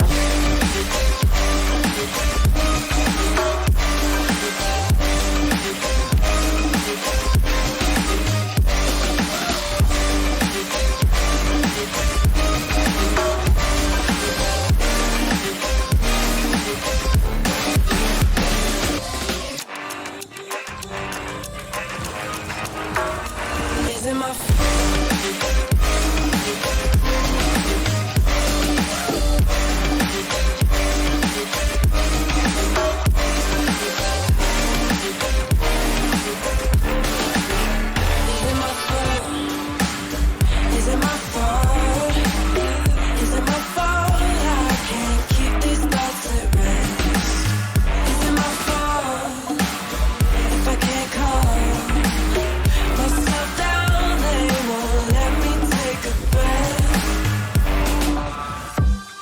keep counting change to buy myself some time. Just so through my neoplastic mind.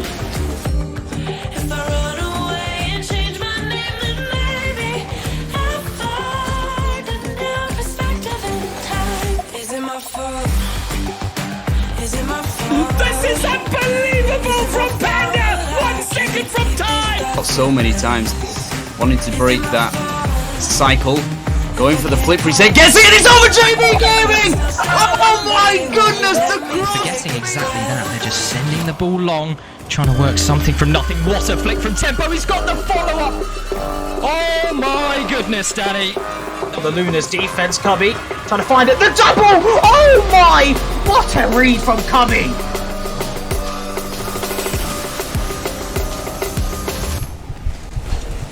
Is it my fault?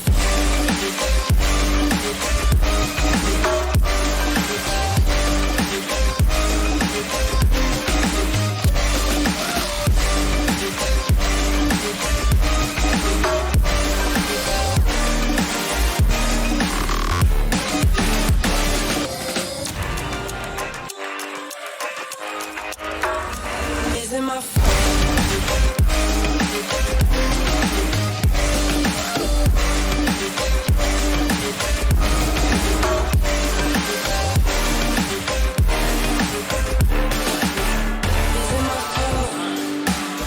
Is it my fault? Is it my fault? I can't keep these thoughts at rest. Is it my fault if I can't calm myself down? They won't let me take a breath.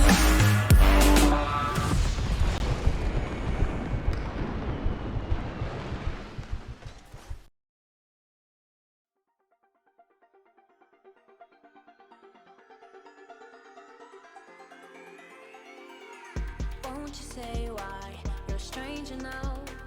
Your eyes escaping mine when I sit you down. Don't you feel like we're holding on onto a fairy tale, but the magic's gone?